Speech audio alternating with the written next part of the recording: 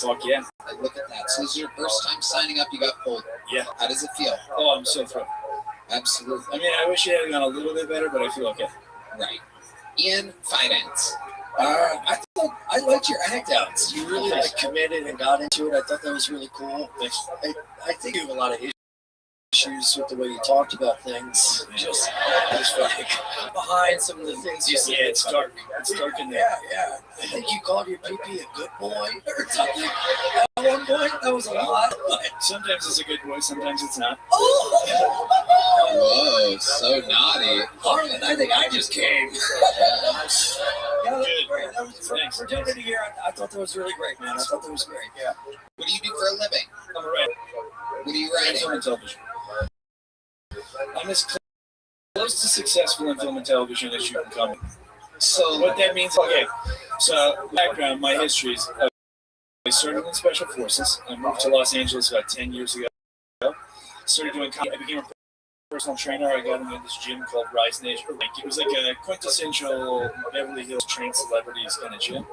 At the same time, I was pursuing comedy, doing groundlings, and I sold my first show to Netflix. It was called The Green Berets Guide to Surviving the Apocalypse with Matt Damon and Peter Berg that I started and wrote and executive produced. And because of Me Too, I didn't do anything. No. Sure. That goddamn Damon's out there acting up. That's right. That's exactly what it was. It was Matt Damon. Yeah. Was it really? He said that there's a difference between rape and bad behavior, and that got a shitload of backlash, right? Well, hold on, wait. He said that there's a difference between rape and bad behavior? Yeah, I believe he was defending Louis. Uh-huh. Yeah. And then they were upset about it. I had written a joke in the script, right? That was anti-woman, is what they said. And yeah, Mr. My Banana be booking flights. It was. Yes. Keep blaming the devil stick in your pants. That goddamn son of a bitch. Does it all come from a real place? Do you get hard? You're a hard and horny guy? Well, growing up especially, yeah. Well, what about nowadays? What's going on nowadays? Well, I'm married, and we're bang all the time. Really? Yeah. Fuck yeah, dude, I'm in that pussy. Okay. Wife, Jesus. Okay. How long have you been married for? 15 years. Let me explain to these people and everybody here how you keep it hiding in the bedroom after 15 years. Well, a lot of people think that, but for me, it has gone only up. And the key to marriage is MDMA. I don't know if you guys have done it. It's not a joke. It's not a joke, dude. If you do it up, like you share your soul, you let her in, dude, by the end of the night, she'll let you come on her face. I mean, wow. We tried anal, dude. It was fucking, She did not like it, though. What in the hell is it? FDMA? Are you having sex ecstasy? Sesame Street? What's that? We got a girl who knows how to spell. Midba, yeah. Molly, ecstasy. On the street, they call it therapeutically. It's called MDMA. It's the pure one. Yeah. I did it for trauma, not just for the sex. Okay. That was mostly for the sex. You ever do angel dust and go to Staples and fucking inkjet printer? You know what they say, one in the inkjet. Like this is the #1 live comedy podcast. I love it. So you said you were in the Special Forces guy? Yeah, I was a Green Beret. Did you? We got to ask him. Sometimes, like Tony, we got a little touchy, but we got to keep it real. Do you ever kill a guy? No, I missed out on that. You will. Yeah. One day. I cannot imagine if you killed a guy how hard your cock would have been. Oh boy, no waistband could hold that thing. That's right. Let me ask this: were you ever close to killing a guy? Mostly just my drill sergeants. So, what did you do exactly in the Special Forces? What was your special? You was a secretary. Yeah, I was a secretary. That was an 18 Delta, which is a Special Forces medic. 18 Delta, that's the weed that doesn't really get you high? Yeah, I think so. They have that out here, right? Okay, yeah. So we got the real stuff in Arizona. Oh, it's a sponsor. Just kidding. I love it. I don't even smoke actual delicious, perfectly fine marijuana anymore. Once Joe Rogan started drug testing us here at the Comedy Mothership, I switched to 18 Delta, and I love it. Yeah. Me too, yeah. You should try 19 American Airlines. That stuff's really good. I'll tell you. You could sit the fuck down immediately. Yeah, sir, sit down. You just fucked up that American I'm Airlines joke. joking, you know. I'm sure that would have worked, and then this fucking guy. If you could spin your head on baby owl.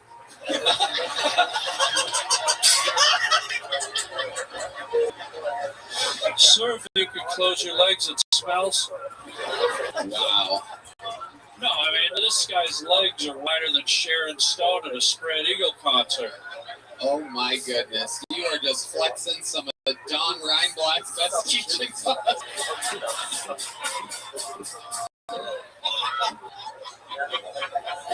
I fucking love you, Harlan Williams. So much fun. Tell us the craziest thing about your life, Sean, because there's a lot of crazy behind those eyes. I know you keep it together pretty well, but tell us really, in real life, the wildest thing about you. The wildest thing about me in college, so I was super Christian growing up, as I said in my set. Super what? Christian. Very Christian, right? Very. Yeah, I didn't smoke or drink in high school, and then I went to college and I tried weed for the first time, and that shit's good. Wow, thank you. World's worst undercover cop, ladies and gentlemen. I'll tell you, That shit's good. Anybody have any? that shit is good. Am I right? Does anybody have a felony's worth amount? Yeah. It really is. Yeah. Anyways, I tried weed, and that was really a gateway for me. I threw my life away after that. My wife, I can't throw her away. She's strong. I threw away a full right tracks. I weed in my dorm room. What was the first thing? Fighting. Oh, fighting. Yeah, we'll go to Maryland. Fuck those guys. Right. Yeah. By Cream Cheese, Maryland? Okay. I got in trouble for stealing, and I got a bunch of community service on the Caltrans freeways. Just from smoking weed? Well, no, it was a bunch of things. I had actually stolen 6 of the groceries from Albertsons.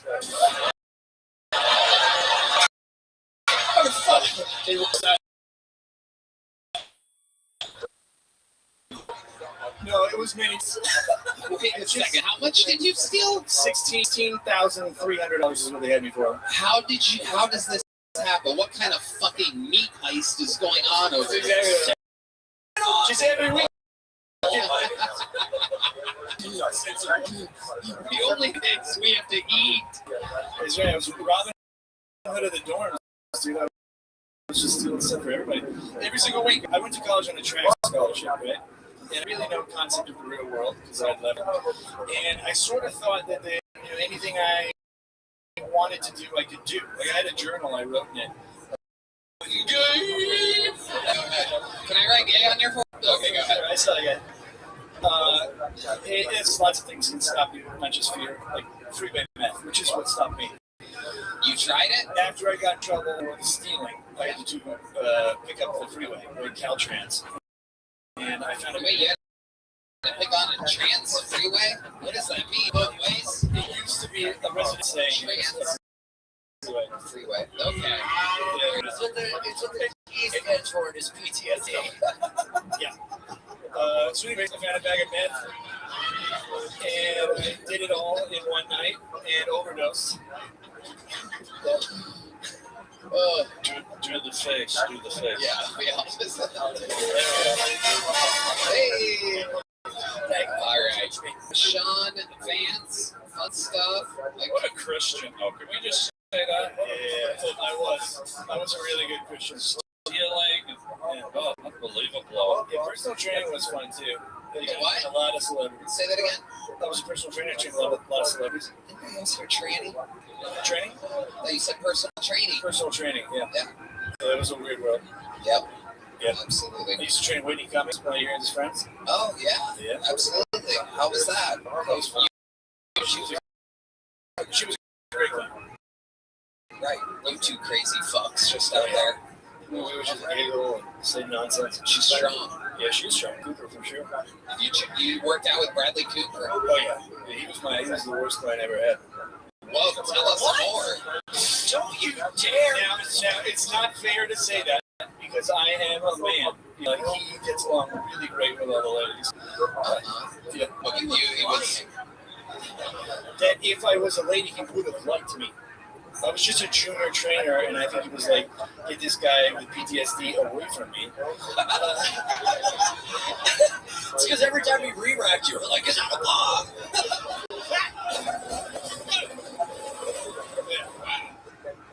So he wasn't nice to you? No, it wasn't that he wasn't nice. It was just a little bit aloof.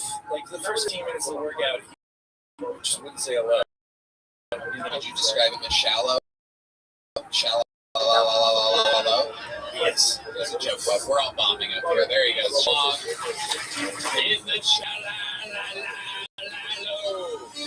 We're far from the shallow. Now, Harlan gets me in a silly mood. I don't know what's going on here tonight. Makes sense for your next comedian. Gordon Nixon, everybody. Gordon Nixon. I don't know. I just feel the cry. Runs for Gordon, everybody. What's up, Austin? Make some noise! Moved here from Florida, hooked up with an Austin cool last night. It was an amazing woman, man. She was amazing. It was 88, so it was a definitely past Cooper. She was Tricera, just extra old. She had one of them old 1930s bushes that started at the top of the belly button, right? And it went all the way down, up the back, into a fade. It was a strong bush. I called it Busch Gardens. That's how thick it was. It was roller coasters and shit. It was a great time. She was an old hoe, man. She's like, I want all holes filled, even the one that hurt neck. She was a smoker, so, you know. But I just put the tip in to kill the bitch. I love her, you know what I'm saying? She got dementia. She forgot about me 5 minutes later. Anyway, let's go. She died today, so I was fucked up. Shit. I went to her graveside and just let a pack of menthols and sprinkled some nut on it just to be like, I miss you, sister elder. Right, that's my time. I'm Gordon Dixon. Thank you. Gordon Nixon, everybody, making his Kill Tony debut. Hi, Gordon. How you doing, man? How you doing? Fun. Is any of that true? Yes. But it's not true here. That was in Florida. But yes, it is. She was 68. She wasn't 88, but she was... Okay. She was old. Did you really jizz on her grave? No, just the menthols. I'll leave it, yeah. No, she's not dead, right? No. Okay, so She might be dead. how long you been doing stand-up, Gordon? I've been doing it 4.5 years. 4.5 years. What did he exactly? Tampa, Florida. Okay, very good. What do you do for a living? I quit my job. Well, I got fired from my job. And You got fired from installing cable for Time Warner. Yes, exactly. Right? Yes. No, seriously, what did you Diddy, I installed cable for Diddy, and then. Oh, no, tell the truth. This part, He was like, just a tip, nah, bro. okay, during the interview part, we just told the truth. So, when did you really get fired from? No, I was a recycling truck driver for the city of Clearwater, and I failed my drug test. What was the drug that got popped? It was edible. It was a good ass edible. Oh, shit. Yeah, but I had a drug test 6 months before that, so I was like, I wasn't. Normally, it's like a year later you'll get drug tested, and yeah, they got me. That was a half black in me. They're like, we got to get that out. How long ago did you get fired? It's been about 4 months now. So How have you been surviving? I had a pension that, and then yeah. Okay, how much was the pension for? Let's just say. Let's just say the actual honest answer. 15. Okay, that is fucking good. Oh yeah. Okay. So, what do you do for fun? Florida people tend to be wild. Tell the truth. Right now, for fun, meth off of homeless people's backs. Let's do it. Again, do you hear the response that not honest answers? It's comedy. I just moved. Just comedy. I'm trying to get You moved to Austin. I just moved on. Okay, beautiful. How long ago? 2 weeks ago. Oh, sweet. Here you are. You're on the show. Yep.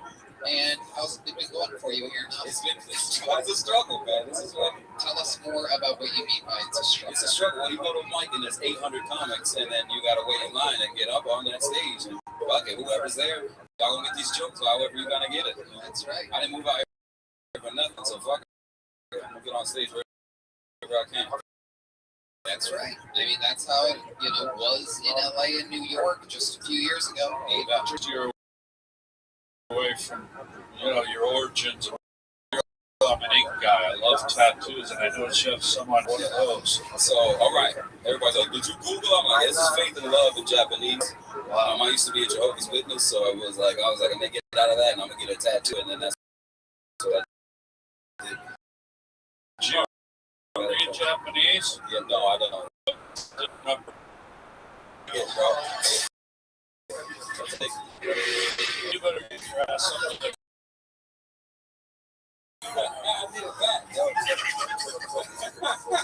What other tattoos do you have?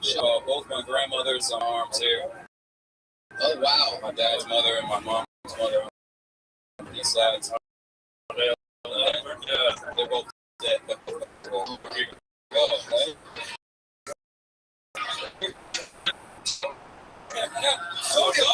prefer not to. I feel like I'm nice is going to say this one.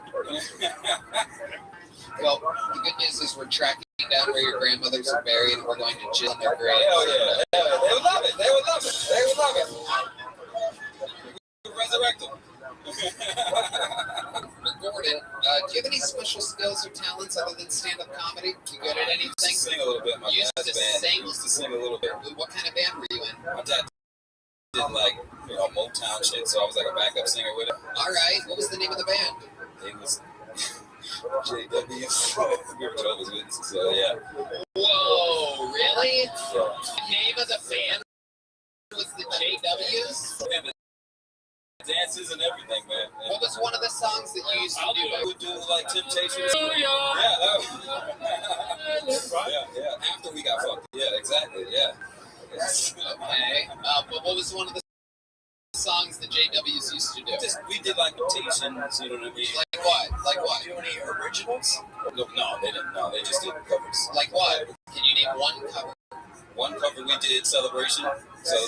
Temptations. Okay. You guys know that one? Yeah. 1, 2, Oh, you're gonna want. I mean, that's 2, more than 3, 4. Okay, we're gonna celebrate good times tonight. All right, come on, white people, let's get the clap going. Come on, come on. Yeah, here we go. You better fucking try. You better do it. Celebration. All right, no. Stop. I can see why you were one of the backup singers. This is horrendous. Oh my god. Now I see why you're getting cougar pussy out there. I gotta get what I can get. Wow. We're gonna cut the cake soon. Gordon, fun times, my friend. Congratulations. You're going to leave here with a little joke book. Gordon Dixon. There he goes, everybody. All right, we're going to keep it jumping along. Make some noise. Another one-named comedian. Make some noise for Sunshine, everybody. Here comes Sunshine to the stage. Fuck yeah, who better to spend your eclipse with than Sunshine? You didn't fucking see it when the clouds were out there, am I right, fuckers? God damn it. I don't know. I know. Hey, calm down, fellas. I know I'm a tall drink of hot dog water, but take it easy, okay? I know. Just keep it in your pants, all right? For fuck's sake. I can't. I do need to get back and go to the tilt-a-whirl that I'm operating. I hate how much these jokes. I do. I hate it. But, I do. I gotta go because those kids are getting sick. They've been on there for a long fucking time. Somebody's gotta hit the red button for fuck's sake. I love them. And I know you're thinking, does she really dress like a toddler every day of the week? Yeah, no, it's not just for the eclipse. It's fun. I like patterns, all the colors. I like to move a lot. Hot dance. We're keeping the AI guessing. We don't want the robots to find us. We're hiding from Putin. We're having a good time, people. Fuck yeah, dude. I like it. Yes. Oh, I am if a pinata was a person. Am I right? You just want to beat me up a little bit and see if I got some candy in me, right? I don't know if it's been... Sunshine, over here, sunshine. Right. Relax. It's over, sunshine. I am terrified. You're okay. Sunshine, you're okay. Just take a breath. Oh, unbelievable. Sunshine, can I call you melanoma? Please. If you don't, the doctors will, so thank you. You know, here's what I love, how life is cyclical. You know, when John Wayne Gacy passed away, who knew that his overalls would show up at a Goodwill and you would find them?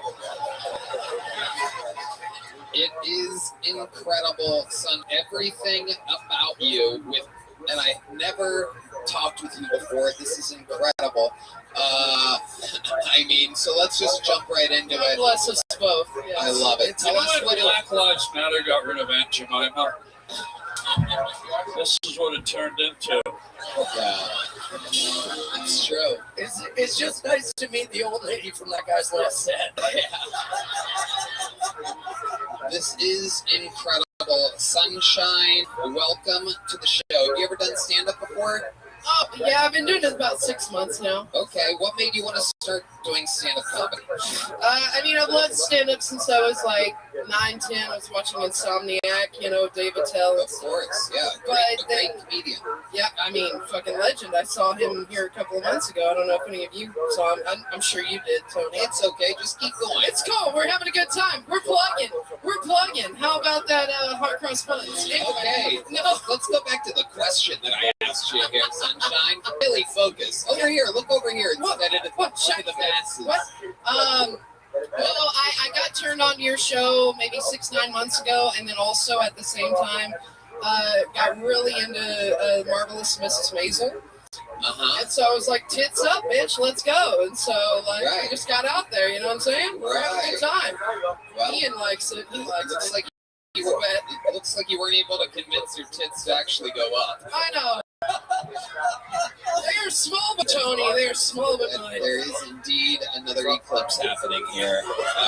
It is around. How often do you get sick, Sunshine? You look like you get sick about every week. No, I party and strong like a bull. Oh yeah, I can haul you up the stairs, no problem. I don't think you can. I'll strap you to come back. I'm positive you cannot. I'm positive you can't. What do you do? Let me ask you this: you ever put Lego in your overalls and then do some diarrhea and make ruffles? Fuck yeah!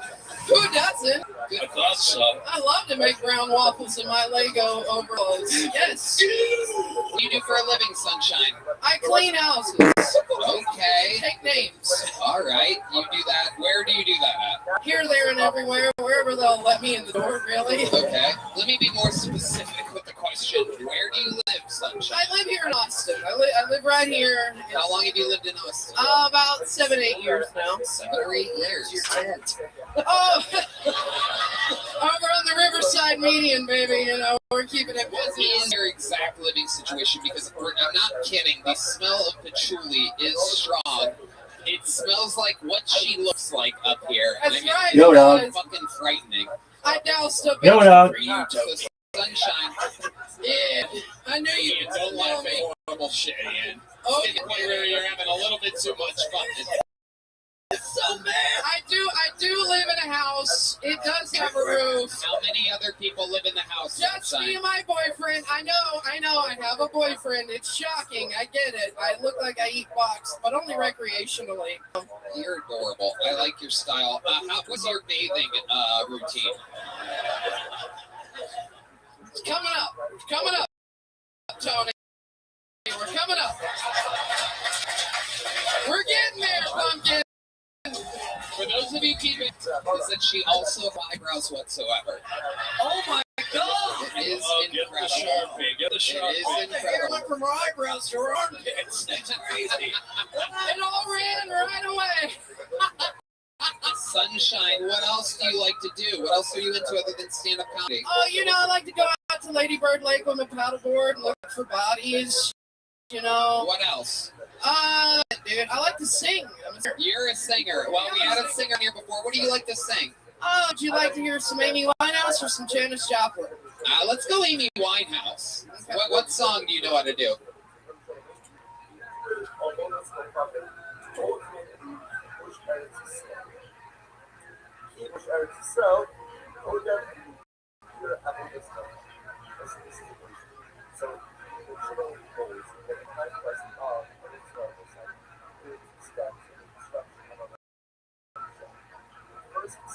And I'm gonna save you, Sunshine. There you go.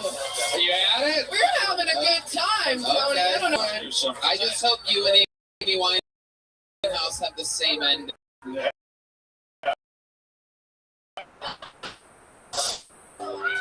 Lyrics were a song. Neither did Amy at the end performance. Harlan Williams? Maybe she's more like a singer, so we needed to put together another outfit. How about that? But I love that name, Sunshine. It's beautiful. And I gotta know, Sunshine, if you have twins, you're gonna name them the 2 scoops of raisins.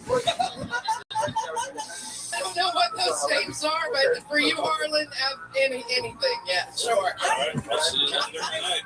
But I don't need to be reproducing. Let's be honest. What, Ian? I like you. You're authentically yourself. Your jokes are pretty funny, and if you can do those with other things, I think you'd be all right. I like your vibe. You're fucking nuts. Sunshine, I like you too. Open up that little pocket front. Pull it out. I'm gonna make this. Let me take anything in here. I'm gonna make this joke book in there. Just pull it out. There you go. Keep it open. Ready? Okay, close enough. That was bad. Here, let me try again. I'm OCD. Let me try again. Try one more time. There it is. Signed into places. You would have fought with me all night if I didn't get that. Go Sunshine, everybody. And a special treat. From sunshine to darkness, I present to you Kill Tony, Hall of Famer, one of the legends of the show, here to grace us with a performance. This is the return of David Lucas.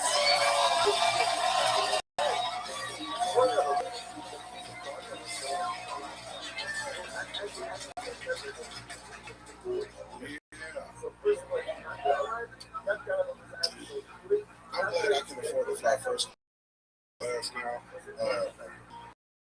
Not because I want to be bougie, but the seats are good.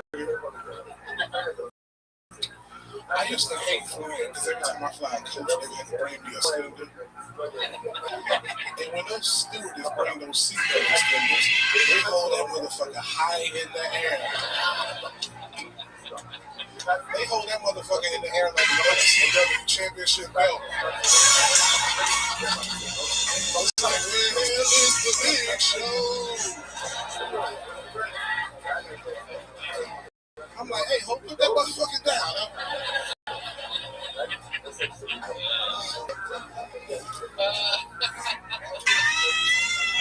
don't think America has an anti-trade problem. I think America has an anti-trying problem.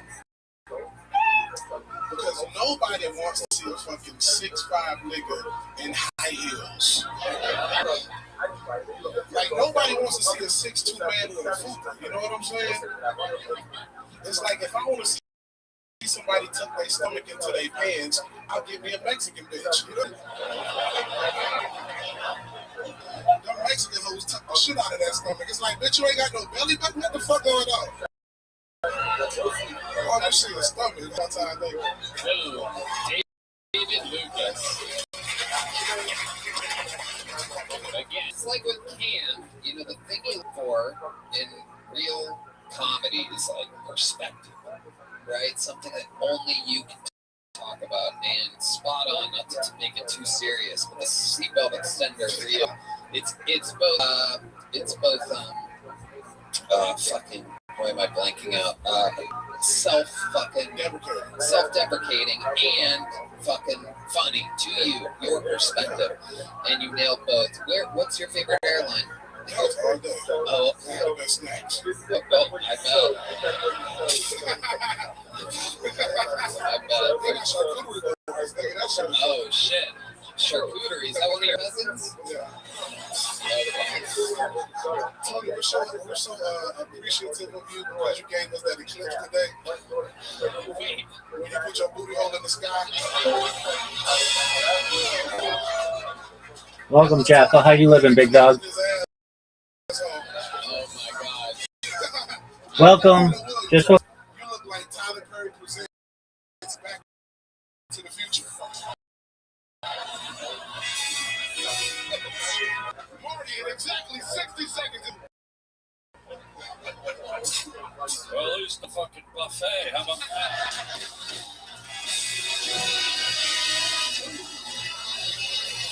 The front runner for Guest of the Year 2024. The next thing is DeVry Night School certificate. Don Reinblatt is thrilled right now. welcome, Jackal. How are you? Audition for Elvis, the stage play. Jackal, can you hear me? Jackal. Judging by your Yo, what up, Pim? How are you living? Slanging it like going out of style, baby. Every day's a holiday, every meal's a feast. What's good in your neck of the woods, son?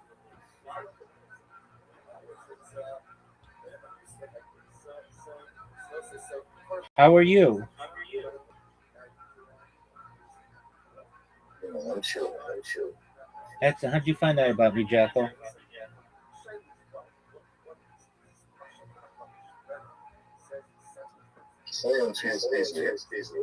Oh, yeah. MySpace. Okay, tight. Well, welcome. So you're are you in crypto? Yeah, I do. There you go, big man. All right, how's it done for you? Let me see. How's it gone for you? Man, it's ups and downs here. All right. It's been slow recently, right? Yeah, it was slow. I agree, man. The whole market. So hold on right now. Word, dog. What are your favorite cryptocurrencies or projects?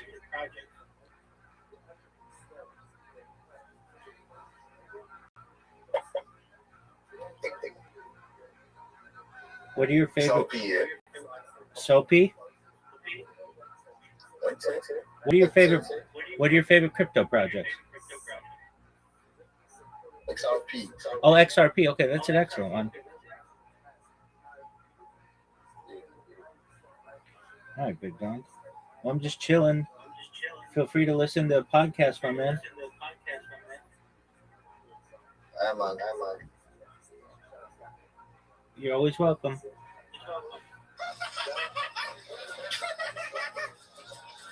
You roast just like me. It makes no sense, but it's funny as hell. Doesn't have to. Yeah. You can't punch me. I have no chin. You sure don't. I had to choke your chest out. Grab that nigga by the. Oh, shit. David Lucas. Talk about that. That shit is crazy, man. Hell yeah. Hell yeah. Soon you're also going to be traveling by ramp.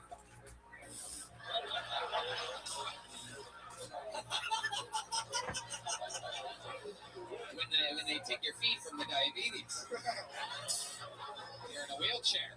You was the only nigga to ride a skateboard with his. Y'all never seen a booty hole backflip? That's true.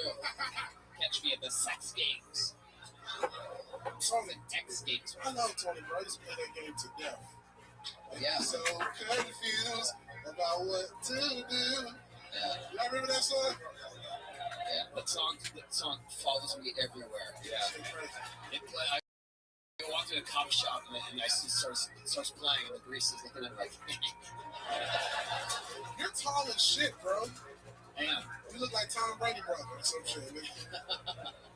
He tall. When I saw him, I'm like, God damn, he's tall as white dude. I grew up very the front. So I got tall when I was around 16, 17, and it was fun for me because all the ramps seemed a lot smaller then. And suddenly I can go a lot higher. Interesting. That's my teeing you up. Yeah. There was nothing there. I like your hair, nigga. You look like a... With that brown and gray, you look like a juvenile German Shepherd. That's crazy. Whoa, look at your fucking hair. It looks like Predator sent his kid to Jenny Craig. Oh my God. Harlan Williams. I gotta look out for my... The fuck? Oh my God. How I let this motherfucking kung fu squirrel roast me? That's just crazy. You like a squirrel with a lot of knowledge. If you start collecting acorns in June... Oh my God. And I lost the show. Hey!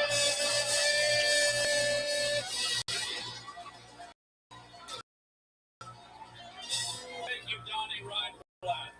Oh, Donnie. Education pays. That's right. David Lucas. Have you ever skate? I can't do thin ice, but you ever get on a skateboard before? Some sensitive ass out of here. David's the only guy that tries to ride on a charcuterie board. You can sniff cheese and tell how old it is. With my butthole. I forgot to put the booty in there. That's the only way to make it gay. Oh my God. What else is going on, You man? dress like you just bought $1 million deal, nigga. That's just crazy as fuck. This dildo was made out of melted down rubber band.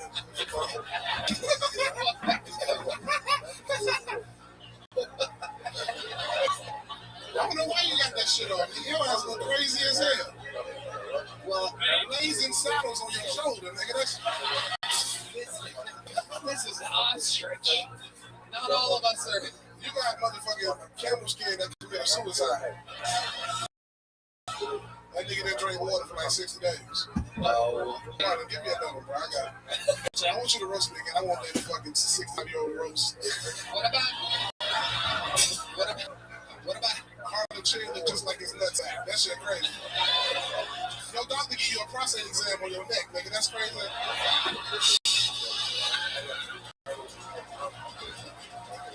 Hey, Yeah. you the only nigga with truck nuts for a chin. That's crazy. You got truck nuts, boy. Your ass. Did you just call me the N-word? Hell yeah. Finally.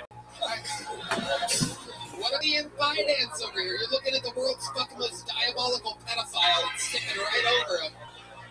You look like you got a permanent disguise mask on. You know what that comes? The one that comes with the glasses and the nose. Oh my God. But back to Harlan, nigga. With that motherfucking neck, nigga, you look like a protected turkey, nigga. Your ass. That's the turkey they got to the White House. Ain't nobody trying to. Don, you know, Let me hear gobble gobble one time, nigga.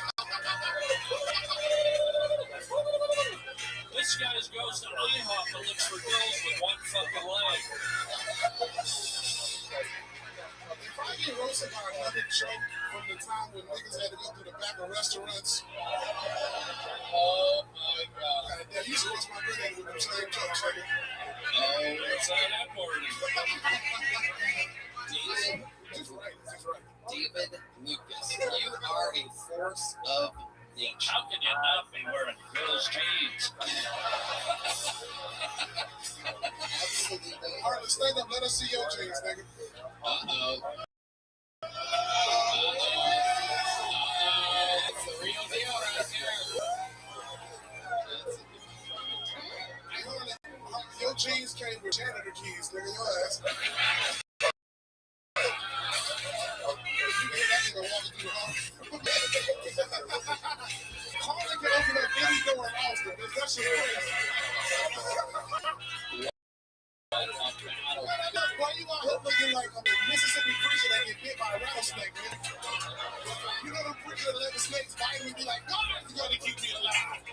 That's that nigga right there, man. Dude, you look like in living color after the crayons are left out in the sun. How about that? This is amazing.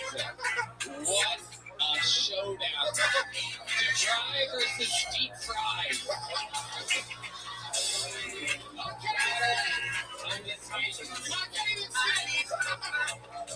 This is comedy at its You finest. know somebody, they had a geriatric, man. Hey, Harley, you don't know it, but they hid your medicine in that liquor drinking.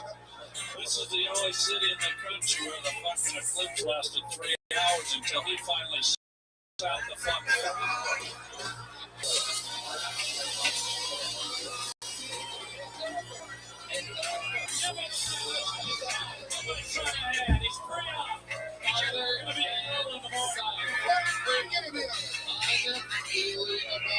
What a fucking performance.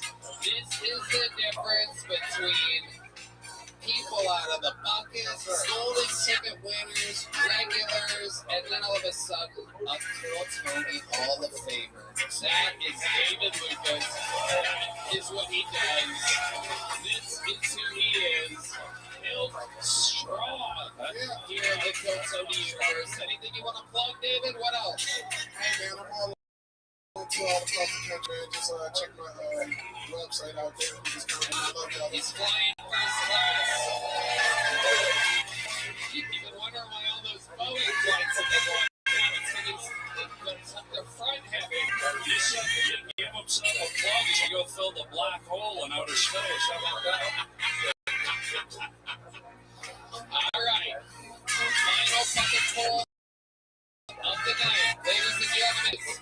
We're molten downs, everybody. Molten downs.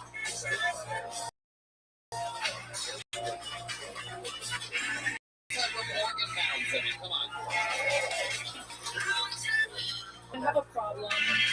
I want to get married real bad, but the guys I like would kill me with a gun given the chance. I like blue collar men, like hands so dirty you think you're going to get some kind of weird infection.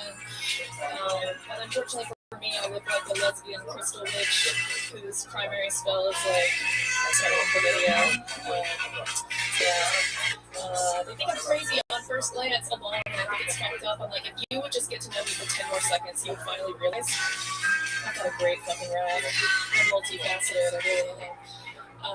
But I am seeing a guy, and what I'm doing is every time we cook up, I make him a bomb-ass breakfast in the morning, like really southern good breakfast, and the goal is I Pavlov him, and when he sees an omelet with his eyeballs, his dick gets hard.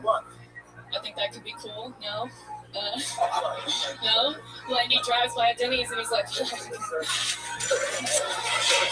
gotta call this bitch. I fucked it up. I fucked it up because the other day he got arrested in McDonald's, jerking off on a McGriddle, giving it the old Mac sauce. Thank you guys, I'm Morgan. Yeah, Morgan Bounds. Welcome. How long have you been?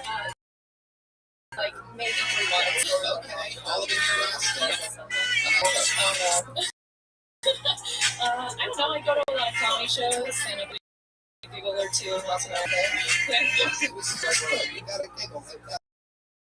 It's 3 months. So what do you do for a living? I'm a district manager. He's high, so I know skateboards. Because they want to Tony Hawk, so it's a free today. Yeah, and I run 9 of them. So it's like t-shirts and shoes and skateboards. It's like a teen action sports retailer. It's like a skateboard store. Yeah. Holy shit. What are the fuck odds of this? That's incredible. That's unbelievable. I'm at the top. Yeah, I do. Evolution is what that is. I love it. Do they sell pants there? Yeah, of course. Yeah. Okay. There's something under there. We were all wondering the same thing. Redman's a little more disgusting than the rest of us, so you pop the question first. You are wearing pants. Some guys so disappointed he just broke a beer bottle over his head. He was really in a pants situation. Sorry. He was staring hard and dropped one of his contact lenses.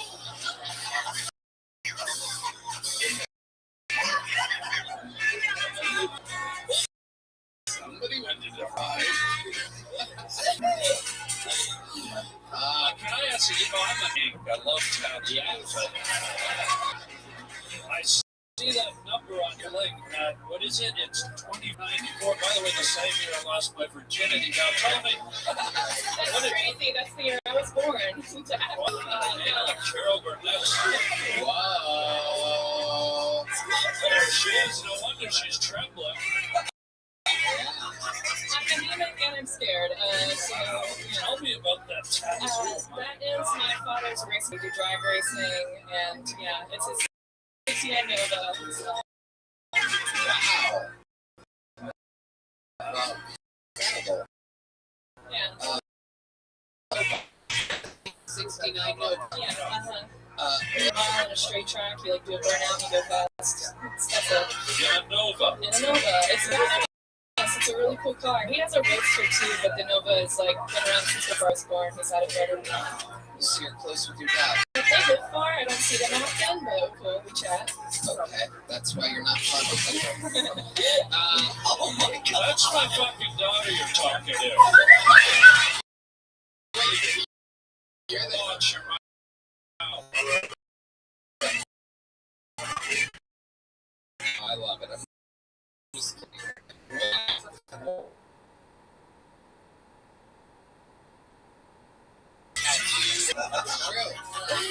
I play Dungeons and Dragons. Who goes? Someone's fucking Hans Kim tonight. I'm kidding. I'm kidding. What is your sex life like? I've been not asking enough people that lately, but since you're not wearing pants, I feel like it makes... I pull. I do okay. Yeah. It's good. What type of guys are you into? She said she pulls. She has a vibrator. Oh. I discriminate. I like tall, but you know, I like charisma more, I guess. Okay. Yeah. Daddy's home.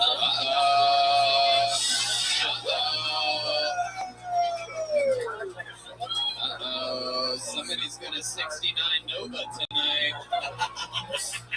Ladies and gentlemen, start your bone. Incredible.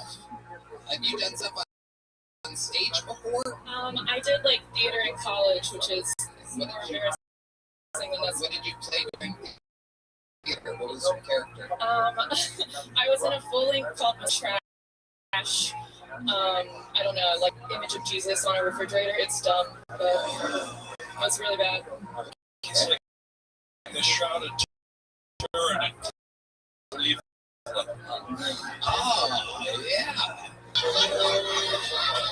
I love it. What else do you do for fun before we get you out of here, Morgan Bounce? I don't know. I play video games. I do exactly what I look like I do. Yeah. It's not Dungeons and Dragons, video games. Yeah. What about the wild side of Morgan? What's like a guilty pleasure or something? I like to get naked at the Renaissance Festival. Wow. Holy shit. You get like completely naked at a Renaissance festival? It's a pass holder, so we'll see.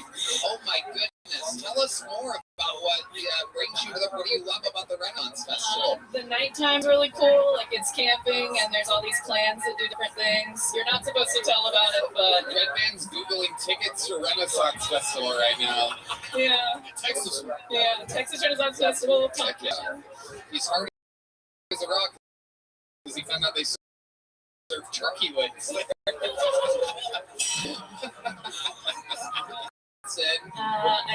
I've done a 15, but Love to have you been at the secret show. Whoa! You fucking pig! You fucking disgusting pig! You are the worst. is he lying to me? Great. There you go, Thursday night. You just got booked at a real show. And I'll tell you what, I'll give you a big joke, but just because I was busy during your set, I don't know what happened. With that, ladies and gentlemen, Our final performer of the night, ladies and gentlemen, Hilltop Hall of Famer, the man who has the record for all-time appearances on the show, all-time interviews, the reigning, defending GOAT of Kill Tony. He is indeed the Vanilla Gorilla, the Philly Philanthropist,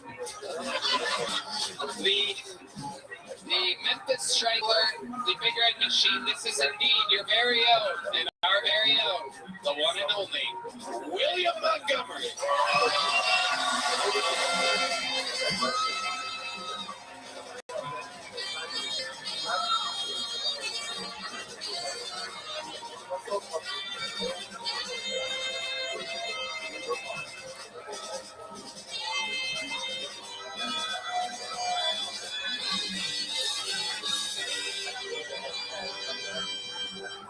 Did y'all see the eclipse today?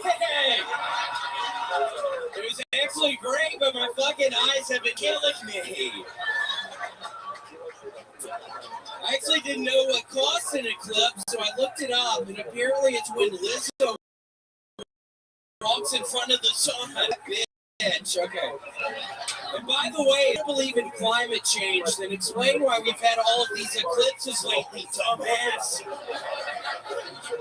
Okay. And this is a serious deal, this next one, Tony. During my last tour of Afghanistan, I came face to face with a jihadi. I had a gun to his head, he had a gun to mine. So I said, well, can I bum a smoke?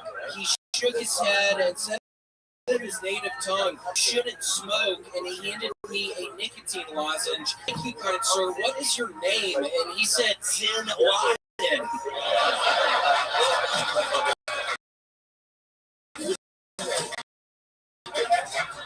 Okay. That's right. 50 Zin Laden. Yeah, what did you think? Was it too much build-up, or am I onto something with that? I thought it was great. I think it's fine. A lot of quick jokes. I think sometimes we can be patient. Just stretch it out a little. Why are you laughing, dumbass? You've been fucking being mean as shit to people all night. You need to relax, Arlen. There's two things about you I want to say. This is for real from the heart. A, you're the only comedian on the whole circuit. I'm looking at you, we guess, probably has a time machine. And two, there's a cabin sunken priest hanging upside down, covered in Heinz relish. Yes, in Montana, I have a... That is true. That is true. I see you eyeballing the good Tony Hawk. Growing up, honestly, my family, my mom was quite the hypochondriac. She was just this crazy woman, kind of, and I was never allowed to skateboard. But I looked up to you so much, really just caused a lot of pain. It caused a lot of strife. Knowing I could, Thank you. That you could play video games and be like what we do. Yeah, I was I know the video games are like 1080. I was supposed to go snowboarding game. Out to skateboard, so then I went real hard in the snowboarding game on Just the skateboarding game was too dangerous. That makes sense. Correct. I just wasn't allowed to. My mom had these rules. I wasn't allowed to skateboard, so because of that, I honestly think it really left this weird hole in my heart. So I just had like 1080. He was a great snowboarder. You might recognize him. This is Shaun White's grandfather. We love you, Shaun! We love Shaun! Ian Finance looking right down the eye of the storm. You're the closest to him. How does it feel over there next to the big man himself? It's scary. That was great. Thank you so much, man. Did you just combine man and Ian? I'm not kidding. I'm literally just seeing the eclipse mark in my eyes. I thought it was fine with it being cloudy. I swear to God, I'm seeing something in my right eye. It looks like an eclipse. So. We did see a picture of you earlier, looking directly at the eclipse. This is a real thing. Everybody else, every other comedian, it seems, posted Eclipse glasses on, not William. I had to look up at it, Tony. I'm thinking, and it seemed okay. And then afterwards, I'm thinking, oh, this is cheesy. Why am I doing this? I don't know. About everything. I had no idea you were. And then I find out you're here. I swear, it was just so awkward growing up. I wanted to more so fucking at you let my ass fucking roller blade. Did you ever do that? I did not. Yeah, right. It's pussy shit. I mean, people aren't supposed to be, but wow. Kickflips and rollerblading, so Yeah. did you ever try anything tricky in rollerblading, William?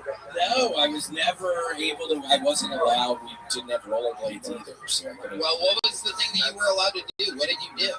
Did you ever go What down? was that weird cackle? What was that? I mean, I'm kind of fucking bombing up your bitch. So what the fuck? I swear to God, I'm seeing an eclipse in my fucking eyes right now. Was it you?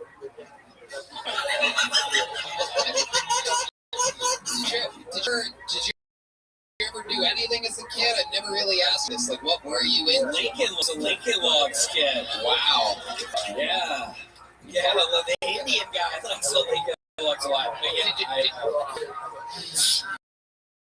Did you ever win any awards of any kind growing up? the Daniel Shores Award. I was a big swimmer. Sadly died. He was in the back of a Volvo and a truck slammed into the back of it. So they had a prize for him at the where I swam. And you won his I award. won a Daniel Shores Award. My name's on a fucking plaque somewhere in Memphis. So Well, you know who else has won some awards as of late, including 3 last night at the Country Music Awards, is one of the greatest performers of our time and a huge member of the Kill Tony universe and fandom. And why don't you stay up here, William, as I introduce one of the greatest Kill Tony fans existing in the world. Ladies and gentlemen, make some noise for Belly Roll.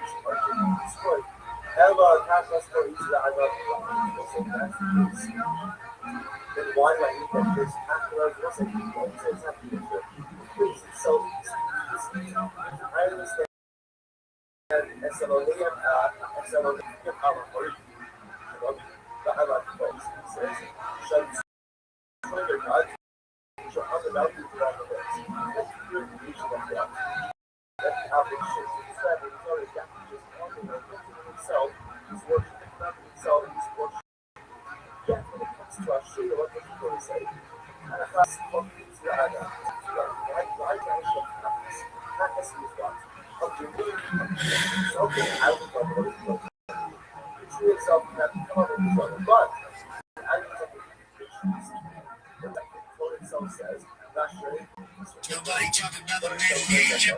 I'm curious about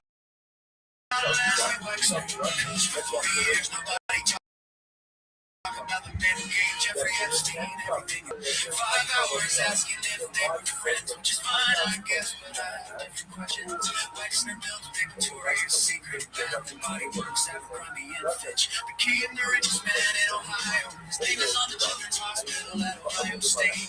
And in 1985, his attorney, Arthur Shapiro, was murdered the day before he was scheduled to testify before a grand jury about where the money was going. Things change my life. That case has never been solved. And that same year, Jeffrey Epstein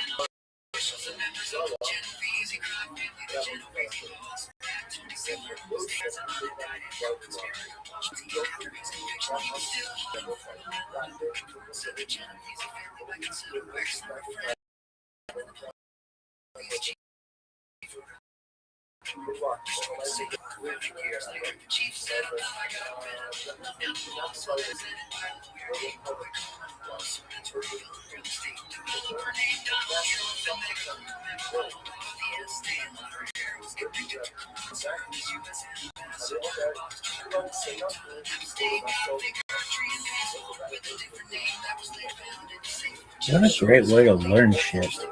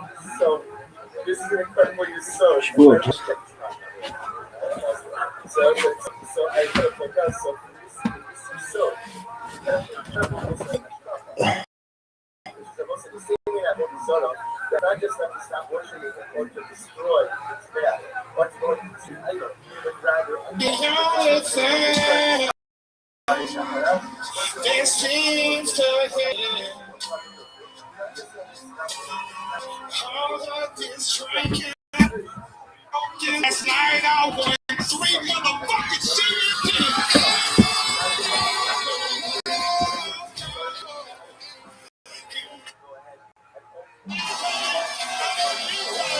Damn, he's lost a lot of weight.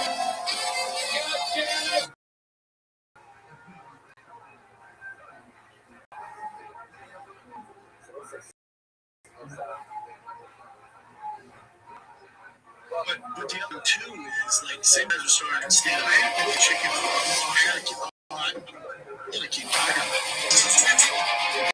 Chicken.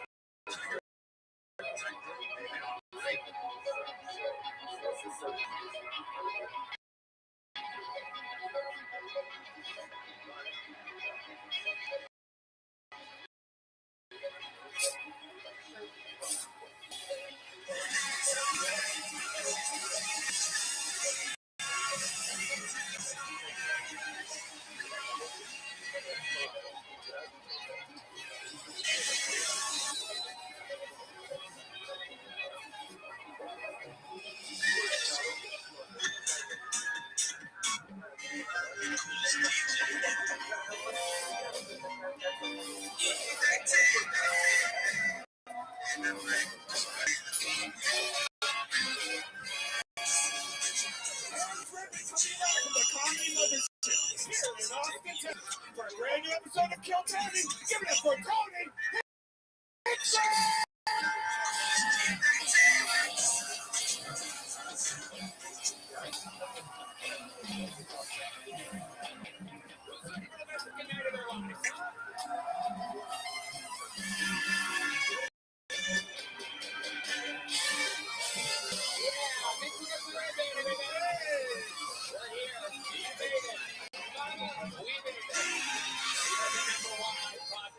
In the world, Kill Tony. Brought to you by some amazing sponsors. You don't need anything to that. I didn't get the 3 that I could write down. How about one more time for the best in the land? Huh? Horns, Carlos Sosa, Rolando Castillo. Yo, dog. Michael Gonzalez There we go. on the drums. Nick Lewis joining us on the bass, or as I call him, C Madness, because he can't see. Matt Muelling on the electric guitar, and our dear band leader, the great powerful John Bees on the keys. These people finds the best musician for us to play with. So much fun. Hey, truly, I always say this, but I fucking mean it. An act-packed show.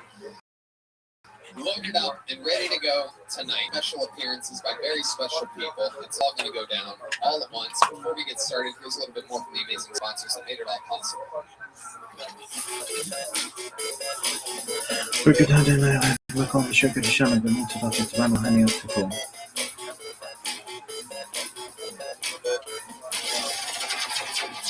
The Sunset Strip Comedy Club in Austin, Texas is now open. Check out Red Band's secret show every Thursday. Go to sunsetstripatx.com for tickets. All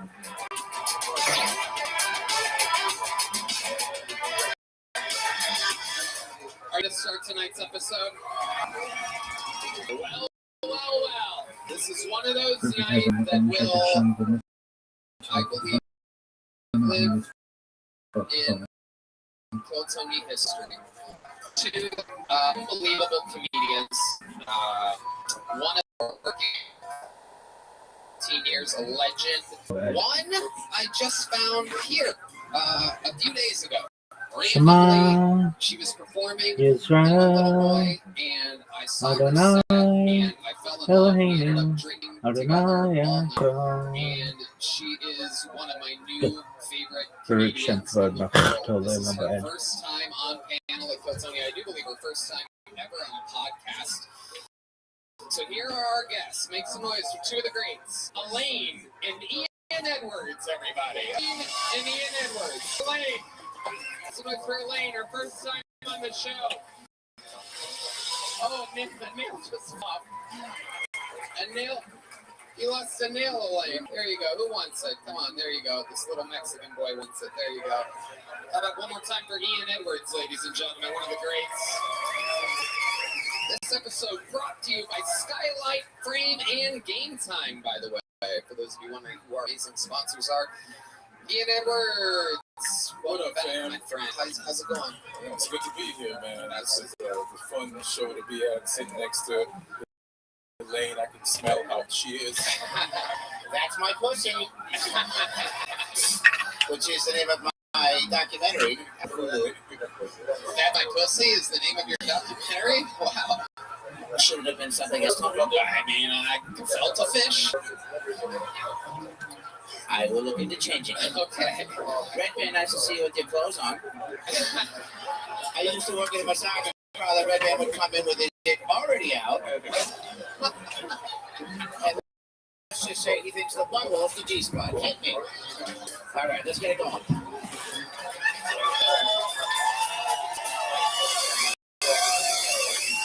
Here we fucking go. Elaine has joined the fray. I'm very excited about this. Maybe you heard me give the audience our little intro last week, but we got drunk together. Turns out she's been doing stand-up comedy for exactly 50 years. How about for 50 years? Come on, I ain't done yet. She's 74 years. Started when she was 24, and I caught a set in the booker of the club. Was in the back of the room howling, talking about, what was it, your pussy? I think it was. I do a few pussy jokes, but he was right. I'm just kidding. I said the whole thing. But back in the day. But I love the mothership, greatest club in the world, and this is as close as I'll ever stop them. So here we go.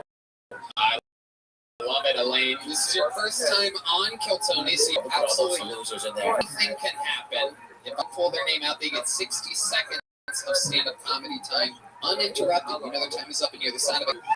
That means they have to wrap it up. Then, or else they bring out the angry Hollywood bear, and that it cuts off the. I interview them after that. That scare you a little bit? Yeah, it's getting. Oh my goodness.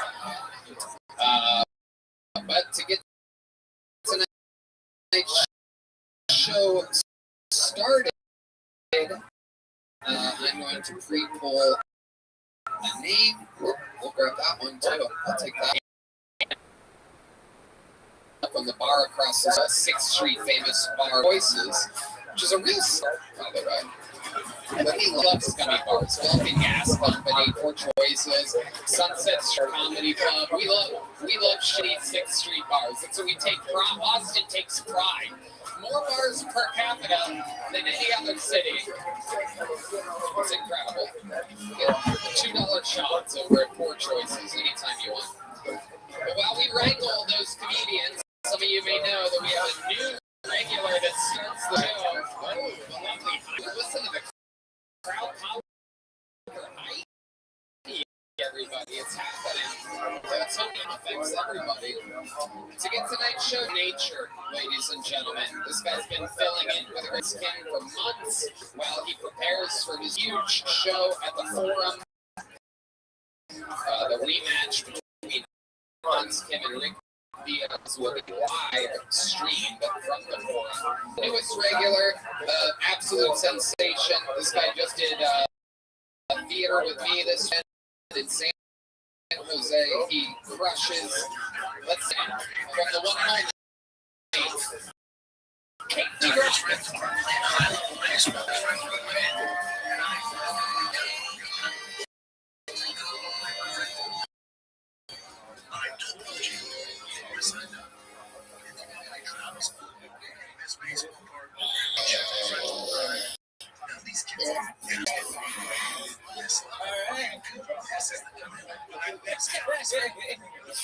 I gotta get out of here. I blacked out in Klonopin last night. Apparently, I can't make my girlfriend listen to pro Yugi coal mining music again. So it's just, which star she wants, Lord? You know, she's crying, little chestnut. Where are you gonna get help? You know? I'll tell you, you need help. The coal miner. That's why he's American. You know what I mean? I just pop it 1 second. I wish all drugs gave you flashbacks. You know, people always say that about LSD. They get stored in your bones. Whatever. It's just such a scary idea. You're like, I wish you could just walking through the mall with your friends and just pop your hip, just get a ketamine flashback from Bonnaroo 2012. You know, oh, you go.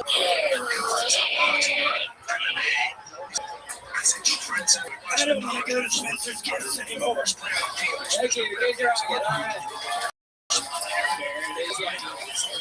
There it is. Man, the crap.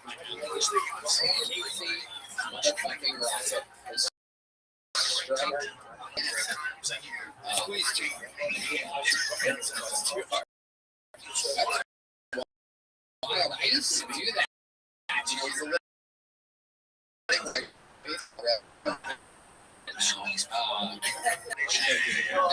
Another amazing performance, Casey. I love the eyeballs. Very scary. Oh, there's a lot of hands up in there. Shocking. A comedy show you genuinely had people scared. Terrified. She's good. Are you tired? You move around so it's 1 minute. It's too hard. I used to do the Dutchman's key. My favorite. Yeah. I put a left key in my mouth. That's it. And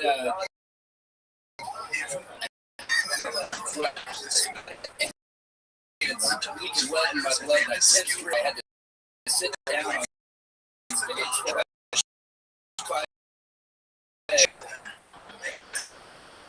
He puts the key in his two acts before puffing up the key. Only you really got to see live, I guess, right? To translate how hilarious it is, but when he's in full action moving around, you realize that he's got a key in his mouth for a lot of the performances. The payoff is huge. Again, you remind me of one of my grandson's friends. His name's Craig, and he also was missing some teeth. Good. And he also titty fucked me while eating it. So play your cards right, Casey. Wait, just rocket ship or titty fuck Galaxy or wherever you want to go. You go to Applebee's. Well, I'm my blessed to make it make sense. When did this titty fucking take place? Well, you know, back in, you know, everything's. It's about an hour ago. But it was, in 1975. People have been titty fucking for years. Right, Ian? Yeah, that's what we do. Thanks, Ian. Ian, have you seen Casey Rocket before? Shit, I still didn't see him. He was moving so fast. Very fast. Very fast. He is a squiggler. Yeah, You take any substances? Totally clean. Really? Yeah, I'm sober for many years. Yeah. I feel like you're on an Adderall right now. No, just me. Human form of Adderall. Yeah. Everybody thinks, surprisingly, he's one of these sober people in this venue now. Now, is there a drug that you could be forced into participating in? So Joe Rogan came through here and was like, let's do bumps of coke off the lanes. What would you do? Good stuff. That's a bad Joe Rogan impression, but what would I say? And it happens like tonight, like it's like Monday night. See, I call him right now, and he, I don't have his. Let's say Tony calls him. What's going on? Is there a bow and arrow down there? And he comes down.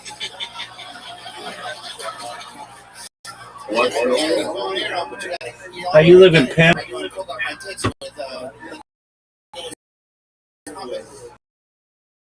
Yo, dog. What's good? Big dog.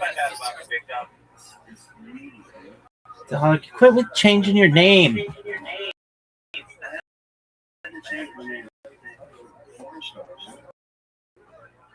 You're a porn star?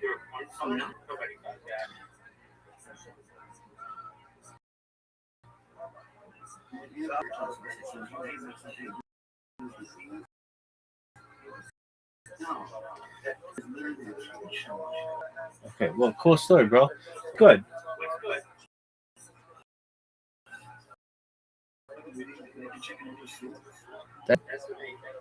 You've been spanking and yanking it? Dog, I'm sure you're calloused.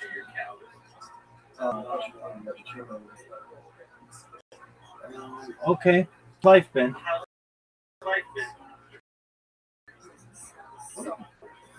That's great to hear. How's your dog? All right, well, my biggest fucking question is, did you ever fix that light? Did you? Yeah. Does it?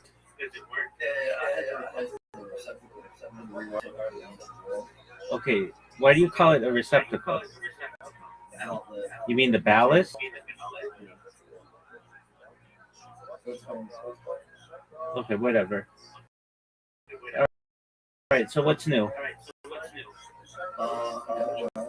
Oh, mazel tov. What are you doing? Excellent. What are you cooking?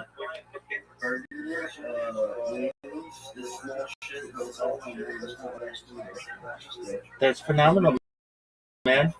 Good job. Excellent. What discords have you been wreaking havoc in? Okay, why is that? I just talk to I just don't like randoms too much. Okay. Well, that's cool. What else is good, son? I got 99 pounds. Dude, I fuck you that every fucking day. I really do.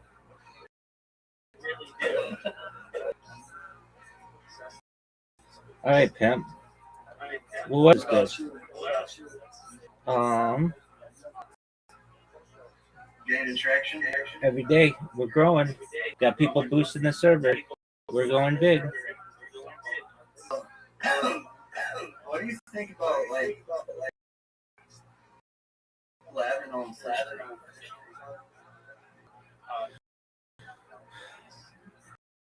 What? They won't let. What did you say about? What would you like make it I've tried. I tried really.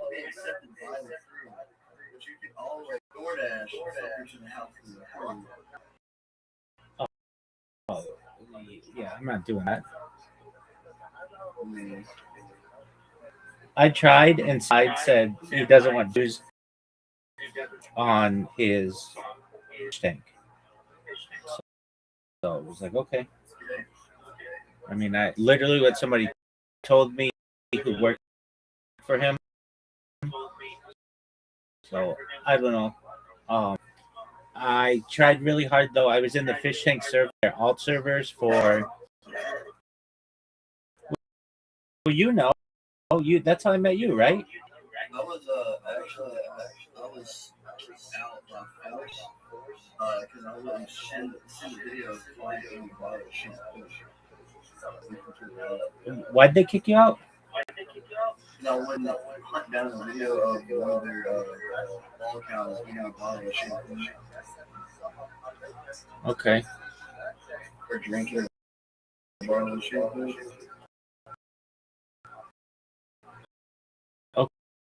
Okay.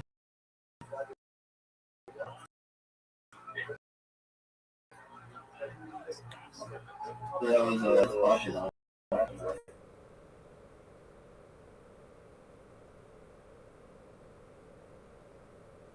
All right. In trouble? That's good, man. Tuesday, I gotta go see my PO. Tomorrow we're well, Tuesday was fun. I just have to go there. They take a picture and sign a piece of paper every time.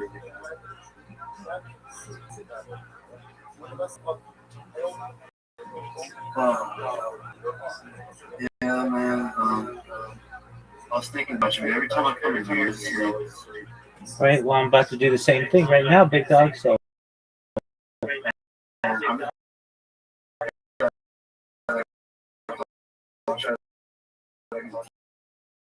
I'll wake up early. Okay. Well, during the day. I might take a nap someday. My next goal, imagine me on I'm rebuilding, reinstalling, or installing a new carburetor. Okay. Can I get on you for something else? I'm waiting for the carburetor. All right. When's it gonna come in?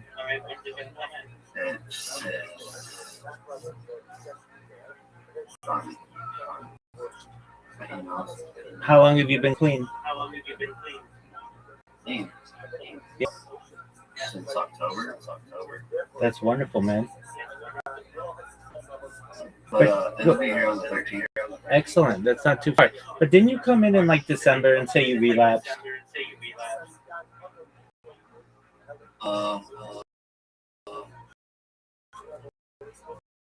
You did. You were all fucked.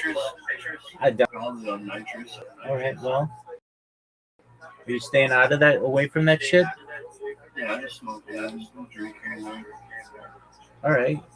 And you've got a girlfriend now? And you've got a girlfriend now? Something like that. All right. And she like? Make it real. Oh, you've never met her?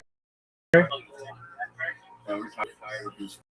I just want to have a real. All right. Well, when you get her?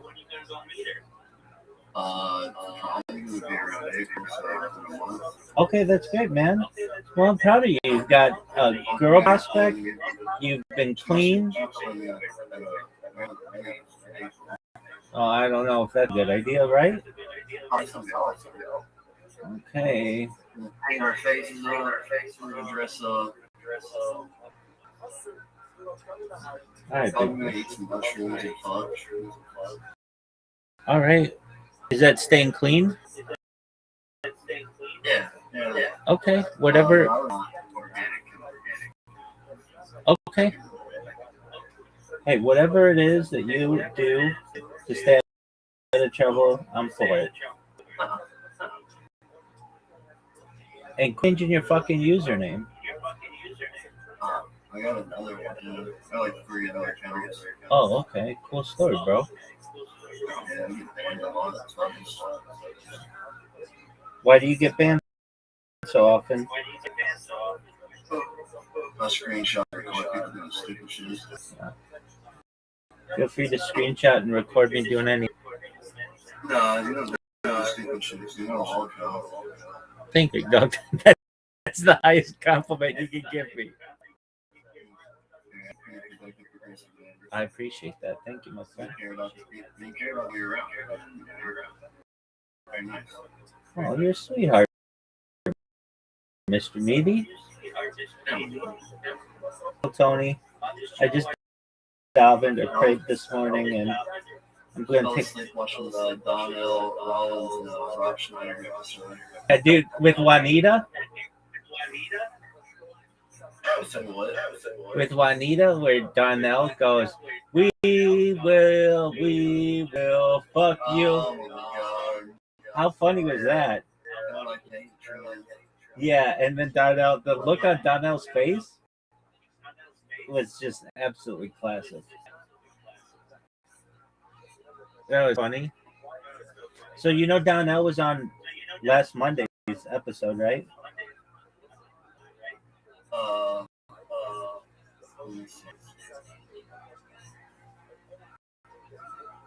You don't have to see. I'm telling you. I know. I just want to see. Update. Yeah. Yeah, and they reference that episode a lot. I'm good to come back to character. You know, he made his actual statement there that they want to bring it back. Walking off. Yeah. Right. That's great. And then he comes back and talks about it. He's gonna be kind of like a C-class. Well, he is a funny individual, and he did all right. He did all right. Oh yeah, I mean he's. When it comes to like the community on the roster, just the bucket pulls like Aaron Belial.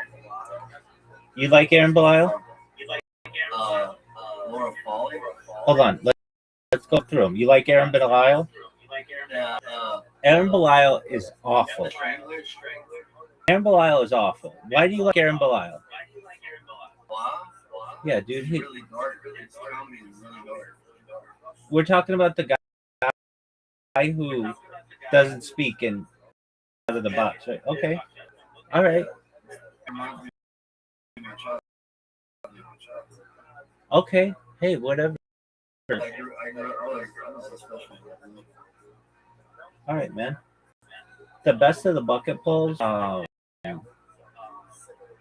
think of his name right now. The guy. He's got like I don't know. He talks. Man, I can't think of his name. Anyway, what do you think of Uncle Laser?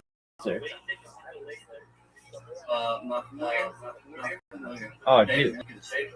David Lucas sucks. He's not funny. His jokes aren't funny. His shit is. Cam's tight, man. Cam graduated this side. Yeah, I do too.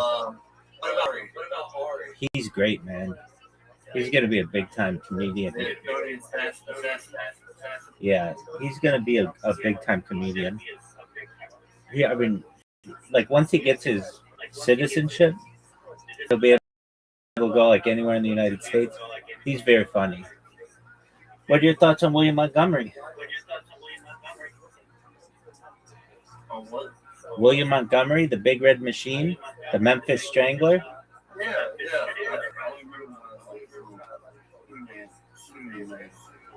Yeah. Yep. Word, Doug. I like him a lot. Where do you go? Dude, he's on. He's been opening the show. He opened the last like couple. He was like injured, and I don't know. I think he's been going through some shit. Casey Rocket had to roll in drug tab, so he has. Well, he like left the show, but he's not doing it anymore. They've got a new. Perhaps. They got a new guy. His name is Dedrick Flynn. He's pretty funny. And he's on every week or so. Hans Kim sucks. Though he does have like an occasional joke. His material is just lame. Is good.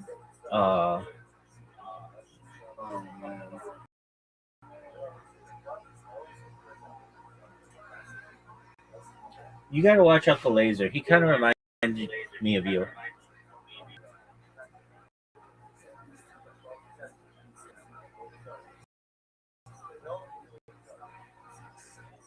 Like you kind of sound the same. I mean to say that you're like a rig worker or anything, but you just you guys have that like great voice, great raspy voice.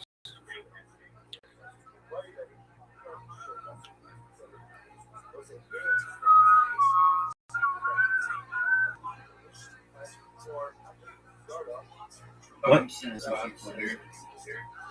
Yeah, we're growing every day, baby.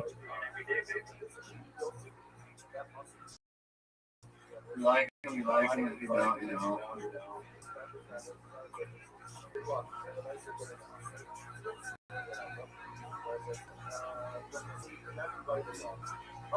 Do you watch the Olympics? Oh, busy. Okay, yeah. I'm not. I'm in built a barn across the street. Reorganized our entire man cave, new furniture and shit.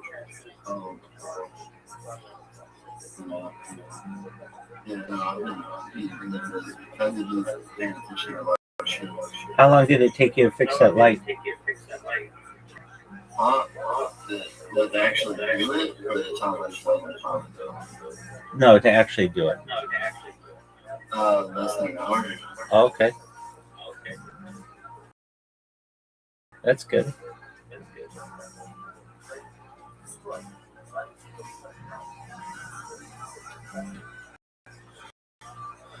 All right, big dog. Well, are you gonna watch? All right. Well, whenever you fucking watch it, come in here. We'll watch it together. Make it a bit so I can get fucking actually on my phone and actually get. What's up, baby? What's up, baby? Bro, I want you, man.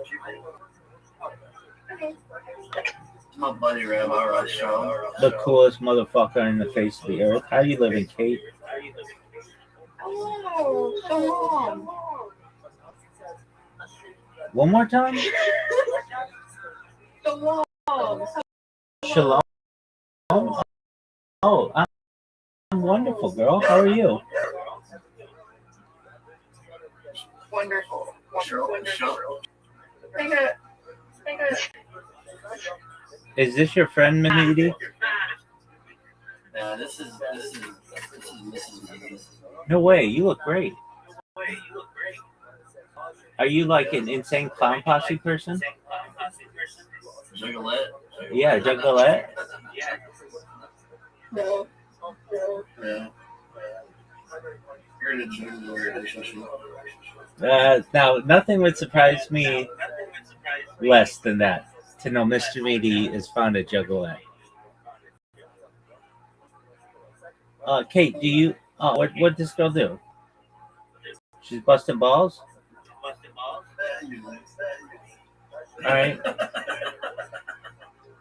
Wow. Well, she's not bad looking. I don't know what she sees in you, but good for you, big dog.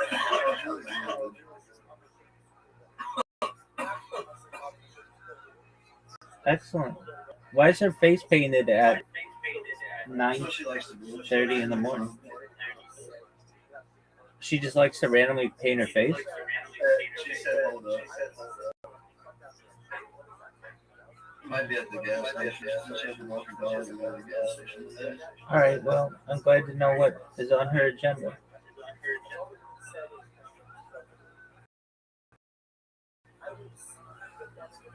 Quit smoking. Oh, okay, that works. Yeah, I don't smoke cigarettes. Good on you, man. All right. You're gonna quit vaping, or you're not gonna quit vaping? It's not easy. What I need to do instead of grabbing this, I'm just grabbing Dog. You know the best way to quit vaping. I mean, everybody's got their way, but let's say you start with like 5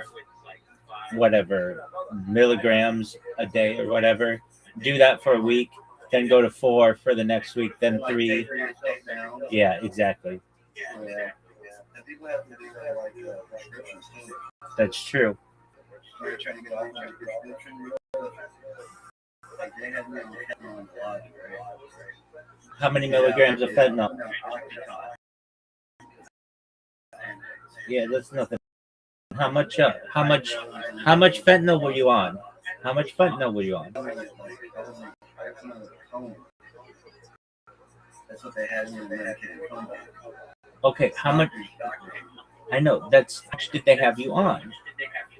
I don't know how many milligrams per every 4 hours. Patches? A lot. Did you have patches? No, it was direct. Okay.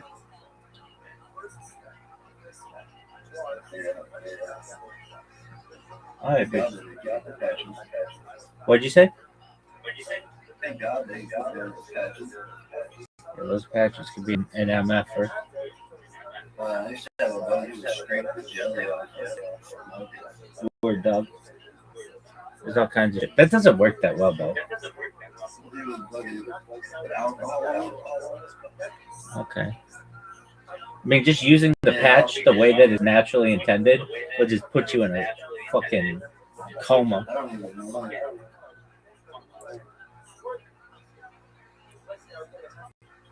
Made it show hard to take a photo.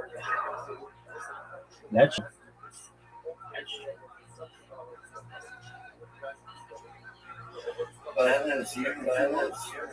good.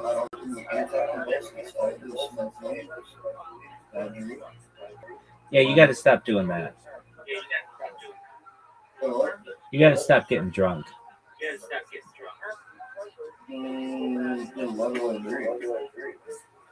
I mean, right, because that's terrible. So why don't you just smoke? Yeah,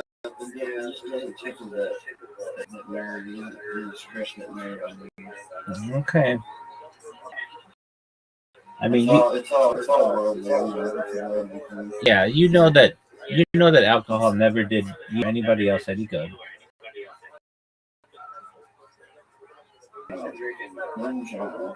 Of course you have, because you're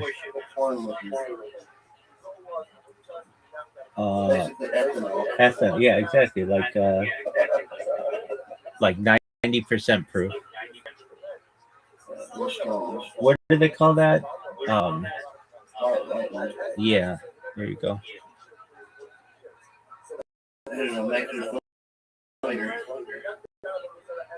Yeah, I mean, you've got a problem if they're doing.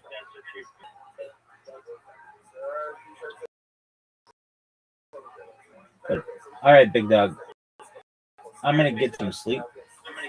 And you may say, "Why are you sleeping right now?" I've been up all night, so I'm pretty tired. I am gonna be lit till Tony though, so feel free to enjoy it, big dog. I'm glad to see that you're doing well. I'll catch you when we wake up. Dog, I don't fucking do that. You just come in here whenever you have time. You know if I said, exactly. You know I'm here.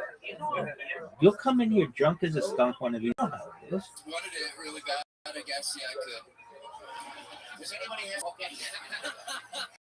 I didn't think you would actually say yes to that. Good for you. Straight edge is cool. Yeah.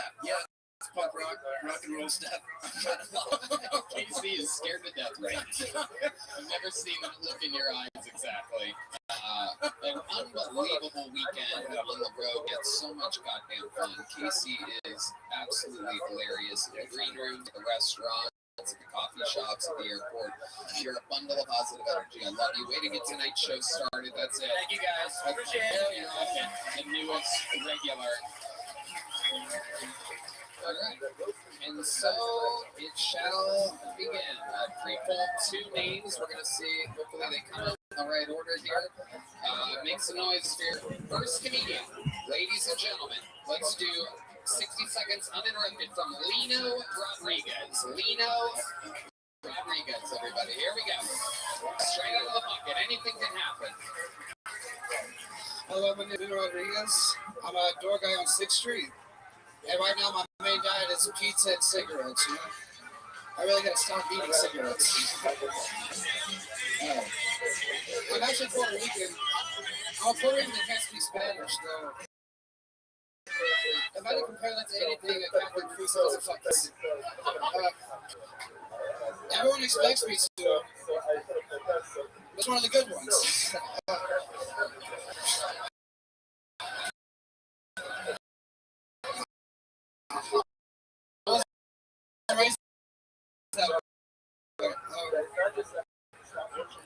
Yeah, hanging out, watching Tyler Perry from Diego's Palestine, and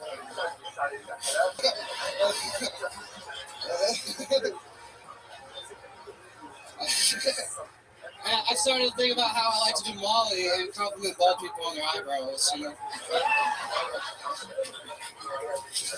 they don't really hear that anymore. I actually think they should start dyeing their heads like Easter eggs. That'd be fucking.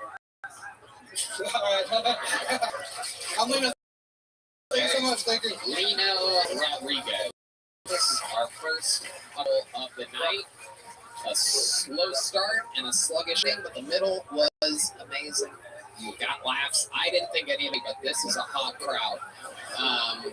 This is the best April Fool's set I've ever seen. That was good. It was good. Ian Edwards. I mean, it's the once you've been doing a Tyler Perry joke, and I'm sitting right in the deal. It is absolutely a fantastic point. Good point, Ian.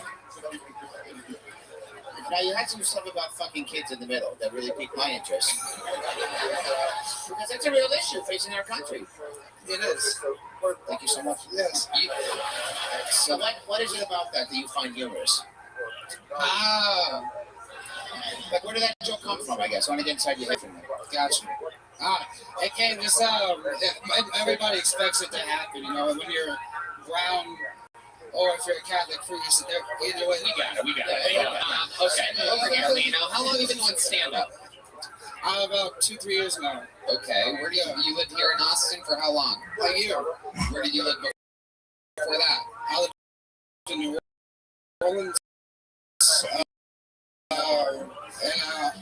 Some fans of New Orleans. Oh, wow. Something, Red Band. Come on, there you go. Okay. This is in his car. That's so hot. Seleno, you're Puerto Rican. You can't speak Spanish. I've never seen a green Puerto Rican person. What exactly is your diet? You made a joke about eating that literally silenced every part of the city. I worked inside for a while, so I think it started to turn. I work from home. And I work at night now, so I'm like pale, I guess. What do you do during the day? I used to work on AI cars. I used to help program those. AI cars? Yeah, AV cars. Like driving cars. Okay. Shit, look us up, man. Oh, no, they ain't give me shit. Puerto Rican take that shit. They're real cars?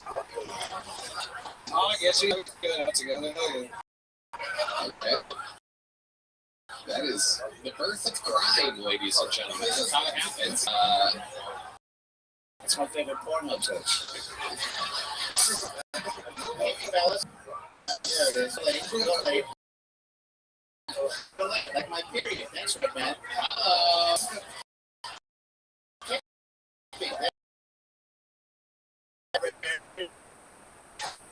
Whoa. Thanks a lot to me. I'm 27. 27. You're like 46. Yeah. So like you're 27 in 2024. All right. There's a Pornhub, a minute and a half of a Pornhub joke. For those of you keeping track of Red Band in the zone tonight already. Lino, have you been on this show before? Yes, I actually got on a couple of weeks ago. Not as good. Maybe for that. I don't seem to have a good time. So don't do that. Don't do that. Yeah, don't do that. Ever again. So, Lino, what did we not find out about you? That would be interesting. What was the frame of the interview that was interesting that we found out about you? What did I think about my dad getting married? Oh, yeah. Oh, yeah.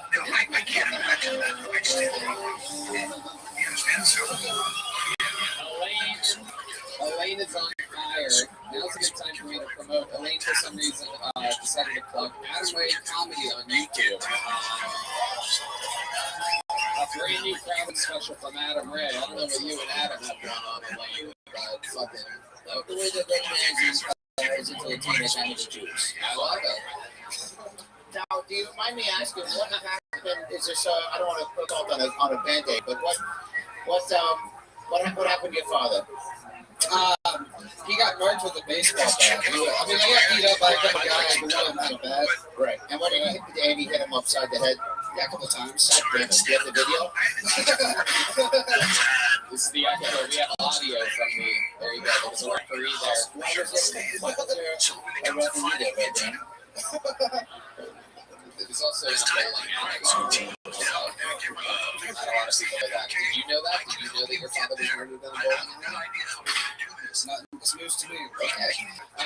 So, what did you probably went home that night thinking, wow, I probably should have brought up something else. We talked about something else about my entire life. Wow, what do you not know about you? Oh, shit, man. Maybe you got fit. No, I didn't. Actually, I went in a car chase once. That was crazy. Okay. With the police? No, it was a hillbilly. Okay. What happened? Take us through it. What did you do? Well, my friends and I were out having a good time, and they decided, hey, I need to start doing attention. You're good.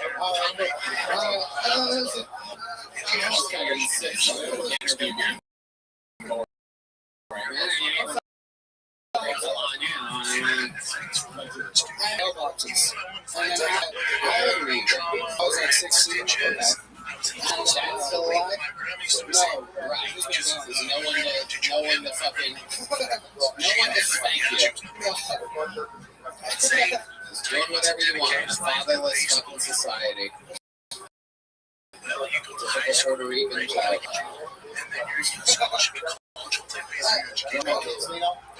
Of course. Do you want to feel this? Yeah, we'll feel this. I feel bad for you. I just, I'd love to. All right, let's finish up the show. Yeah, let's see how this start is. And then halfway through, I heard this voice say, "You done fucked up now." Come from like really far away from me. And then all of a sudden, the truck was on our ass. And I was in a Bronco, like an old 2002 Bronco, so I started ripping that bitch. And I got the fuck out. I drove as fast as I could. I turned through backwards in Mississippi. And my friend said, "Hey, right." So I did. And then when I did, I sort of slid into it. Then I heard, and then they crashed into the woods. I got the fuck out of there.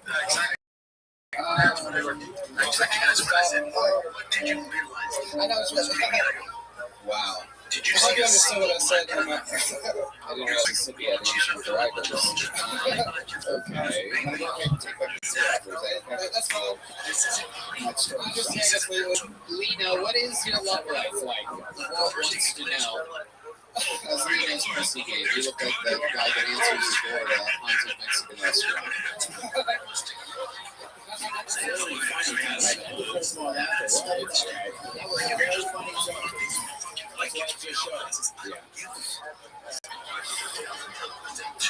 It's been a weird year. I got married and divorced last year.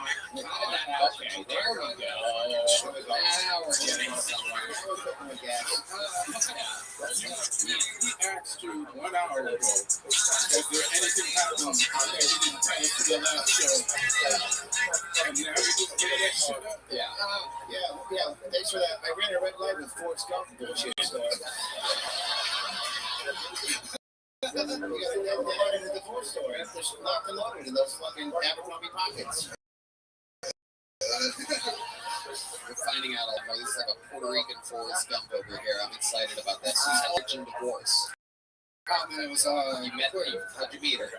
Well, she saw me doing comedy once. Was that when you got divorced? Yeah. And she liked my style. And, Oh boy. Did you say style? Yeah, infatuated. And especially fat. So, and then she saw you do comedy. How long were you together before you decided to get married? About a year or so.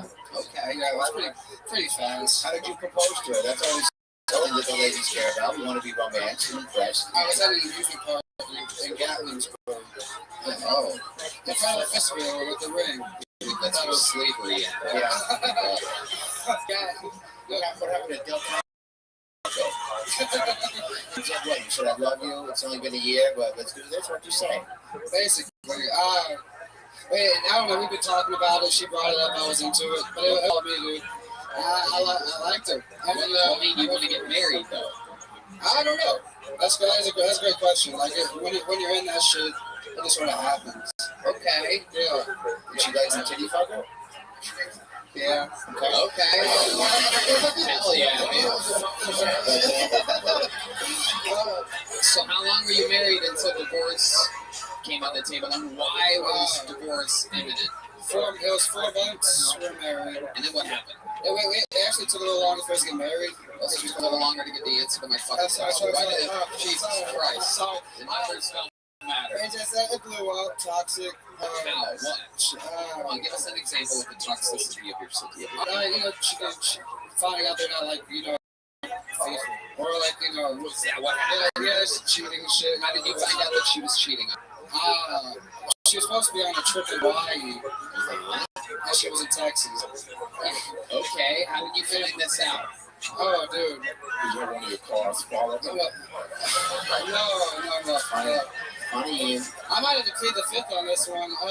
Why would you I might have to plead the fifth. Why would you plead the fifth on this? Because there's on a podcast right now where interviews happen. Okay. Jesus Christ. All right. He's not going to save you. All right. He doesn't have Wi-Fi up there. More nervous now than when you did the 1 minute.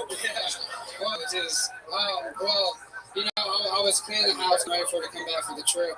And I checked her location because she said she was going to go visit her family in Hawaii. No, she was just with friends. Mississippi's where I'm from. And when I found her location, it said she's 3 minutes down the road in Texas. Oh boy, yeah. So I went there. Ooh. And she was someone I knew. Oh no! Who was the someone that you knew? I don't know if I should do all that. You don't need to name a name, you fucking idiot. Don't name a name. A friend of mine, I thought so. A friend of yours, right? Should we call that friend? No.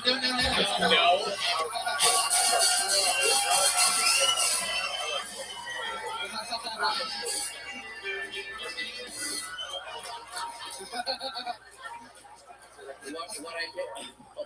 No, that's a bad idea. Because I just. Thank you, Elaine, so much. I know who's going to pick up. It's going to be Red Band. So I want to avoid that. But guess what? When you get cheated on, it makes you stronger. You learn about yourself. Yeah, I got laid last week.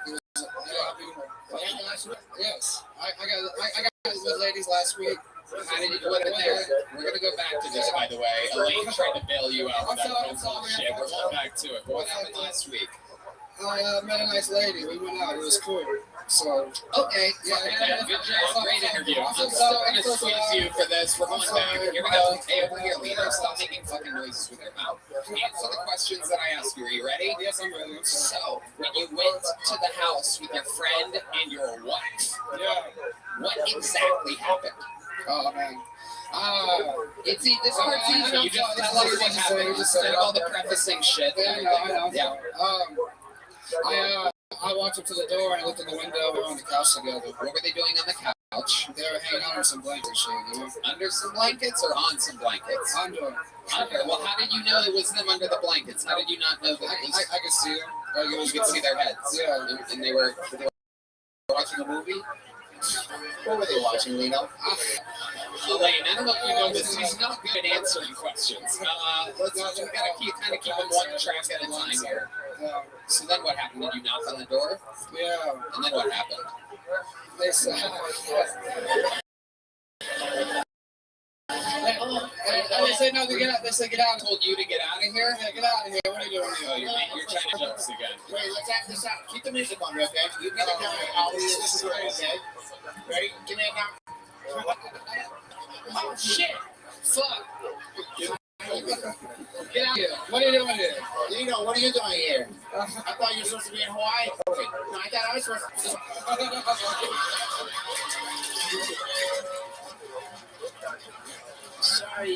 Sorry, I'm not into brown guys anymore. I'm into black guys. Damn. Is that what you said? What did you say? I said, what the fuck are you doing? Why Hawaii? Well, our flight got changed. Okay, hold on. Elaine, what did she say when you said you're supposed to be in Hawaii? Oh, she ran off. Where did she run off to? The bedroom. Oh, back there where she was safe. Yeah. Did you change it? No. No, that was it. No, but it erupted. Yeah, it was bad. Did you and your buddy almost fight? Oh, not really. I was more concerned with the other bullshit that was going on. I didn't care about him. He's a fucking piece of shit, you know? Right. Yeah, so I was more worried about what's happening, you know? Right. Never got an answer. But the divorce was quick and easy because you caught her cheating. Yeah. You didn't have to pay any of your door guy money or anything like that, right? No. That's ongoing bullshit, you know? But no, I'm still balling. Okay. All right. You got a little joke book last time? Yeah, I got a little joke. Such an interesting things about you, yet it's such a terrible interview. It's absolutely incredible. Wait, man, will you hit me with some music real quick? Uh-oh. Elaine. Uh-oh.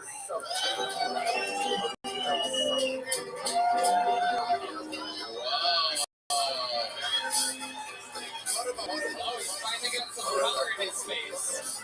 Wow. I love it. All right. I hope that makes up for your dead dad.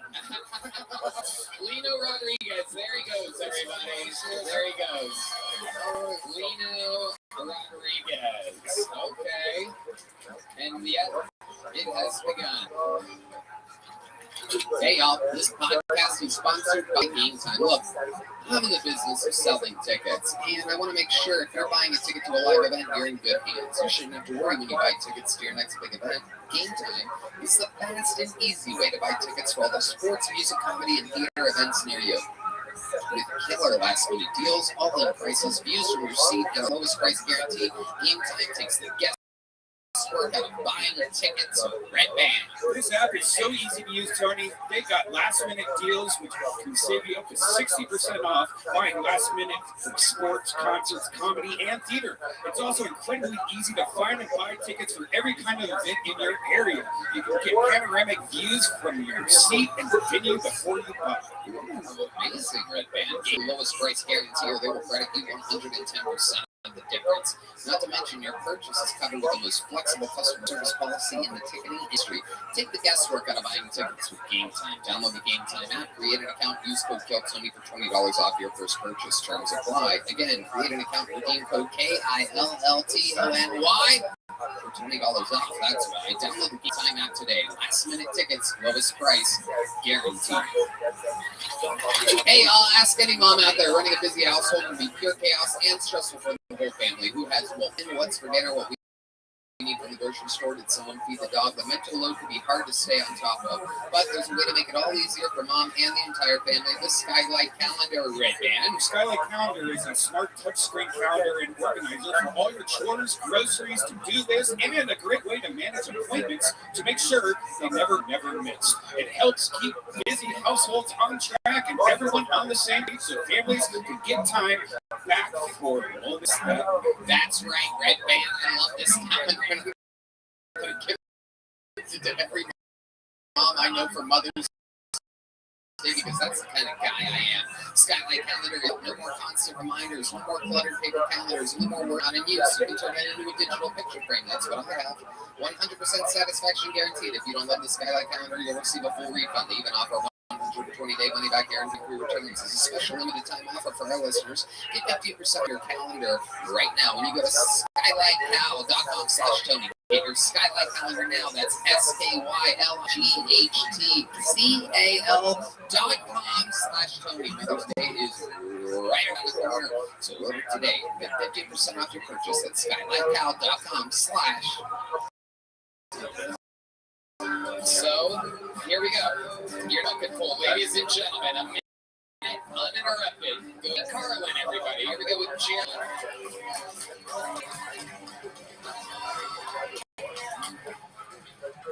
I had a mustache for a while, but I think it looked silly on me, so I started clean shaving my pubes. I used to be a cutter, but now I just spit on people. My grandpa is starting to lose his judgment. He can't really drive, and there was a blackout in his neighborhood, and he almost shot a guy.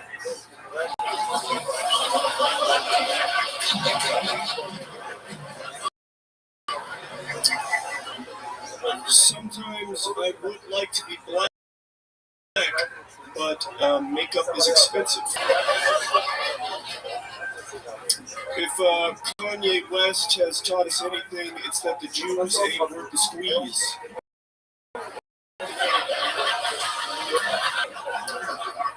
A sex worker bit my dick once, so it was half off. Stuff with that. Okay, Jerry Carlin. Very good. Little, some good old fucking old-fashioned, I love it, smart one-liners. Straight down the barrel. Welcome to the show, Jerry. This is your first time on, correct? Yes. I would recognize you. I believe I saw you in that new Nickelodeon documentary. Jerry, welcome to the show. How long have you been doing stand-up? This is my second time. Second time ever? Wow. Thank you. How long have you been writing and preparing for this? These jokes, maybe a month or so. And how old are you? I'm 21. 21 years old. Look at this. A fantastic start to your career. You going to college? What's your story? No, just high school. College. In high school. Okay. All right. You are the world's youngest pedophile, I do believe. 21 out there chasing high schoolers around. You gotta love it. Ian Edwards? I mean, Yeah,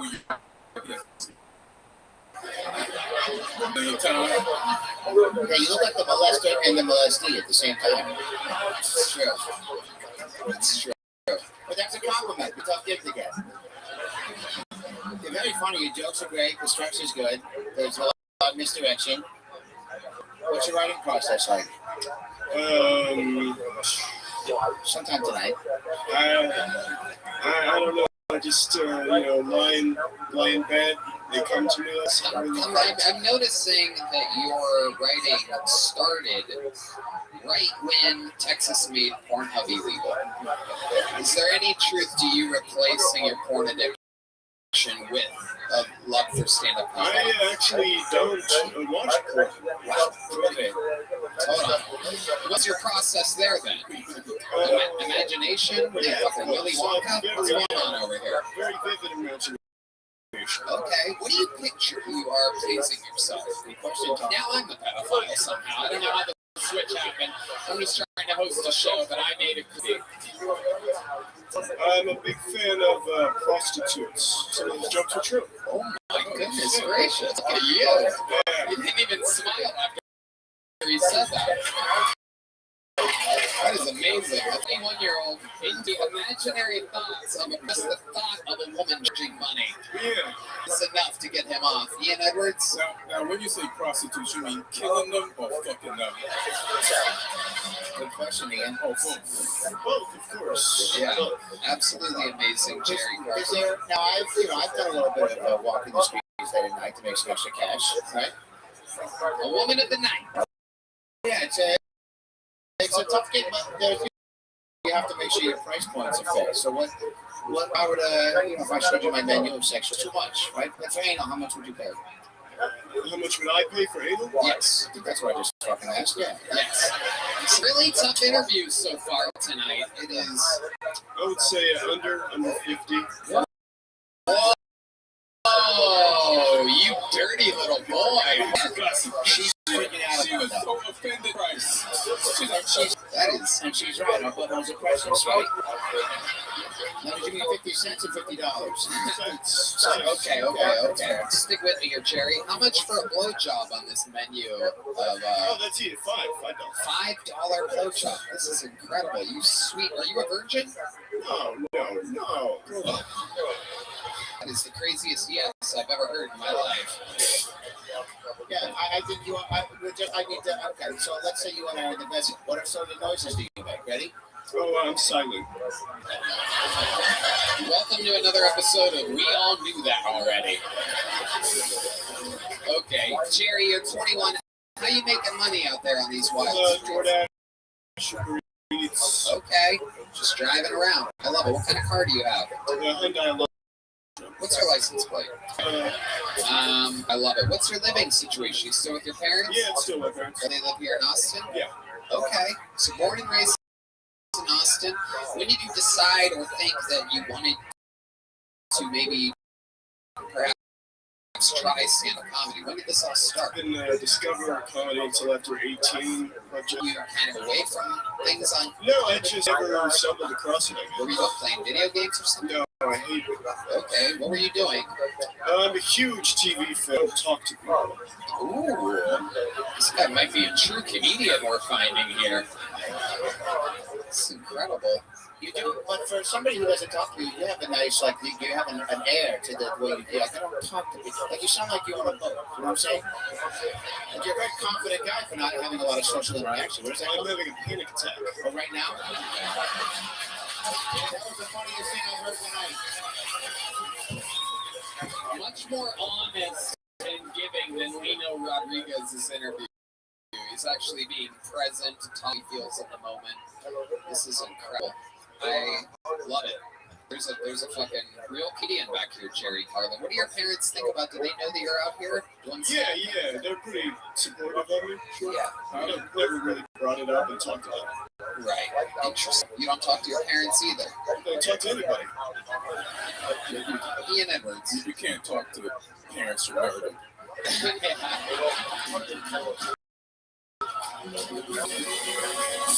This whole not talking to anybody thing, is this always a thing of yours?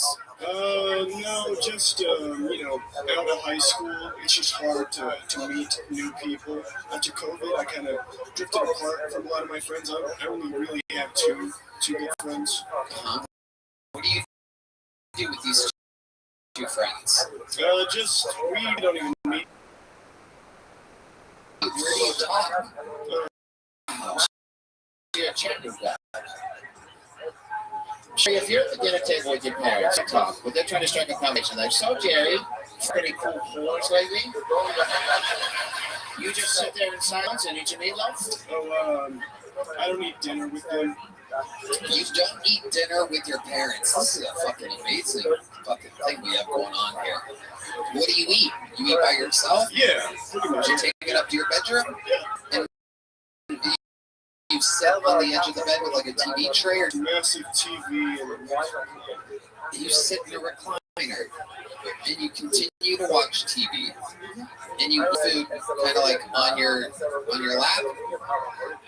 That was a weird question, Tommy. No, I like to paint the picture for people. This is all very frightening. You're right, it is. It's scary. I'm scared to death. I'm more scared than he is right now, and I've been doing this for 11 years, but this kid doesn't talk to anybody. His whole life's just a bunch of blue bubbles and messages. Can I ask a question? What would it take for you to a game night? And so your house and you did it with your family. Would you do it? Yes. Okay. Okay. Well, we have exciting news for you. Somebody said bow and arrow 3 times, and Joe Rogan is here. Let's have dinner with him. Okay. I'm just really worried for white kids, man. This is the future. What's going on with white kids? You're right. Some perfectly good-looking white young male and you're staying home, not talking to anybody. I used to be very ugly. What happened? But get over it. It was called Accutane. Oh my God. She got fucking perfect skin now. Yeah. Don't talk to women. I should, yes. Yeah, you should. Wow. Well, welcome to the universe, Jerry Carlin. You're not only are you out in public, but you're thriving. You're out here. You got some people you can talk to. Keep at it. Right that way. Great job, Jerry Carlin, ladies and gentlemen. And just the way that the fucking thing worked out tonight, we actually get a little blast from the past. For those of you curious of what Jerry Carlin looked like very recently, we have a golden ticket winner here that is ready to blast off with a brand new minute. Ladies and gentlemen, sensation. You know him, you love him, make some noise. This is a rare appearance for the great and powerful Heath Curtis, everybody.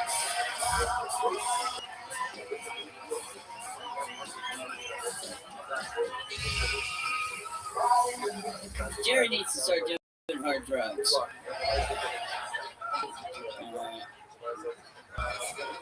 Just got out of my first real toxic relationship. Come on. Yeah, it was great at first, but then it just got really needy, and I needed space, so I couldn't see her anymore. And that's why I said I hate to do this, but if you leave me, I'll kill your family. Burn your house down, shoot my brains out. I don't give a fuck. I'm an emotional wreck right now.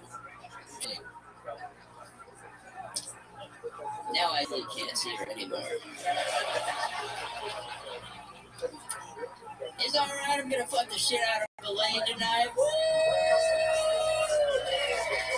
That's the end of my minute. Thank you guys. 50 seconds from Heath Curtis. I love it. 50 seconds. So, 22 at least.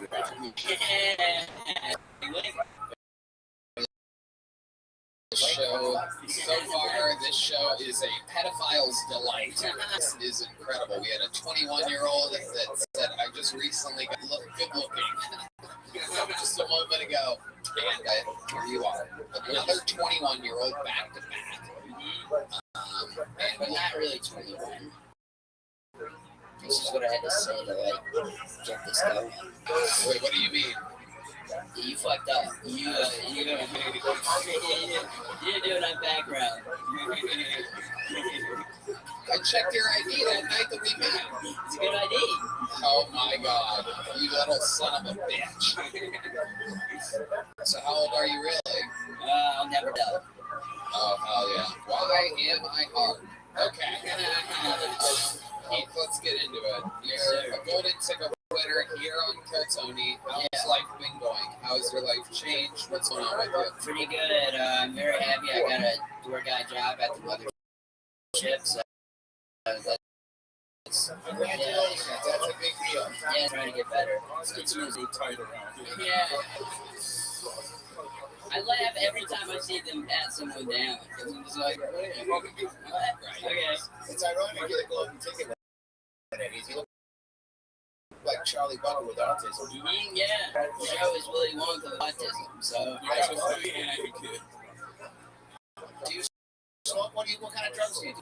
All of them. Heath is a wild boy. I will tell you that he is one of the lightest people, yet heaviest drinker here at the mothership. He actually got shit-faced last Thursday. Yeah, I guess so. You fucked up. Who's fucking up now, huh? Yeah, I fucked up. You did. Yeah. And I was going to take him to do sold-out theaters in Boston and Baltimore, and he slept through his flights. Yeah. To the point to where a little fun fact is, we were on the plane and it's about to close up here in Austin, Texas, and they came over the loudspeaker and said, if there's a Heath Curtis, please ring your ringer. And so, of course, I messaged the whole fucking crew. I go, is Heath And has anyone seen Heath? No. I messaged you, right? And I did not get a response until after we landed in Boston. So, anyone, I'm sorry, please, I'm so sorry. as you said, that's right, via text message. Via text Right, message. so it didn't really translate. No, but that's how I felt. Of course, I do believe that. But just to take you guys there, I was about 85% sure when we landed in Boston, nothing back. That is when we went to the next level of who were his roommates. We reached out to them because we thought he was everybody. We literally thought that your condition, fucking whatever wrong with you, went into overdrive and fucking. It was like, So we took at least 3 nights. So who woke you up out of your race car bed? Who told you that? Who told you it was coming? Worst way to wake up. No one woke me up out of race car bed, and I was still late. Woke up. That's a couple alone, pretty much. Yeah. So did you go Bonanza City, get pizza and ice cream, and watch? Oh yeah, you gotta. Yeah. Really, it is the ultimate lesson in life. You dealt with it very, very well. You're still alive. I had to go super, super easy to make sure I did not induce suicide. I did real good with it, right? Yeah, you did great. It's very, very, very nice. Cody's not making anyone kill themselves. Thank you. Thank you so much. Thank you. Episode where we clear the air sides, which is out there in the zeitgeist somewhere if you look hard enough for it. But if anybody would have killed themselves, many conditions, scoliosis, Benjamin Buttons, whatever the fuck you have, you got it all. What if he's like that movie Jack with Robin Williams and he's 60? So you said you're not 21, Heath. Okay. Now, what if Jogan came down here and asked you? Yeah, he knows. He knows. Okay, fair enough. You said 65, which made me think of something. Have you ever 69 with anyone, Heath? Have you ever gotten your dick sucked while It's impossible. All right, we're going with I have that. to like hunch down like this, just like make it work logistically. Every time I look at Heath, I feel like some ventriloquist is like, where did my puppet go? It is incredible, Heath. Has your size ever helped you with anything? Is there ever a time where you use it to your advantage based on the flights that you've been missing? Yeah, and what's crazy is I'm still getting really claustrophobic on planes. You do? Yeah, even though I have the best situation. Yeah. On planes, I still hate them. Did you get the board first? The what? No, You don't? I shit first. Paging on passengers with Asperger's. I don't know if it's Asperger's. I think it has ass sliders. It's a little bit smaller than a burger.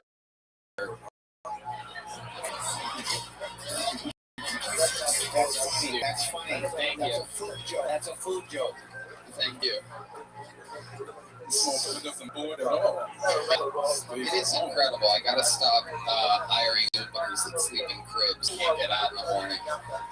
Very rare. You are the first person I do believe I've ever worked with that slept in on flights. But you know what? At the end of the day, you doing it, kind of adorable. Had it been Gary Patterson, there may have been some racial slurs said or something like that. With you, it's just like, oh, I hope he doesn't hurt himself. That's what I go for. So what did you end up doing that weekend? Anything? Not really. Just being sad. Right. Yeah, Token, that guy who just me, he said he wanted to hang out, so that, like, it was the rapper went to the show. Yeah, we put that together. I talked to you. He was there, he met you. In Boston, that's right. Yeah, we met a rapper in Boston. When I found out afterwards that he was a rapper, I just thought he was some fucking quiet kid hanging out. Yeah, I was listening since, like, high school, so, like, the song Okay, wow, 3 or 4 years. Wow. Yeah. Yeah. I just did that. Yeah. Okay. Well, are you a gangster rap guy? You're trying to be. Uh-oh. Why are you asking that question? I don't know. I just felt like it might be time for a rap guy. Yeah,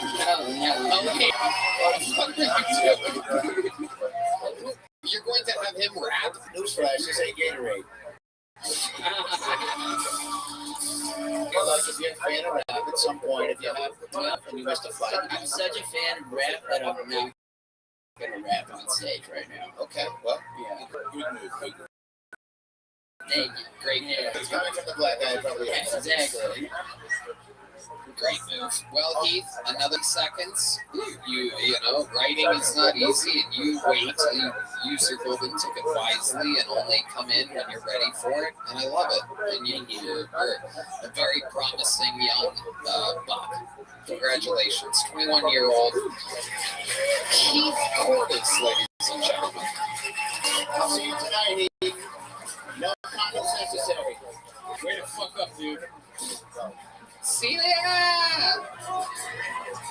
Oh my goodness, thank you so much. I need that. All right, pulling another name out of the bucket. Here we go, 60 seconds uninterrupted from Andrew Bird. Here comes Andrew. Everybody. Here he is. Come on, for Andrew. I called for jury duty last week. I didn't do that in a while. I was a little nervous. I'm going to do it in a bit. I don't know anything about the justice system. I've seen 895 episodes of Judge Judy, but that's it, so I don't know what to expect. You know what I mean? But my friends told me, don't worry, there's a really long orientation before they start, so we teach you everything you need to know about sending somebody to jail.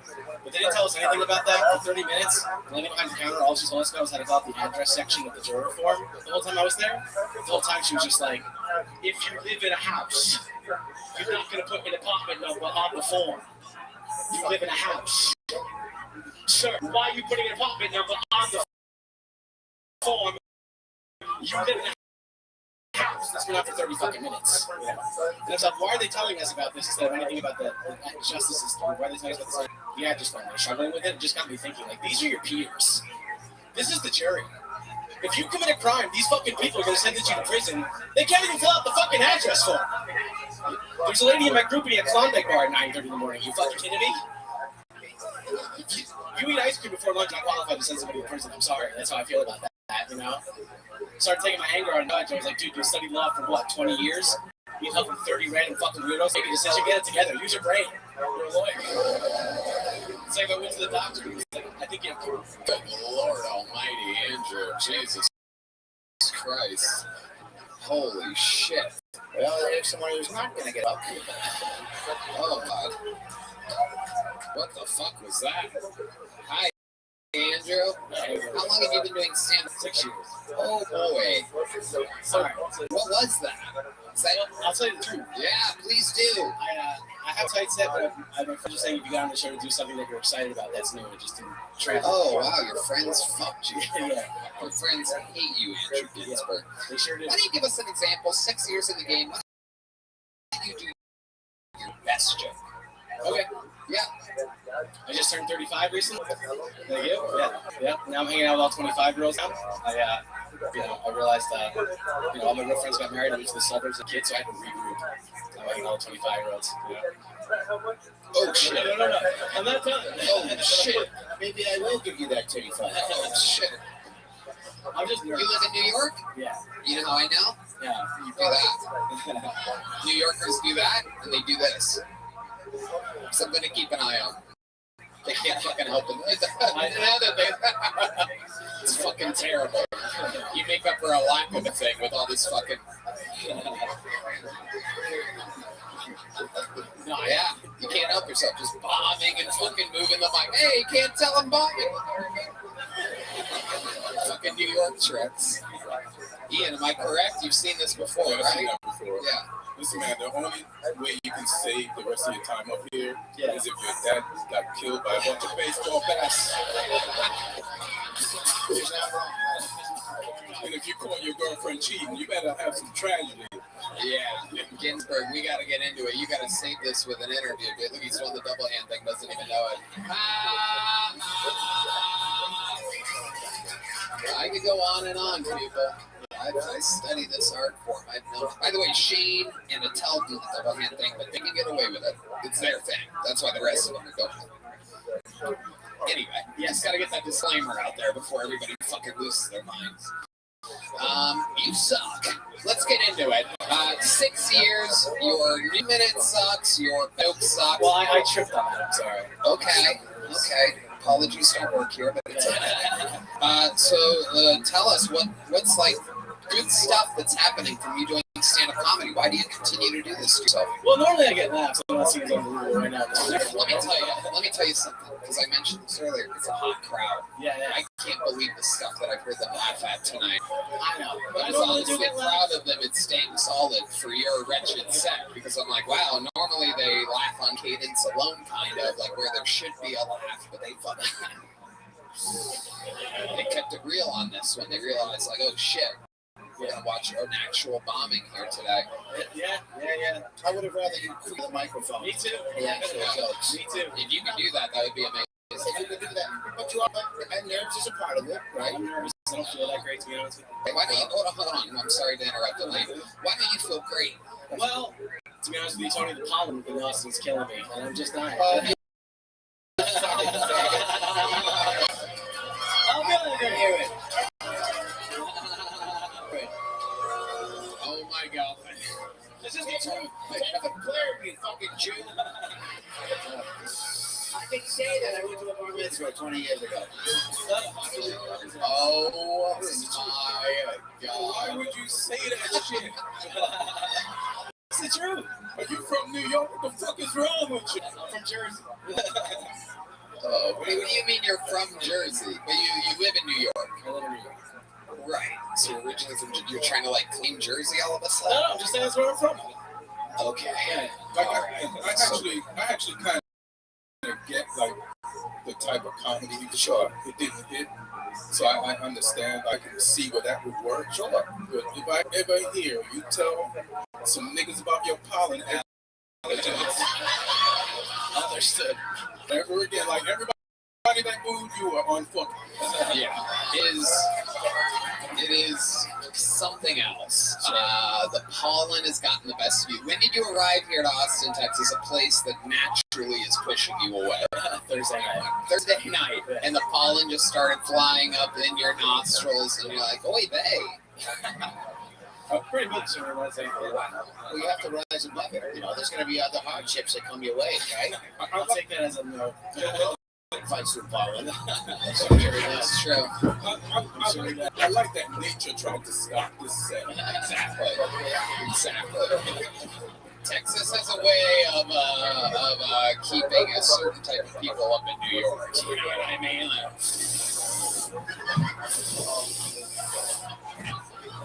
Do your allergies affect you in other places? We do have allergies here.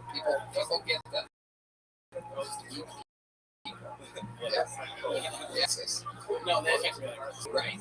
Tell us some more just super Jewy things about you. Well, I'm only half Jewish. My mom's Italian. Oh, wow. You know those Italians and their allergies. I mean, so I'm not all the way. All right. Well, then, okay. I want to say the truth about that, too. You always say, I'm going to be honest. I'm going to tell you the truth. I'm going to be honest here, Tommy. I'm going to tell you the truth. You're a liar, aren't you? How about this? Now, riddle me this. Yes. Get towards your last name. What's your first name? Andrew. Andrew, if you were to tell a lie that was funnier than the truth, what would it? Excuse me about pollen. What can you come up with? You say if I'm allergic to fucking flowers. Yeah, I was doing that till 9:30 in the morning. I'm sorry. All right. I'll tell you the truth, Elaine. I'm allergic to Palestine. That's funny. That is. How do you write? Do you write? Yes. Yeah. Chamber. I mean, no, I write as much as I can. Guess your second best joke. Let me hear your second best joke. You only did a 35, 25. You still think I got that in? In the game. Let's hear your second best joke. Yeah, well, that's just going to put more pollen in his nasal passage.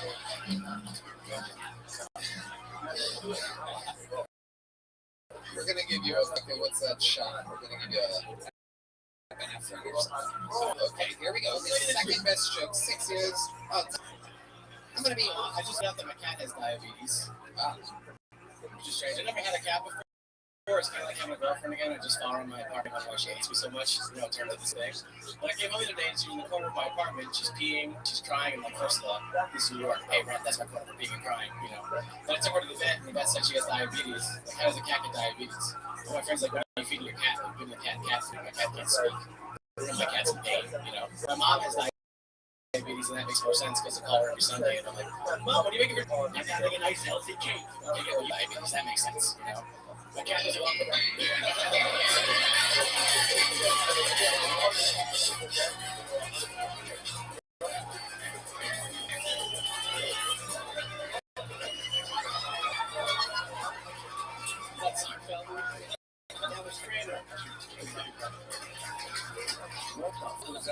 Oh my God. This is an anomaly. I love the commitment, though. Yeah. I can't got diabetes. I promise I'm not crazy. You say I promise I'm not crazy? Looks like you should open the whole set. That's funny. That's honest. You are a little crazy, though, huh? I guess so.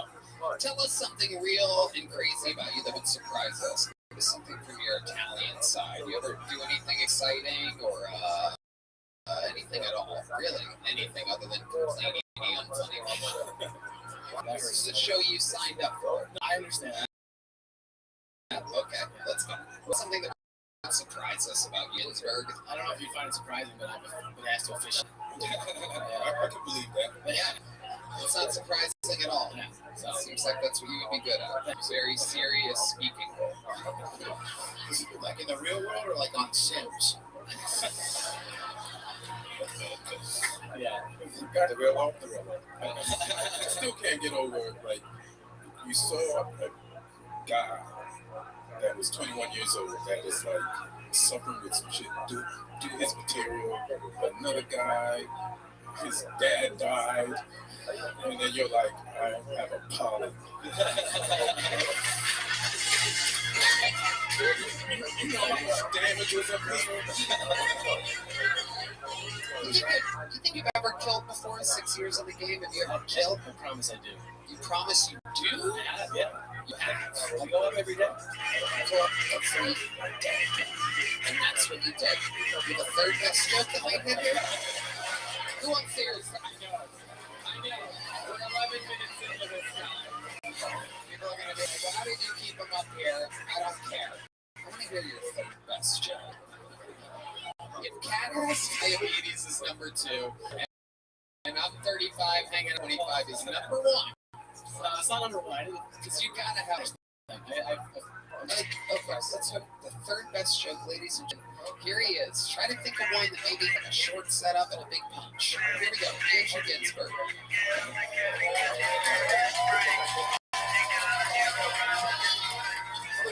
6 years of New York comedy. Supposedly the comedy capital of the world. And here is Andrew Ginsburg. 6 years into No. No, he's been doing it in New York. Originally from New Jersey. But here he is. New York.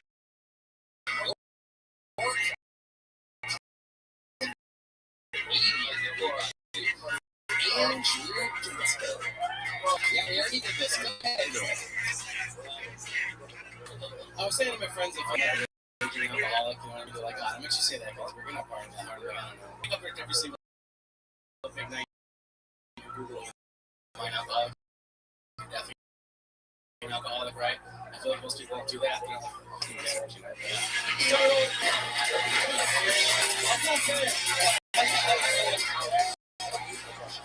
This is amazing. Ginsburg, let me ask you something. I've noticed, and at first I thought there was no way that it was really happening, but I've noticed that you do this. You know what you do? This thing where you kind of fucking, and then you notice that you do that? What is that? Some Jersey shit. Jersey shit. Again, no, he's a New York comedian. I want those New York comics to see one of their own out here just fucking, you're on lineups out there, right? Yeah, up there with everybody else. What's going on in New York comedy right now, right? It's not my best night.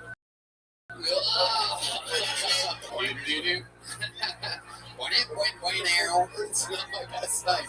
That is one of the funniest things you've said in 13 and a half minutes. Holy shit. We gotta get you out of here, dude. You tried your best though, right? You feel good? No, I don't. Sorry. There you go. There's a little bit of honesty at the moment. A little joke book. There he goes. Andrew gets it. There he goes. That is what this show is all about right there. Sometimes you're watching the dirt, and sometimes you're watching the past in real time. Anything can happen.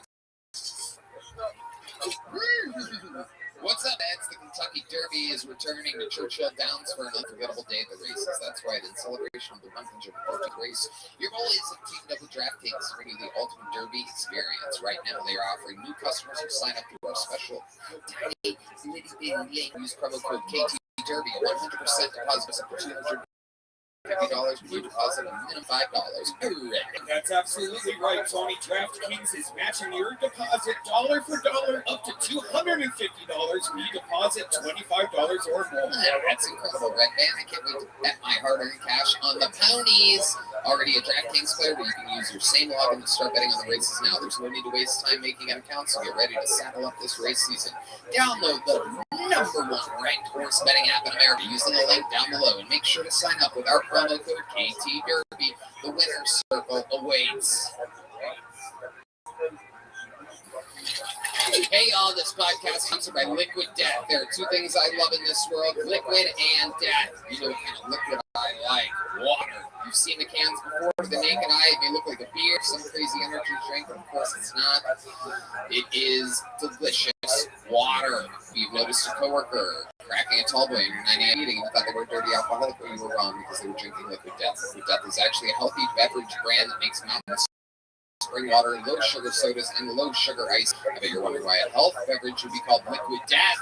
Knows better than that than Red Man. Well, Tony, that's because Liquid Death will brutally murder your thirst, and their infinitely recyclable cans are helping to bring death to single-use plastic bottles. Liquid Gold to help kill plastic pollution. Well put, Red Man. My favorite flavor is convicted melon, and I drink it every time. I need a cold, refreshing beverage. It's also super fun to drink in public because people think it's a beer. Beer makes you look cool, and I like looking cool. But you know what else is cool? Staying hydrated. Get free shipping of Liquid Death's Mountain Waters, flavored, sparkling, and iced tea 8-packs with Amazon Prime, or grab a can or a case at your local 7-Eleven, Target, Walmart, or Whole Foods. Options to get things. Go to liquiddeath.com/tweet and check out all their healthy, infinitely recyclable beverages and find your closest retailer. That's liquiddeath.com/Tony. Liquiddeath.com/Tony. Figuring another bucket full. 60 seconds uninterrupted for Matt Sturm, everybody. Here we go. Matt Sturm.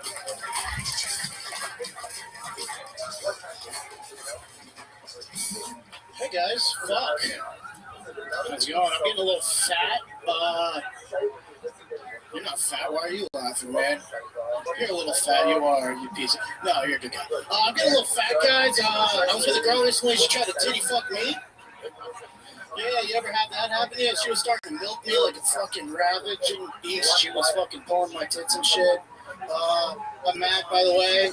I'm German and Jewish, so I want to kill myself. You know? Yeah, it's not a joke. What else, guys? Fuck, man. Passion of the Christ 2 came out quickly. I can do this. Christ 2 came out quickly. Mel Gibson announced it's a good time for him to hate Jews, right? Bro, you can laugh. I just said I'm Jewish. It's okay. How do you guys feel about Hamas? You like Hamas? No. You don't like it, huh? What? What did you say? Oh, that's it. Wow. All right. Looks like Ginsburg cursed the show. Yeah, I know. All right, yeah. Relax. Take a breath for a moment. I'm fat, so I can't fucking breathe, man. Relax. How long have you been with stand-up? Just about a little longer than Ginsburg. Okay, why don't you tell us how long you've been doing stand-up, Matt? Oh, about 8 years. Where? Yeah. Well, it's been hard because I'm from Vermont originally. I live in Connecticut, so I would have to train in New York, do a bunch of New York. Yeah. Wow. Oh, does that work there? No. Okay. Listen, man, I'm from New York. These niggas is not from New York. Yeah, I'm not. I'm from New York. You look hot. Now, you're a comedy store guy, Ian. Did you start in New York? Yeah, I started in New York. Yeah. I did like Boston, the cellar. Yeah. And then I moved to LA and I'm a store guy. So I'm a fool. You're a true store guy, though. I mean, I've known you there every week for 17 years, right? Yeah, you're the great Ian. I've never seen you ask a random crowd member when you're bombing, hey, you into Hamas? Yeah. This guy got thrown off by everything. Why New York would do that shit? It's a good question. It's not a bad question. Now, I don't know if the answer, but Well, you look like you drive Uber. Do you drive Uber? I've been in an Uber. Okay, it's a start. I would What do you like do to. for work? I'm looking for work. I don't have a job. What was your last job? I worked at a restaurant. I was a waiter. Okay. How long did you do that for? Fucking 10 years. How recently did you lose that job? About 6 months, man. Okay, so how do you have enough money to survive 6 months? I was in my mom's basement. I wasn't doing shit, man. So I came down here. How long have you been here? I've been here about, a little more than a month. How's it going? I love it. I'm having a fucking blast. What are you doing for fun here that you're having such a blast? Just going on all sorts of mics and shows and having time, being around other awesome comics that are really nice. The scene's really tight knit. There's a lot of cool guys right here. They're super nice. So. Wow, what an adorable aunt. Okay. What's your what do you do for fun? Anything other than stand-up comedy? Oh, Tony, sometimes I just take a long fucking look at the river and look about the, that ladybird that you've been murdering there? Yeah, well, the ladybird lady killer still is at your eyes. We don't know who it is, but there's some rumors. Don't make me do it again, right, man? Is Ginsburg staying with you while he's out here? No. I met him tonight, but I recognized him from New York. Jewish. Yes. From the East Coast. Well, only a few of us survived that thing that happened. Topical. So let's talk about it here, Matt. You do recognize Ginsburg from New York's comedy scene. I've seen his face for sure. One thing, since we had him try this, why don't we hear your best? You didn't do it tonight. You were saying what else in 35 seconds. So let's do a little fun thing. A little New York edition of your best joke. 8 years as a stand-up comedian, grinding and grueling, taking a train, am I correct, from Connecticut to New York City? Yep, grinding and grueling, slinging my fucking good-ass jokes. Okay, here you are, your best joke, ladies and gentlemen, Matt Stern, and go. I'm gay! Oh, crickets. No. Oh, okay. My best joke? I bad at one-liners, Tony. Do a good one. Oh, yeah, man. Fuck. On the spot, just do. No. All right.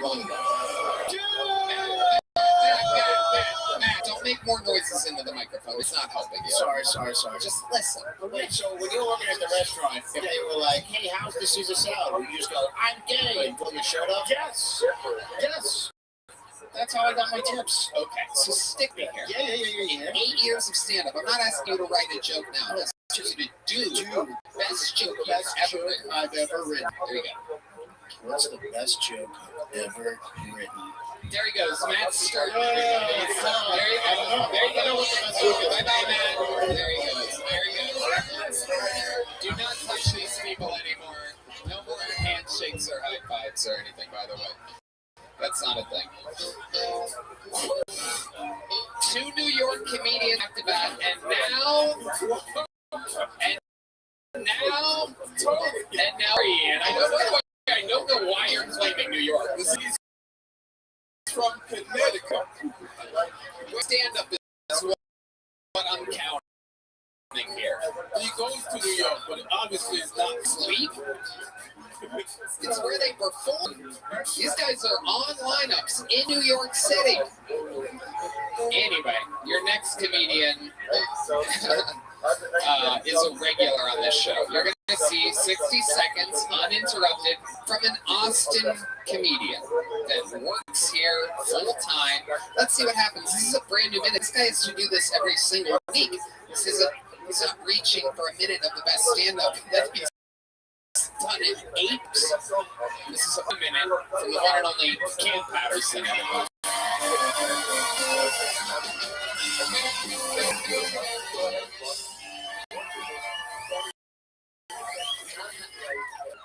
Hey, them last niggas was terrible, dog. We was recently in Utah, and usually when I go to a state, they usually got most white people. I look up on the internet what side of the Civil War they was on, and because you have to safe as a black man, right? And Utah wasn't even a state when the Civil War was going on, but whoever the fuck was in Utah sided with the youth. That's cool, that's great, good team. I fuck with them, you know what I'm saying? I like that a lot, but I will tell you that the population in Utah of black people is 1.6. So even though they were like, we don't fuck with slavery, they also like, we don't want you niggas over here neither. Stay the fuck out of Utah, bitch. I will tell you, I like Utah because they got mountains, dog. And like, I never thought I was gonna be able to see Mount Everest that close. You feel me? What's so fucking funny, dog? I'm from Florida. Every mountain to me is Mount Everest, bitch. I only know 3 mountains. Mount Everest, Mount Kilimanjaro, big word, and Splash Mountain, dumbass. 1 minute, 9 seconds from a man who has to write a new minute every week in front of 1 million people. Cam Patterson. I don't know how this turned into a New York versus Austin fucking Harlem Globetrotters game, but I love it. Come on, huh? This is what we do, man. Just a professional balling all over 2 white nerds. Them niggas was, hey, the last nigga, the nigga that went before Heath, Jerry, y'all let that nigga go home? What do you mean? He's a fucking serial killer, dog. Oh, I know. Nobody stopped. I talked to nobody. Somebody arrest this nigga, dog. He kills people. He murders people, man. It's fucked up how they wait to find the body. Yeah, it's like, wait, it's right there. It's right there, man. He gets rid of the bodies. Not only does he seem like a murderer, but he also seems like the guy that knows the chemical compound to put in a barrel, to put the body into the barrel, for the body to disintegrate completely.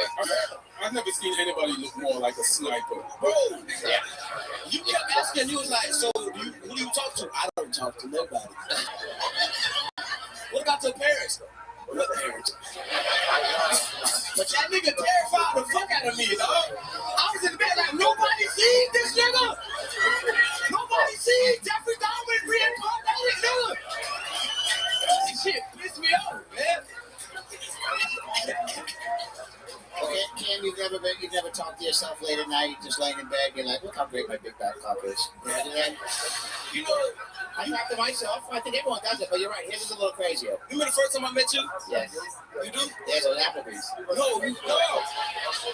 You came to the Atlanta Improv when I first started doing comedy, and I asked you to do a guest spot. That's right. And you looked me dead in my face and eat my pussy, nigga. And I said, no, I don't want to do that. And then I didn't do that. You didn't do that. Well, then I was young, my friend. I remember I said, what's your name? And you go, Cam. And I go, what's the last name? You go, Patterson. I go, good. I just want to get it right when I tell the police. But you remind me of my old driver, Cam, so it's good to see you. Like driving Miss Daisy, nigga? I know that movie. Yeah. What was in it? Wasn't he in it? Wasn't Denzel in that movie? Yeah, I think so, yeah. That one free. Damn. The white people got me, dog. I'm forgetting black people now. I'm fucking up. That looked really fun. You guys having a good time, right? Yeah, you were crushing at the Orlando Improv. That was great. Look at you now. You're grinding. It's good for you. Yeah, I'm proud of you. When I asked about that, you have to. You're much harder than Leno's dad with that bat. But there's a joke there somewhere. But yeah, you're murdering tonight. That's what I'm saying. I killed his dad. Okay. I don't know why I said that. Take that out, please. Cam, you definitely you don't waste your words. Is what I appreciate. You get entitled with your jokes. A very natural editor. It's very, very visible on these shows that we're doing on the road in massive theaters. Cam has a brand new tour coming up. Where are those tickets at? CamSoFunny.com. I'm pretty sure that's it. Yeah.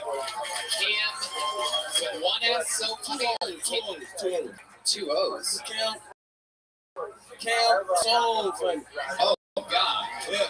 Oh, terrible idea. I made that shit. When I hate selling tickets, You'd be better with so like SEW. Somebody tell my dad that nigga he don't know the deal. oh, your dad literally came up with that. Oh, you gotta be kidding me. Your dad came up with your website name? He literally thought he was spelling it correctly. This is where having a father hurts you. Cam, you're absolutely killing it. Thank you for reminding everybody how good a second me on this show. 2 years in the game, by the way. Cam Patterson. 2 years. So, you see what's going on.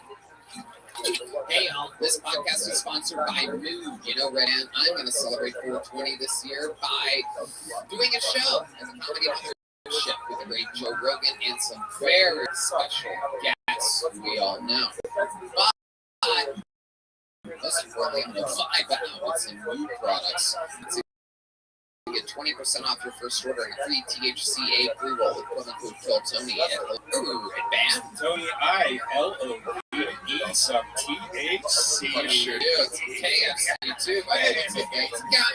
The Mood products are fantastic. I love their vapes and gummies the most. They make me feel nice and relaxed when I'm hanging out with all my friends. What I love even more is how quickly it was to live. Introducing THCA, the Mood's latest and most potent breakthrough in the world of legal cannabis. When you heat THCA, it changes into THC, and that's what causes the classic feeling. And Mood has 10 eye-inducing strains, the most potent they've offered. There are different strains for support, to energize, creative, to chill, and plenty of versatile products that go with whatever mood you're going for. Celebrate 420 exactly one with Mood.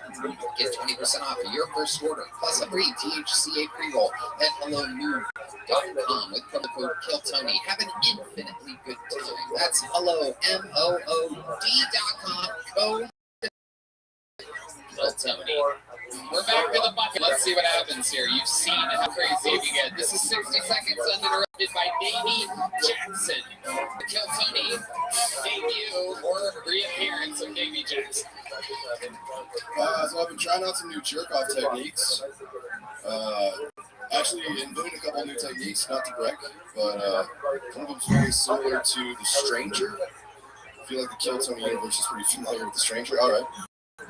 Yeah, for those of you that don't know, it's a jerk-off technique. Sit on your own hand until it goes numb, and then you jerk off, and it feels like a stranger's jerking you off. Yeah, pretty cool technique. I can't take credit for that one. I did not invent it, but the one I invented is actually very similar, though. It's called the reverse stranger. That's right. It's where you sit on your own dick.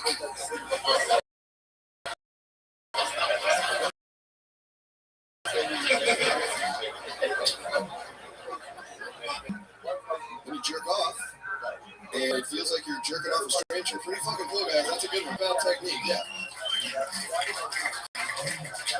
That's a good one. This final technique is the one I'm most excited about. I've been trying it out a lot. It's where you sit on someone else's dick until it goes numb.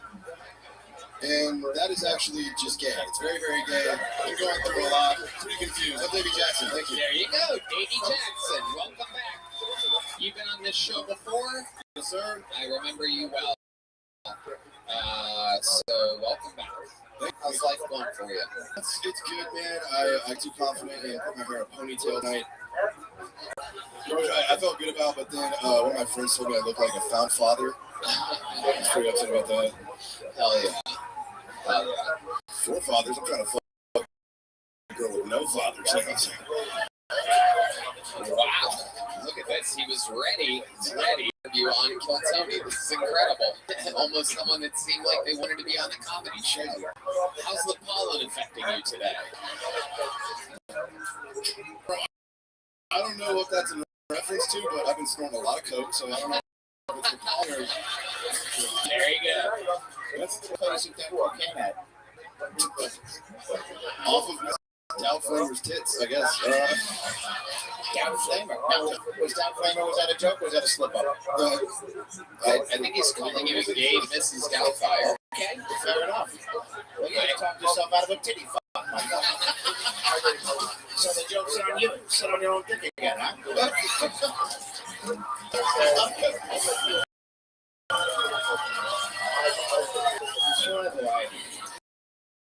Oh my God. Sipping on the sister, the great Elaine. Okay, so Davey Jackson, I remember you used to sell what, pain pills or Oxycontin or something like that? Any pills. Right, you were selling pills. What are you up to nowadays? I just got a hernia. Yeah. Okay, how'd you do that? Congratulations.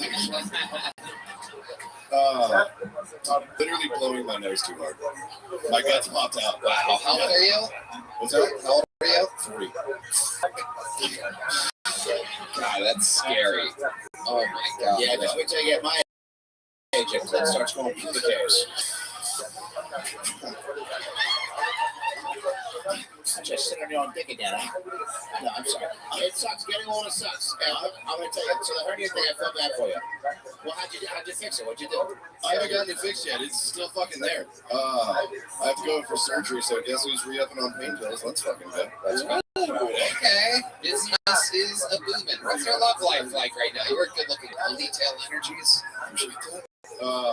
Dude, it's shit right now, actually. How's that possible? Dude, I think I fucked all the Latin girls in San Antonio. I think I just ran through all of them. Okay. So I'm having to go to white girls, and they're boring as fuck. Holy shit, y'all are boring. What's the difference? Between a Latin girl and a white girl? Yes. Literally everything. Yeah. See, there they are. Run down the list. One makes you peanut butter and jelly sandwiches, the other one stabs you. There we go. That's a big difference. Yeah. It's crazy. They come with kids, and that's great. I mean, I love kids. I like that, but okay. I walked in that one. You do dress like a softball coach that beats the children. Which is a tough gig to get. I wore the vest tonight. I thought Tony would be wearing one too. I am a big fan of the vest, actually. Just got a new one this weekend. My friend gave me a new vest. I'm excited about it. It's got a fur interior. You'll probably see it on the next episode of Kill Tony. Vests are fun. When I first got here, I started dressing like a cowboy for a while, and then I'm walking out, and like the real cowboys wear vests. Like, you're from Texas? Yeah, exactly. See what I mean? Like, and I'm like, wait, what's the thing with the vest? And I'm like, it's weird because your arms are gonna get chilly and your body's gonna be warm. I don't get it. And then I tried it. Fucking unbelievable. It looks so cool. It's unbelievable. It's a fucking no-brainer. It's also a fanny pack, a purse, you name it. It connects everything.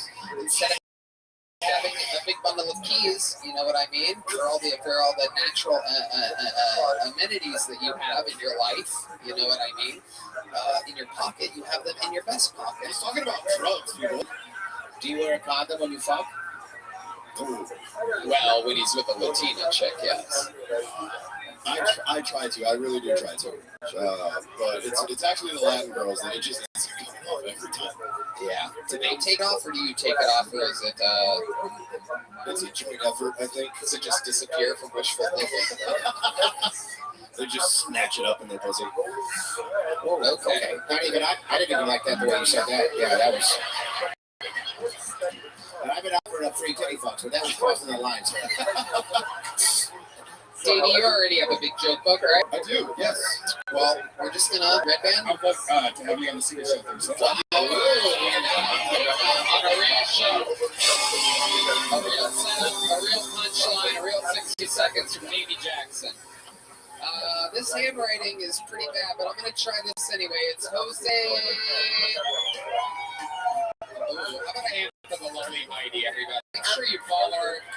Gina with 3A's.hg or something like that. I don't know. Camsofunny.com. Figure it out. right, this last name is a tough one out of the bucket. Make some noise for Jose Veneas, or Venelas, or Oineas. Here he is, Jose, everybody. Make some noise for Jose. These people wait all day for this. I used to weigh well over 300 pounds. Yeah, doctors kept calling me weird names like severely unhealthy or morbidly obese. I just thought I was round and lovable.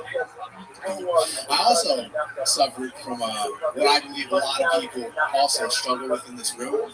It's called being stupid. I only say I was stupid because I let my mom do my back to shopping at Tractor Supply.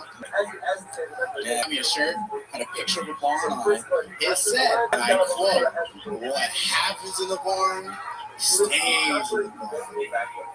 That's bestiality 101, guys. I don't know what to tell you. I don't know. All right, before I go, I have a buddy. His name's Nick. Every time I see him, I go, "Hey, Nick, Nickelodeon." You guys get it? Wow. All right.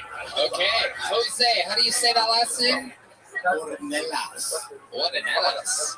Wow. Okay. Hi, Jose. How long have you been doing stand-up in New York?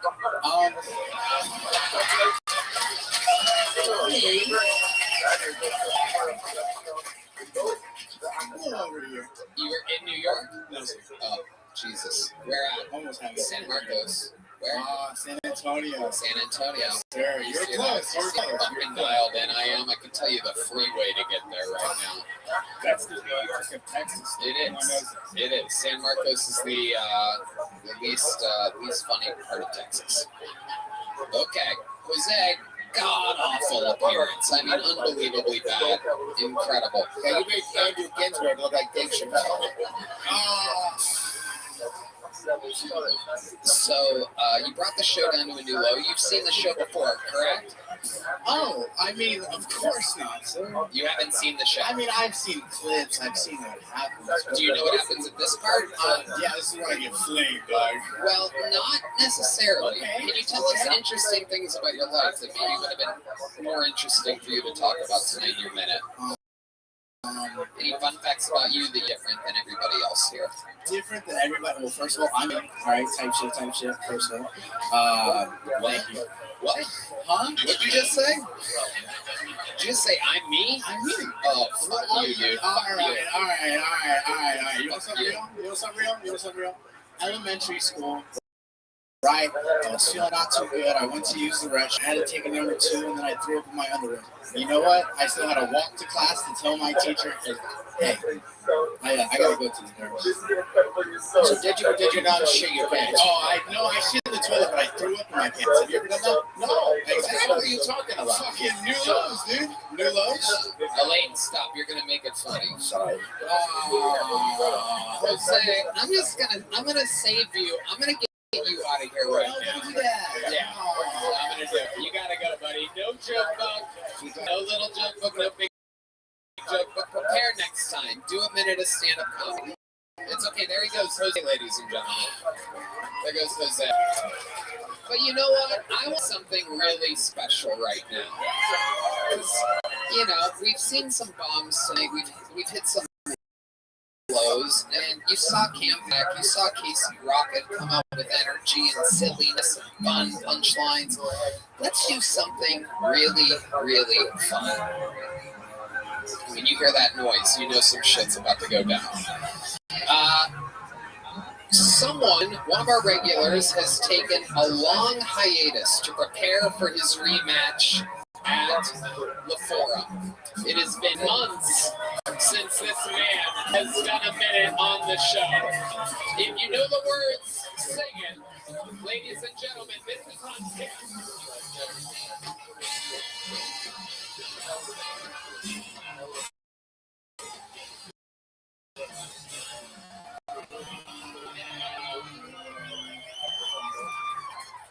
Culture is not easy. I love it here in Texas because I can say retard here. Just can't jerk off to them anymore. Just gonna picture it in your head like this. Yeah, love the ladies. You know, a lot of ladies get mad at me because they send me nudes and I don't send nudes in return. I'm like, why would I return a gift with a felony? I was recently in San Francisco. It's the mecca of Asians. I love San Francisco. It's the only place Asian women have asses. I was like, holy shit, is that an Asian girl with an ass or a 12-year-old Latino girl?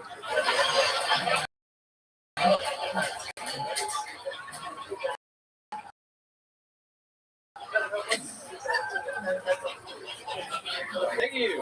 Wow, Hans Camp. I miss you, buddy. I miss you too, honey. Wow. The pop from the crowd was insane. The return of one of the all-time greats. You've watched him write and perform hundreds and hundreds of minutes on the show, and here he is, back, better than ever, still Asian. You could tell that he's coming off a weekend with me in Utah, which keeps being a running theme on the show because I did take him and Cam Patterson and Casey Rocket to Utah. And Hans is the only one baller enough to buy a shirt. Try to get the people on his side right from the arrival.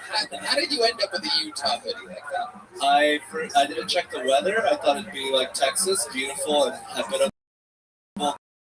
to human beings. Unless you're allergic. It makes you unfunny. Did you happen to see Andrew Ginsberger? Yeah, he was, he was there. Apparently he's allergic to jokes. My sweet, sweet Hans Kim. Elaine, what do you think about Hans? Well, as far as Asian comedians go, you're pretty good. Now Hans is very funny. Your jokes are always on point. You're always writing the new stuff. What is, so you got to Utah. What'd you see? What'd you do? I mean, Utah was great. The women are very beautiful. They're Mormons. They're beautiful, but they don't put out. So you can look, but don't touch. That's my policy. But I did do a little bit of touching. There you go. Yeah, how does Hans Kim find, what's your move on the road? You know what I'm saying? You slide into DMs, what do you do? I just hang around and wait for someone famous to invite women to the show. What? Okay. What the fuck, Hans? I don't even know what you're talking about. Why would I do that? I'm gay, remember?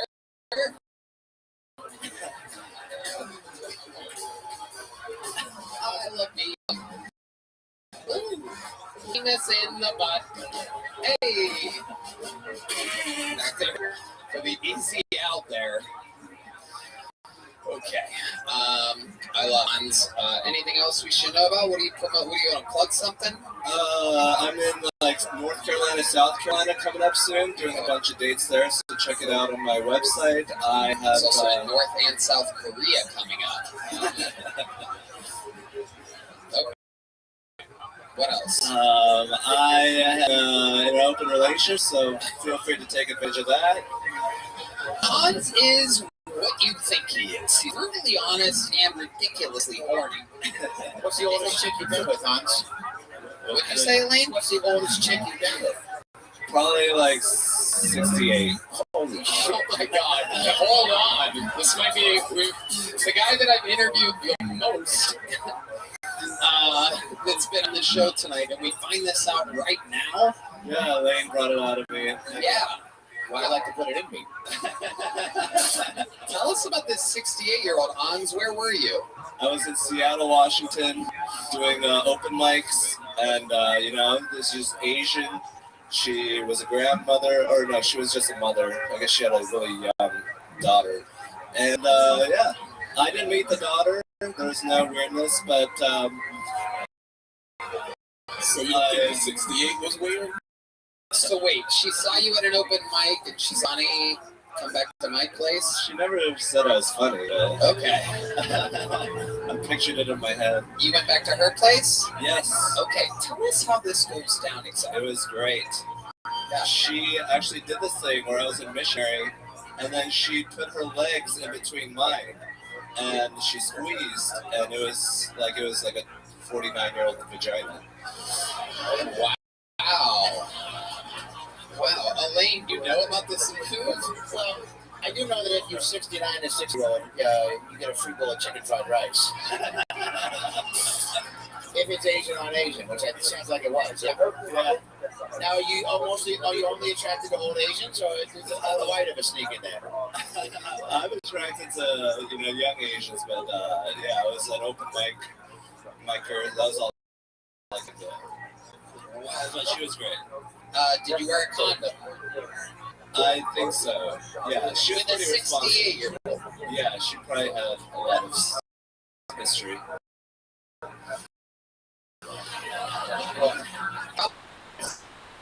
Pregnant, so I guess she was good. There's a lot of stuff. I've got a DVD of Frasier on my pussy right now.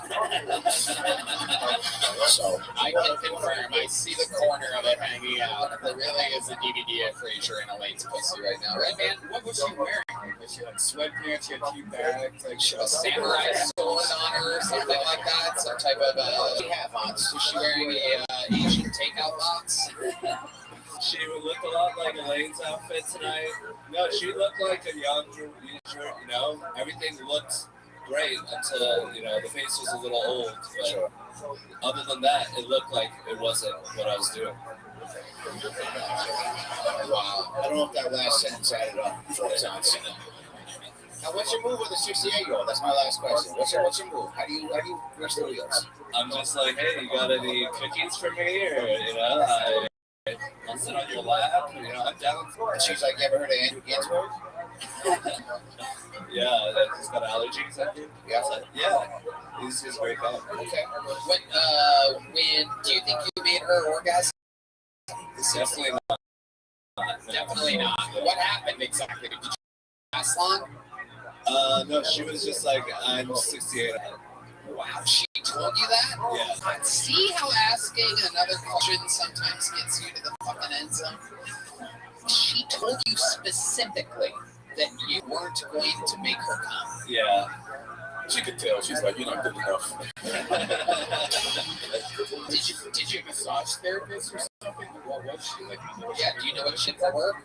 No, she was just normal Asian. So yes. What was her place like? It was like a house in Seattle, 2 stories, pretty nice. You walked in and you just heard.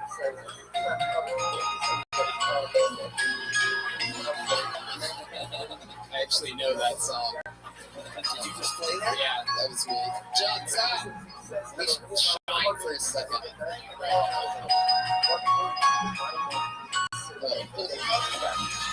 I'm backwards. I'm trying my best. Shut up, Julie! You ate a hamburger during sound check, you fucking faggot!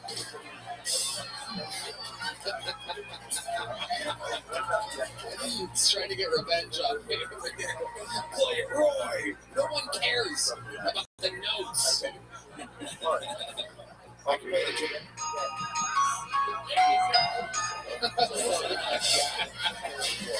damn it! That was it. The OCD and the MSG are all missing right now. It's incredible.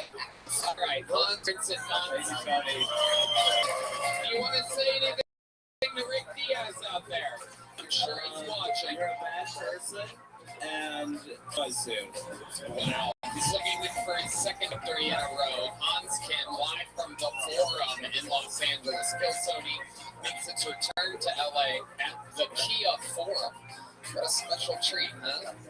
All right, the show's going long, but let's get one more bucket pull out here. Make some noise to your next comedian. 60 seconds for Maddie G, everybody. Maddie G.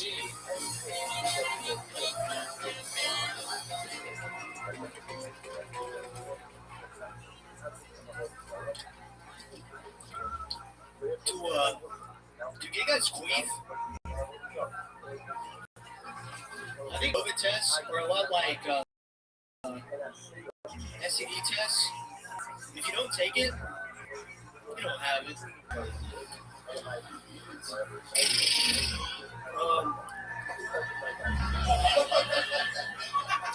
I've been taking biotin to grow out all my facial hair. I didn't know that biotin was a hair supplement for all your hair. I had a bush down there.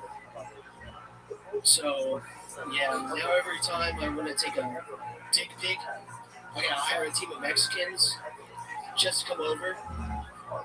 I've basically been taking Scott's Turf Builder for my balls. Yeah, it's real jungle down there. Jose does good work though. It makes my little bonsai tree look like a giant sequoia. Thank you. Let me tell you something. Let me tell you, I'm going to surprise everybody right now because you're like, oh shit, Tony's going to go ballistic. But you know what? You know what I liked about that? You bombed eloquently. It was beautiful. And with no tricks, no shaky mic, and I'll be honest, no selling. You didn't try to trick us. You tried your material that you thought would work. You delivered it like it worked. And then you kept going. You did the next thing. Ian Edwards. I agree with you, and he's not from New York. Well, I don't know. I think there's a chance you visited there recently. Am I correct? No, sir. Oh, okay, perfect. How long have you been doing stand-up? This is probably my, 10th. Well, you're doing just fine. 8 years. You did better than those guys. Fuck those guys. Okay. So, how old are you? I am 20 mechanical designer. What does that mean? I make desks for schools and everything like that. Okay. Lab equipment. Okay, very cool. What do you do for fun? You ride a motorcycle? No, I go fishing and stuff like that. Yeah, fishing. What else? Stuff like that. I used to sell guns actually. Okay. Yep. Illegally? Legally. Okay. There you go. You ever steal a bicycle from a retard? No, I can't say that. As they call it, a tricycle. That doesn't make any sense. All right. Now I'm dying. It's contagious up here. It's gone airborne. It's, guys, don't worry. It's the pollen. All right. So, Matty G, what's interesting about you? You have any special skills or talent? I did sell guns here at COVID. That was kind of crazy. People would come in with like their face mask still on, you know, sell them a gun. Is that the end of the story? Yeah, that's pretty much it, yeah. They come in, they say, hey, I'm going to should open with that. Thanks, yeah. What's happening right now? It's okay. We're going to get there. Matchy, you've seen the show before. What's something interesting in this interview portion that you think you might want to bring up at this part? Make sure everybody else. COVID is actually really good to me. Yeah? Tell me more. Yeah, so, like I said, I sold guns. So I would be the first one to, like, see all the ammo. For some reason, everybody would want ammo during COVID. I don't know, they wanted to shoot for COVID, I guess. I don't know. And I would take it, and I would, like, buy it at a discount. Where was this at? Austin, Texas. Okay. COVID also lined up with the BLM movement, didn't it? Yeah, it did. Yeah, so everybody's saying you think it was COVID? Do you think it had anything to do with the fact that there were riots in the streets in the many major cities? You're blaming it on kind of. I didn't want to say it. Ian, you're getting defensive like I'm a New York comedian. I am defensive. But I live in California, right? So the first day of COVID, I was at the and everybody. He's so stupid. He thinks you guys will recognize the Tonight Show feed because it's filmed in Burbank. They just cut off the Ian for that And reference. everybody was buying guns. They were. Okay. I didn't even know they had gun shops in Burbank. Yeah, they have that one across from like the Costco or something. It's a big one. It's like more than you could. Like, I just drive down the street and see line here. I don't know what people thought was going to happen during COVID, but when he says he works in a gun shop, he sold a lot of guns. I get. What's the most suspicious gun you've ever sold? Did you ever sell one to a guy named Jerry Carlin? No, but I did have this one situation where this couple came in, white dude from like East Texas. And he was like looking at the gun, and then all of a sudden, when it came time to do the paperwork for the gun, he was like, "Nah, he's gonna buy it." And it was a black dude. So, Ian Edwards. Did you say it like that? Check it. We're gonna go to our senior African American correspondent, Ian Edwards here. Yeah, now it's his theme song. It's no longer the Tonight Show theme. Hit this red man. Hey, it's time for our black correspondent. Hey man, do me a favor and say black dude again. Black dude. Are you a friend?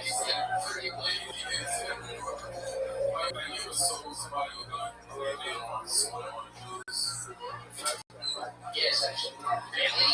Yeah.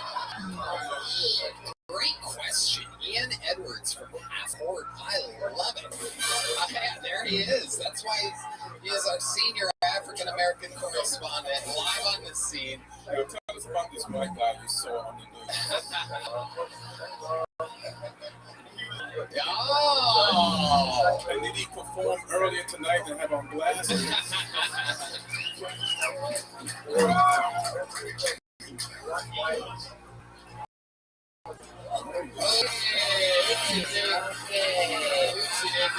Thanks for coming. Oh my God. All right. Maddie, here's a little joke, but good stuff, buddy. The show's going too long. We're in overtime right now. I realize we didn't have a female stand-up comedian tonight. So in order to make up for that, I pulled out of the bucket until I got a lady. You guys ready? No bucket full of the night. 60 seconds uninterrupted for Kelly Quinn, everybody. Kelly Quinn.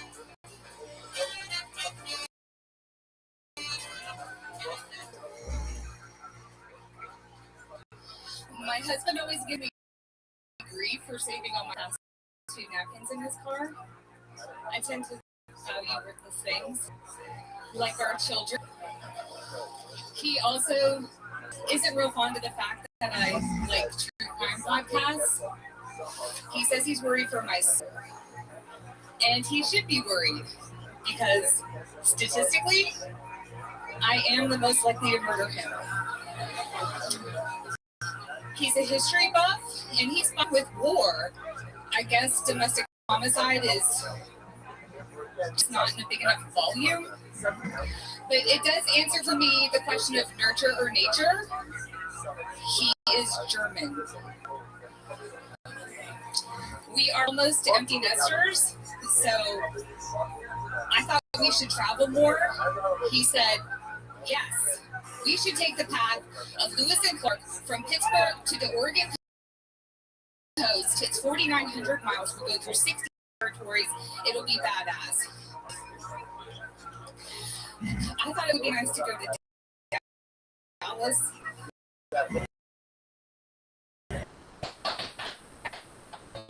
There you go, Kelly Quinn. I seen you from the mirror there. I knew you, Kelly. That's the horrible. How long you been? This is we go to the same stylist. I've got a gynecologist. She's doing better. You look good. You look good. No, you're adorable. Very, very interesting, Kelly. So you started 2 years ago. What made you start? You seem like the kind of person that would write blogs about how you hate stand-up comedy and about how it's ruining society. And here you are out here going and calling your children worthless with a big smile, having fun, thriving. I love to see it. Normally you're asking for the manager, and here you are out here. There's a ruckus in the crowd. People are breaking glasses over their heads. They're so excited for you. It's Kelly, not Karen. Oh. Did I call you Karen? You said I asked for a manager. You look like a Karen, though. Yeah, absolutely. No doubt about it. Have you asked for the manager? I have but to give compliments. Whoa, look at that. Wow. She's like,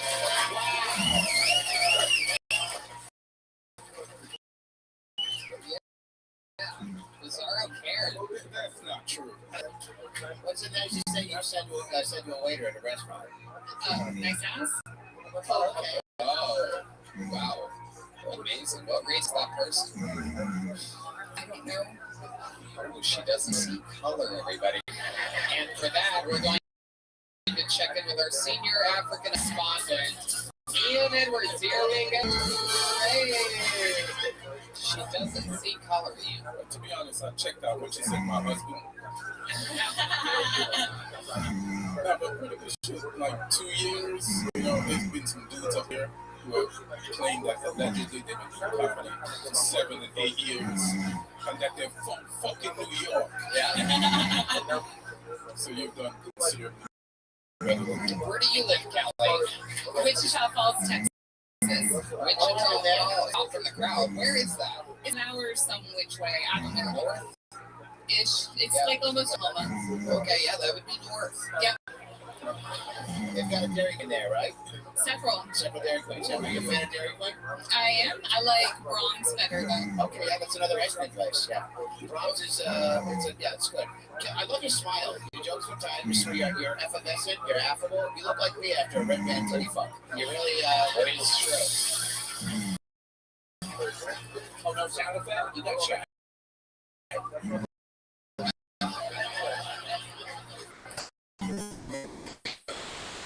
That's what he came up with on that one. Did you used to have a job? You have a job? I have a job. I'm not that old. What do you do? I'm a classic rock DJ. Are you serious? On like an FM station? Yes, real terrestrial radio. Wow. Do you have a special DJ name? Kelly Quinn. Kelly Quinn in the afternoons, mornings? Midday. So let me play a lot of bare naked ladies and show Ray. No, it's classic rock, not shit radio. Right.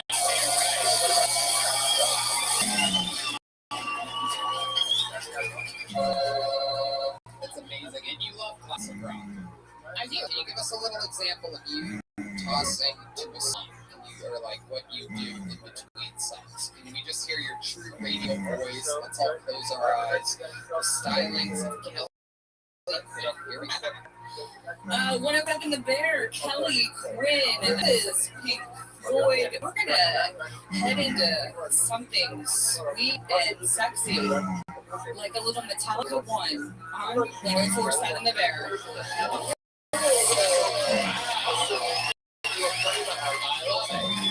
I love it. And now we're going to do something special. We're going to have, a lot of people might not know this, so I didn't tell you guys, but Elaine also is an afternoon DJ. The Afternoon Drive with Elaine, 95.5 KLOS. And here is an example of Elaine DJ. It's 6:23 out right now. We're playing the Phrase and Pays. John Mayer, we got free John Mayer tickets to see him at the Palladium tonight. Go on the Phrase and Pays 102.5. Be careful outside. It's here. Ready for comedy for the Masters. They're falling outside. You don't want to fuck up your one chance on Phil Tony. Calling right now. 915. Get two free John Mayer. We're going to sit down. Call right now. Hello. Yes, it's me, Redman. I'm looking for a titty box.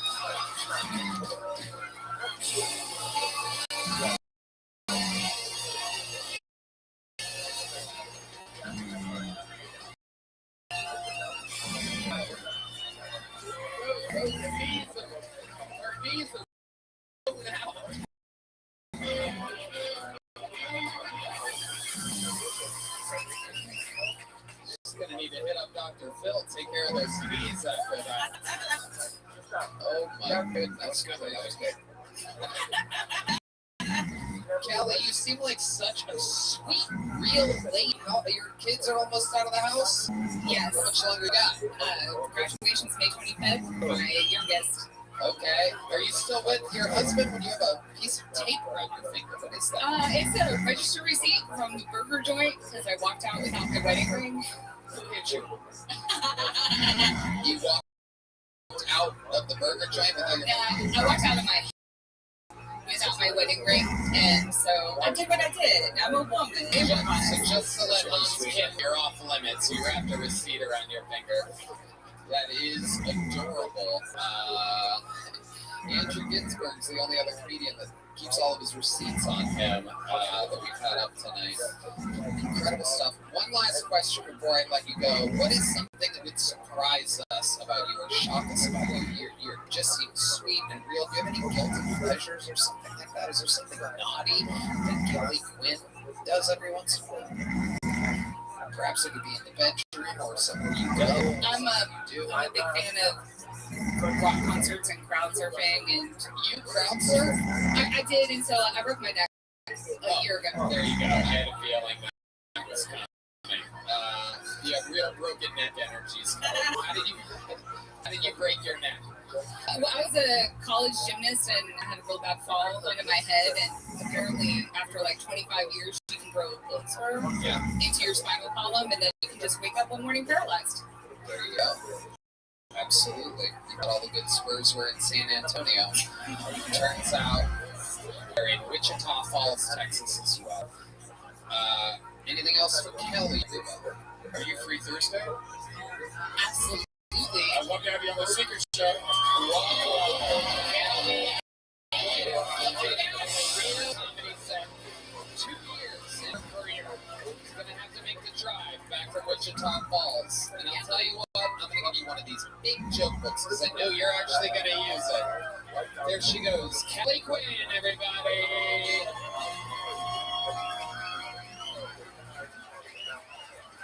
Look at them, two best friends. Look at the shoulders on Elaine. I mean, unbelievable. What defensive line woman are you? Or a fucking thick piece of meat. You know that, Elaine? Well, I'm also Casey Rocket's bodyguard. Oh, wow. Look at that. Okay, a show like this, there's only one way to end it. Ladies and gentlemen, the Hall of Famer, the record holder of appearances all time, interview set, 2 minutes. This is him, the Wichita Falls Wibbly Wobbler, the Memphis Strangler, the Vanilla Gorilla. This is the Big Red Machine, William Montgomery.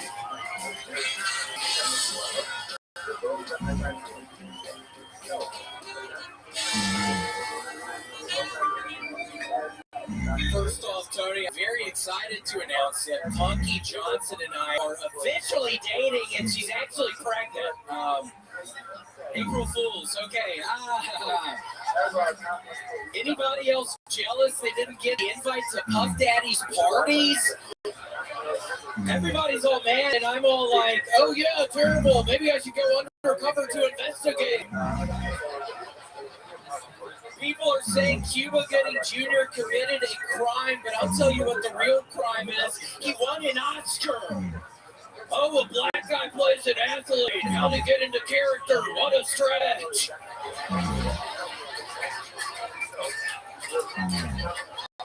As a defense attorney, I must advise that admitting to shooting the sheriff, but then claiming you didn't shoot the deputies. Okay, that's my time. Thank you, Tony. Brilliant joke there at the end. Shooting the sheriff, but not the deputy. Wow. Amazing, William. You did it again. Another unbelievable set. Very, very fun. How do you feel? I feel pretty good about the fact that there is now a dead squirrel up in our chimney, and it has been smelling like death past 3 days now, Tony. And I actually had an exterminator man, and he starts telling me, oh, I can't go up on the roof. If I go up on the roof this one way, I'm going to roll off and die. If I go off the other way, I'm going to roll off and die. And I'm like, dude, you're not just a friend. I'm trying to fucking pay you money to get rid of this fucking thing. Or you just give me excuses, you dumb piece of shit. This is why you're fucking getting dead squirrels out of people's fucking chimneys, because you're a dumbass, you motherfucker. He's giving me all these excuses, Tony, and I just want the smell gone, but it's going to be Wednesday, so I have to live with it for another couple days. That's what happens when your exterminator's last name is Ginsburg. Yeah. Actually, I'm allergic to squirrels. I can't get up there. I'm allergic to rooftops as well. I do not perform well under these conditions. God, Tony, I had to stop myself. I was fucking holding the microphone like this dumb New York pieces of shit.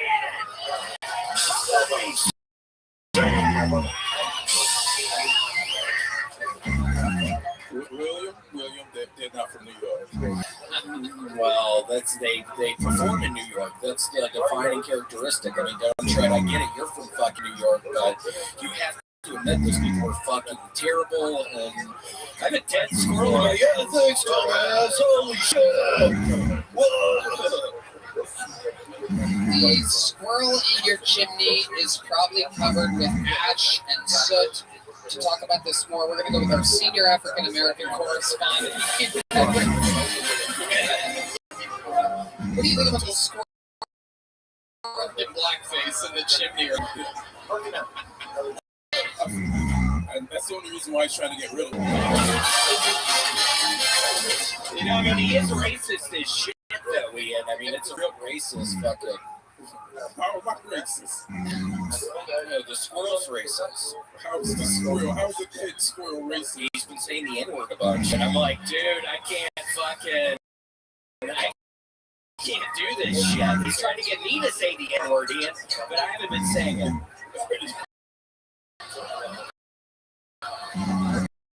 I haven't been saying it.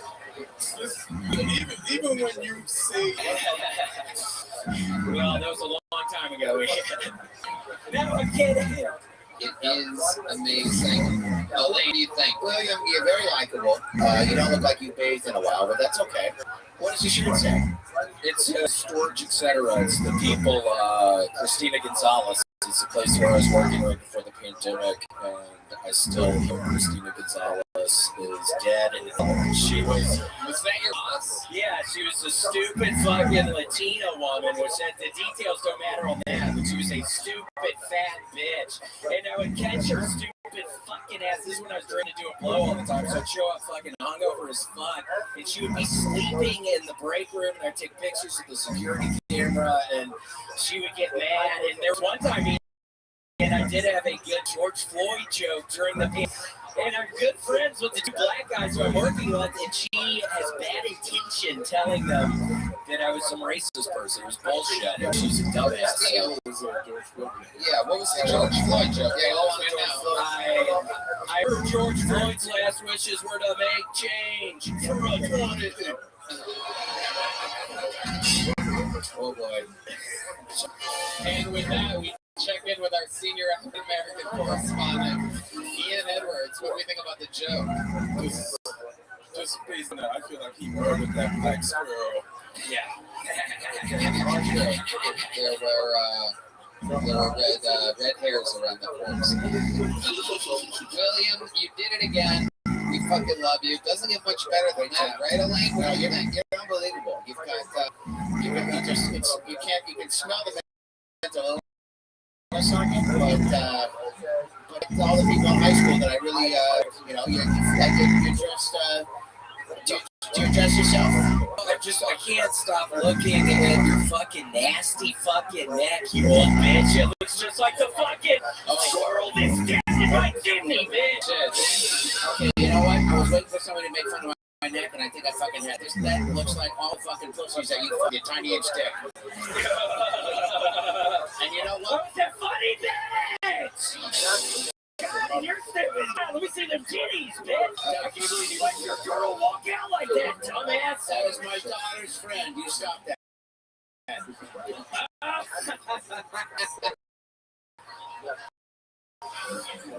William, I guess I'm getting angry on. Red Man News. There you go. Thank you for being a friend. Traveling down the back. I guess what I'm trying to say, William, I've never seen a ginger I like. I've traveled the world. I've seen everything. And tonight has been the greatest night of my life.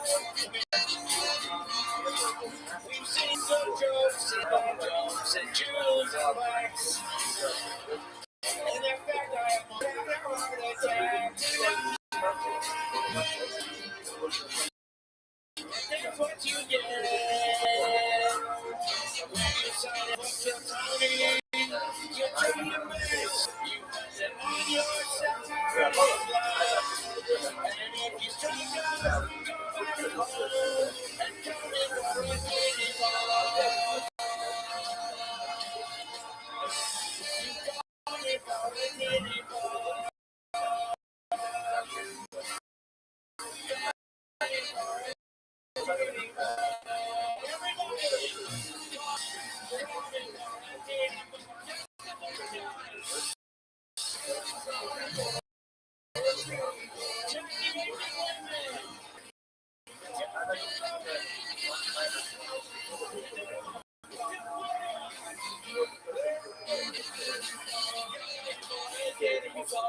There you go.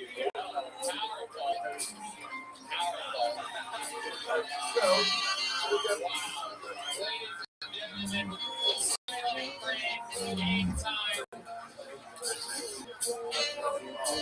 If they're still sponsors, we'd like to thank them. Have one more time for the great William Montgomery.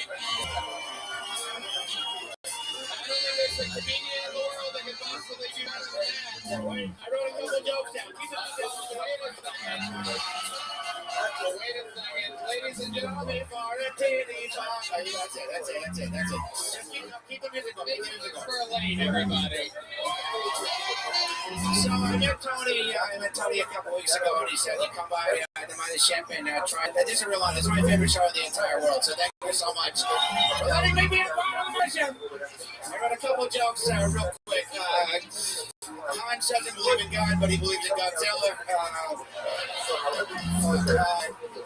Shit. If Karen Madison's here, who's punching women in the streets of New York? I don't know. Casey Rocket looks like a OD on cookies. Hans Trivia, you look like an Asian Disney character named Goofy. What else? Okay, Cam likes rocks, Casey smokes rocks. Casey, you look like a dollar store version of Rittenhouse. Comedy hasn't come easy to Hans. It takes a lot of drive, which is hard work. And then I just got some pickup lines from Red Band that he texted me late in the middle of the are you Hurricane Katrina? Because you're blowing me a can I come on your back? What else? Cam looks like his first special was released on a Ring doorbell camera. Call me for a titty bar.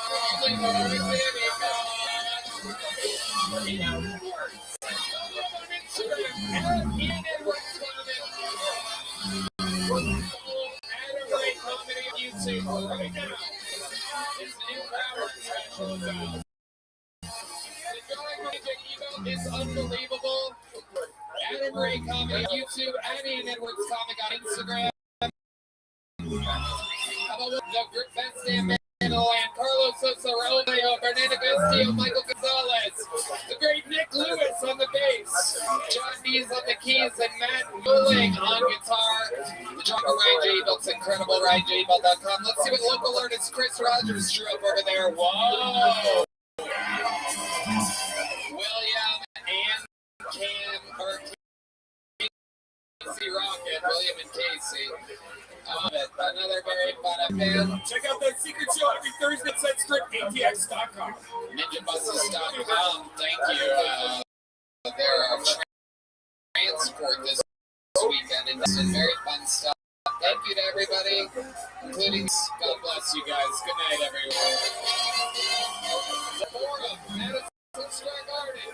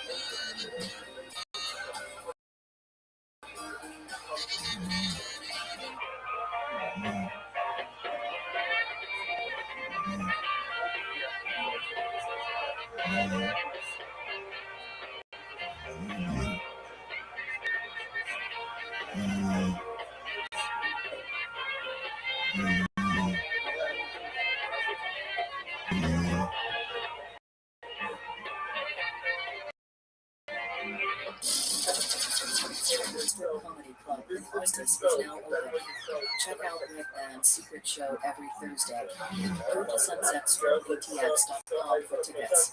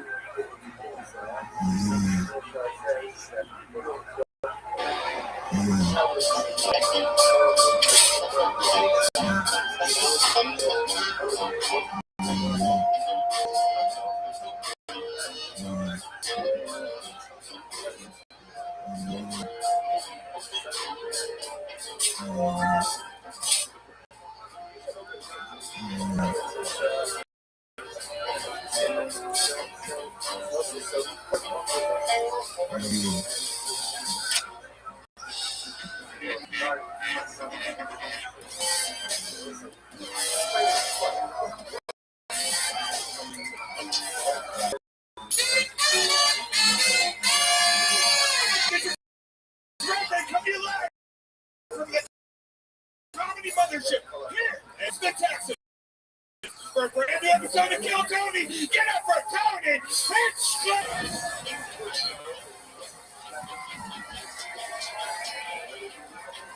Who's ready for the best fucking night of their lives?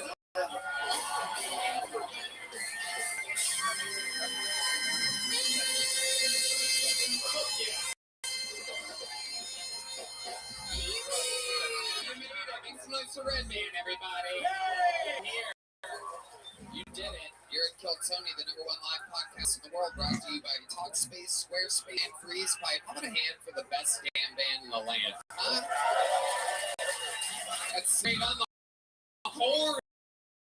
Carlos Sosa, Raul Vallejo, Rio. Michael Gonzalez on the drum. Matt Muelling on the electric guitar. Sean B's on the keys, right by, and of course the great Purple D Madness on the bass guitar. Before we get started tonight, here's a little bit more from the amazing sponsors that made it all possible for you.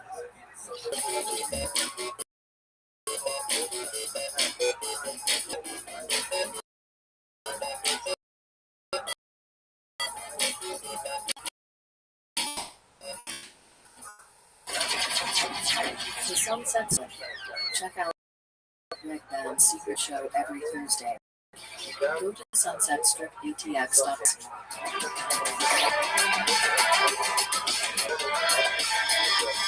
Who's ready to start tonight's fucking episode, huh? Well, as you may know, I book every single episode of this show. This one has been not years at the same time. How lucky are we? All-time greats, ladies and gentlemen, are David Tell and David Spade.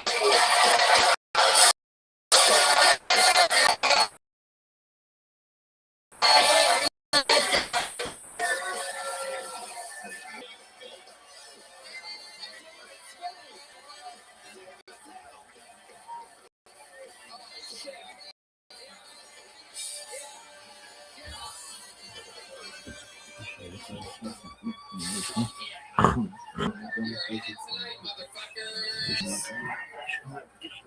Tell, the new special hot cross buns on Thank you, Tony. Welcome back, Dave. And there's no better place to picture than Austin. Thank you very much. Hell yeah. You had an amazing weekend here. I came to your show last night. It was unfucking believable. Truly one of the best in the world. Well, you know what?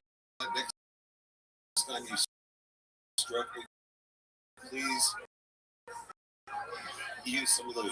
I love it. David Spade, your first time on the show. Welcome, welcome, welcome to Austin. Welcome to the Tony. The Super Hot Podcast with Dana Carvey, available everywhere. Yeah. But tonight you're at Tony. Right. They go in the wrong room, but it's supposed to be a traffic school. Now, thank you for having me, and this is going to be a great 7 hours. I cannot wait. Yes. We're going ready to hear some jokes. We are going long tonight, and lucky for us, over 200 innocent souls signed up for the opportunity. 200 plus, over 200. They're all piled in at a bar next door. The great Poor Choices here on 6th Street. And they've probably made some poor choices tonight because some of them are wild. Anything can happen. They get 60 seconds uninterrupted up and you hear the sound of a kitten.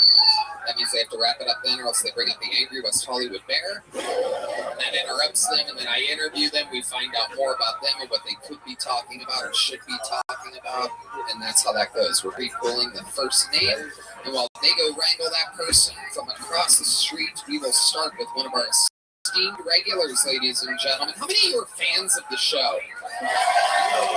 Well, as you may know, Kim is taking a little vacation right now, and we have had a thunderstorm of a new regular, absolutely force of nature, a cold-blooded assassin.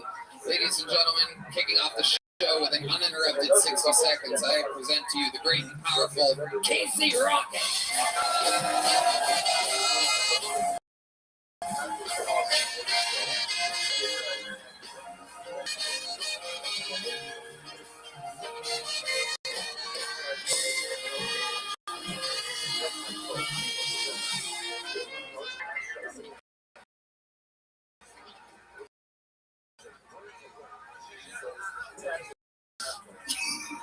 Something, girl.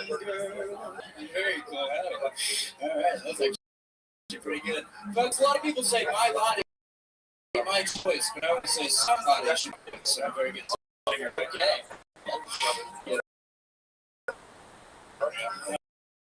It's like a Shirley Temple. It's where they put a Viking in and put it in a couple of Flavor Aid and said I live for the first time in my life. I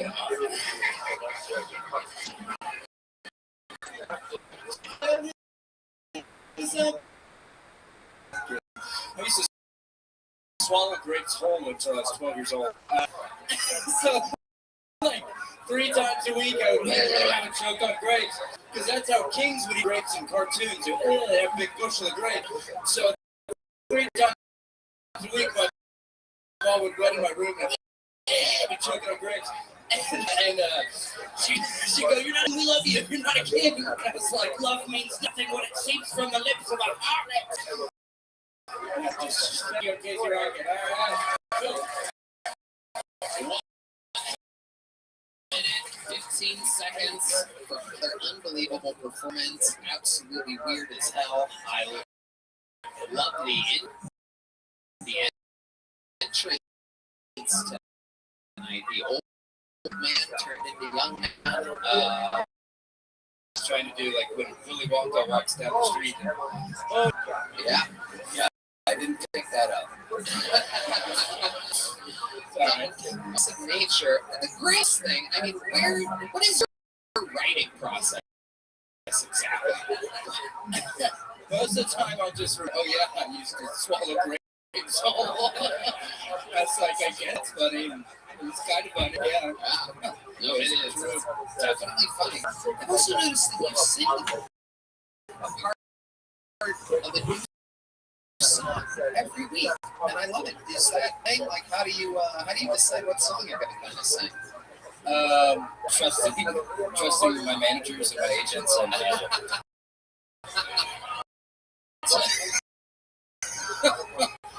down the grapevine, they can tell me that they want to pump up the charts. So part of the Nashville scene. So Nashville, right? I love it. This weekend with the great William Montgomery. How'd that go? Where'd you guys go?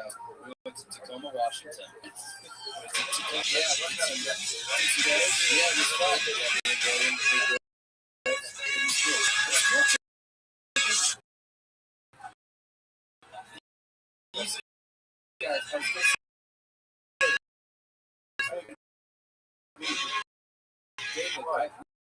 We've already met. Do you remember when we met? I'm kidding. Don't get it. I thought you remember. A Walgreens print shop. It's sort of. Me and David, we've been friends for years. That was with the Mucinex guy. Oh, Dodgers fan. It was so weird. It was so weird. Yeah, that was kind of cool. He was wearing the same sunglasses. That's cool. Look. You guys take it in the ballgame. Yeah, it's a good time. We called it an early night, and then we went home, and the Space Shuttle Challenger exploded. That took me off guard. I don't think they're romantic about it. That's not how you would end any night at the ballpark. And so we're watching it, and it's still happening. Guys, in the morning, we stayed home, right? I love it. Sometimes Casey can't pick which one of two pictures he wants to use his phone. We're watching it, and we're kind of taking it out. Thank God we couldn't take our eyes off that. Amazing. So we start up, you face the camera on that one, so everyone could really see that he was watching it. That is incredible. You don't remember any of this, David? No, it feels a little AI, but I don't know. I don't mind it. I didn't know. Yeah, we decided we were going to stop it from ever happening again. We suited up commando style, and we shut down NASA from the inside. Wow. Well, those were the days. Yeah. Anytime. Yeah. Well, it's good that you're used to doing this because for your next gig or your whole website, wilting for food. I think I thought this one was kind of fun because it's the ending of Fight Club. So we're holding hands and we're like, I met you at a very strange time. Oh, the Mucinex is also in the corner of that one. Is he? Yeah. Yeah, he's down there. Good at that dude. Absolutely crazy crowd, bugger. David, Tell, you ever seen anything quite like a case? I've never seen a guy so lonely with a laser printer. Are we that?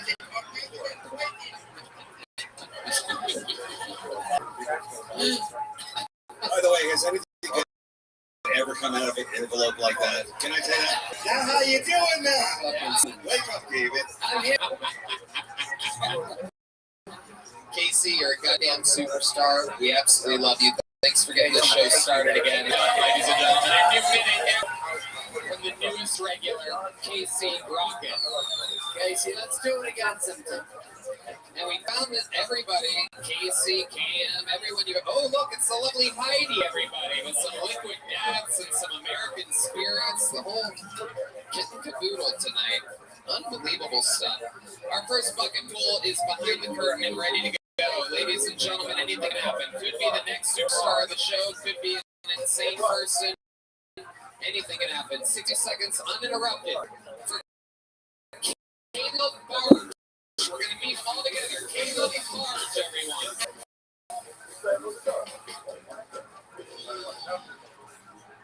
How's it going? Cool. I was raised really religious, and my parents put me in a public Christian school. And they taught me that we were created by God, and we did not evolve from monkeys. If anybody here believes we did not evolve from monkeys, I want you to go home and Google foot job porn. Have you seen that shit? Foot job porn? Girl jerking a dude off with their feet. That's the most monkey shit I've ever seen. Raise your hands up, the bananas. I found this thing like it's popcorn.com. My dad was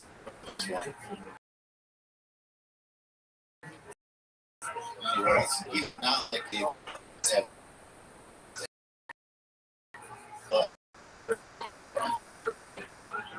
he's like, dude, they're not doing it right. Every hole in the human body has a non-sexual function, right? Everybody get a blowjob or somebody in a situation. A sandwich. You guys are all solid minute. Dave, you came a little under. Yeah. How did he let me out? No, yeah, it was right there. Yeah, nailed it. David Tell. I would say, Caleb, of course. Yeah. I thought you were Ezekiel, but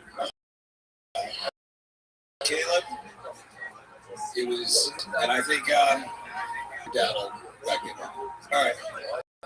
I liked him. Yeah, I think the energy was just right for the situation. Yeah, it was good.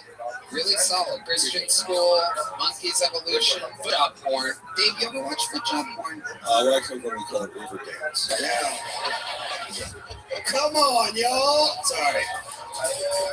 I'm getting ready for the little room upstairs. Caleb, how long have you been doing comedy? 13 years. 13 years. And before that?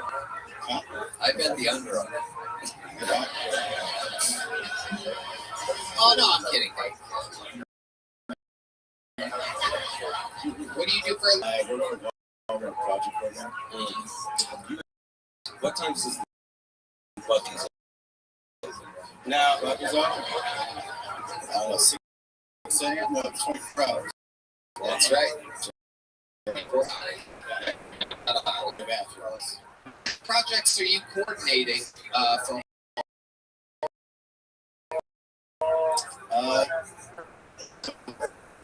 Job.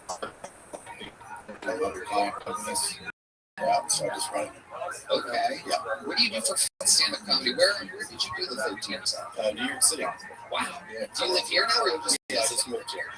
How long ago? December. Yeah. What do you love about Austin? Anything stand out to you so far? Yeah, I mean, I got really tired of New York City. I mean, I like just because you can actually walk around. There's not really fucking people. So I really enjoy that, and the food's great. You know, I really like it here. So, all right. Yeah. Well, what do you do for fun, Caleb? Tell us something about your wild side when you're doing stand-up. I did some traveling the past few years. So, yeah, I went to Costa Rica. Okay. Nice. So, yeah. I got a vasectomy there. Yeah. Was that here? Of course. Whose idea was that? That's the place. The old Costa Rican vasectomy. It was $250. I put it on a credit card. I was like, hell yeah. Wow. Yeah.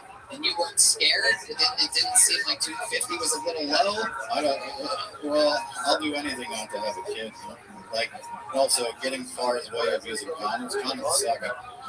I'd rather just do that. But yeah, it was actually a very pleasant experience. The doctor told me a joke before he did the operation. It was good.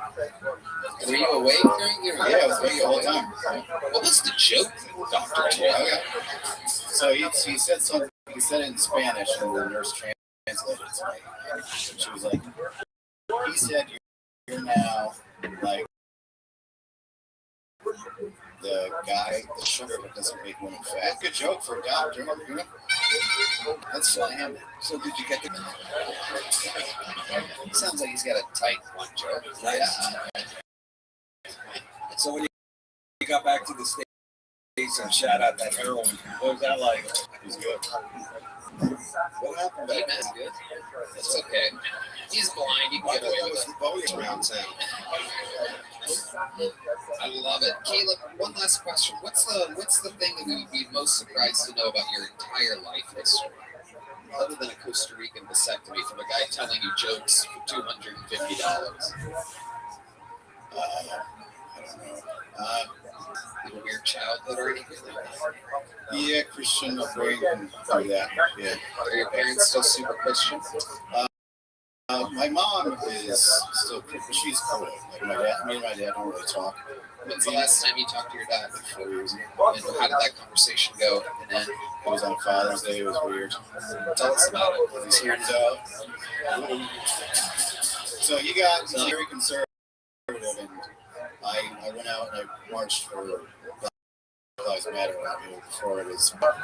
And yeah, they scammed me. That's the YouTube channel over. Yeah.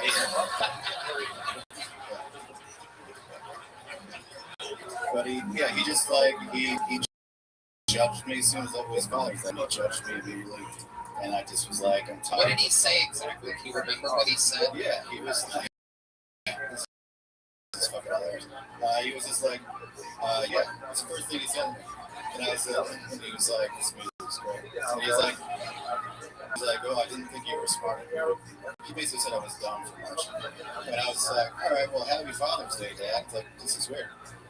Wow. Yeah. It's been 4 years since you called him? Yeah, just tired. I should unlock her up there. You want to call your dad and tell him, can we call your dad and... I think we should call his dad.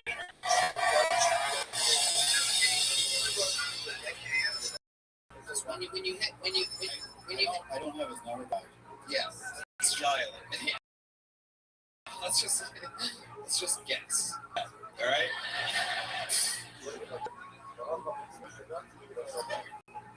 Okay, put it on speaker and put the butt of the phone up to the microphone. Speaker. The butt of the phone, the bottom. There you go. Right to the tip, not the side. You have a hard drive in there. What's hanging from the bottom of your phone? It's not even ringing. Are you out of data? You have daddy and data issues? Is it on speakerphone? Tony, It's on. you've taken this into a new level. Watching a guy make a phone call. It's incredible. That's a lot. Okay, no, don't put my voice on. Okay, well, there you go. There you have it. So he still hasn't forgiven. I guess I'll have to connect with your dad. I can connect with him through QAnon. You know? Yeah, I think he's in that shit, actually. I love it. Well, we tried, Caleb. Solid minute. Congratulations. Here's a little. Actually, you know what? Here's a big joke, but it's good. But Caleb March, ladies and gentlemen. And that's how it starts. Congrats, Caleb. All right, we got another bucket full. We're going to keep it moving. Make some noise for your next comedian. 60 seconds uninterrupted for J.P. Lambiase, everybody. J.P. Lambiase. Here it is, J.P.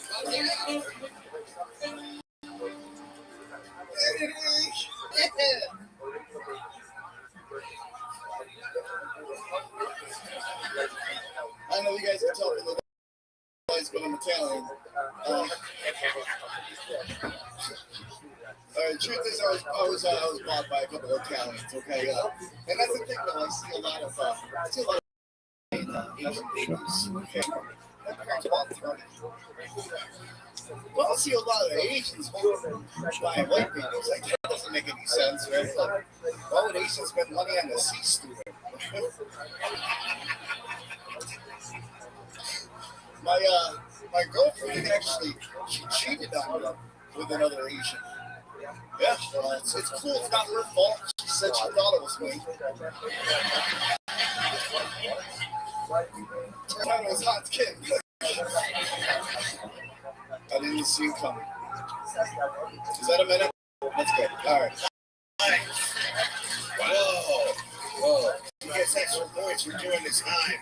Exactly a minute. Welcome to the show, J.P. Lambiase. Is that how you say that last name? You do not look like a Lambiase. It was a friend. It was an Italian name. They made it French, so it's Lambiase. They wanted to get over for good. So I guess. Which coast did they come from? New York. You're really Italian? I'm a New Yorker. Yeah, I was actually raised there. Hey, hold on. Whoa, get a test.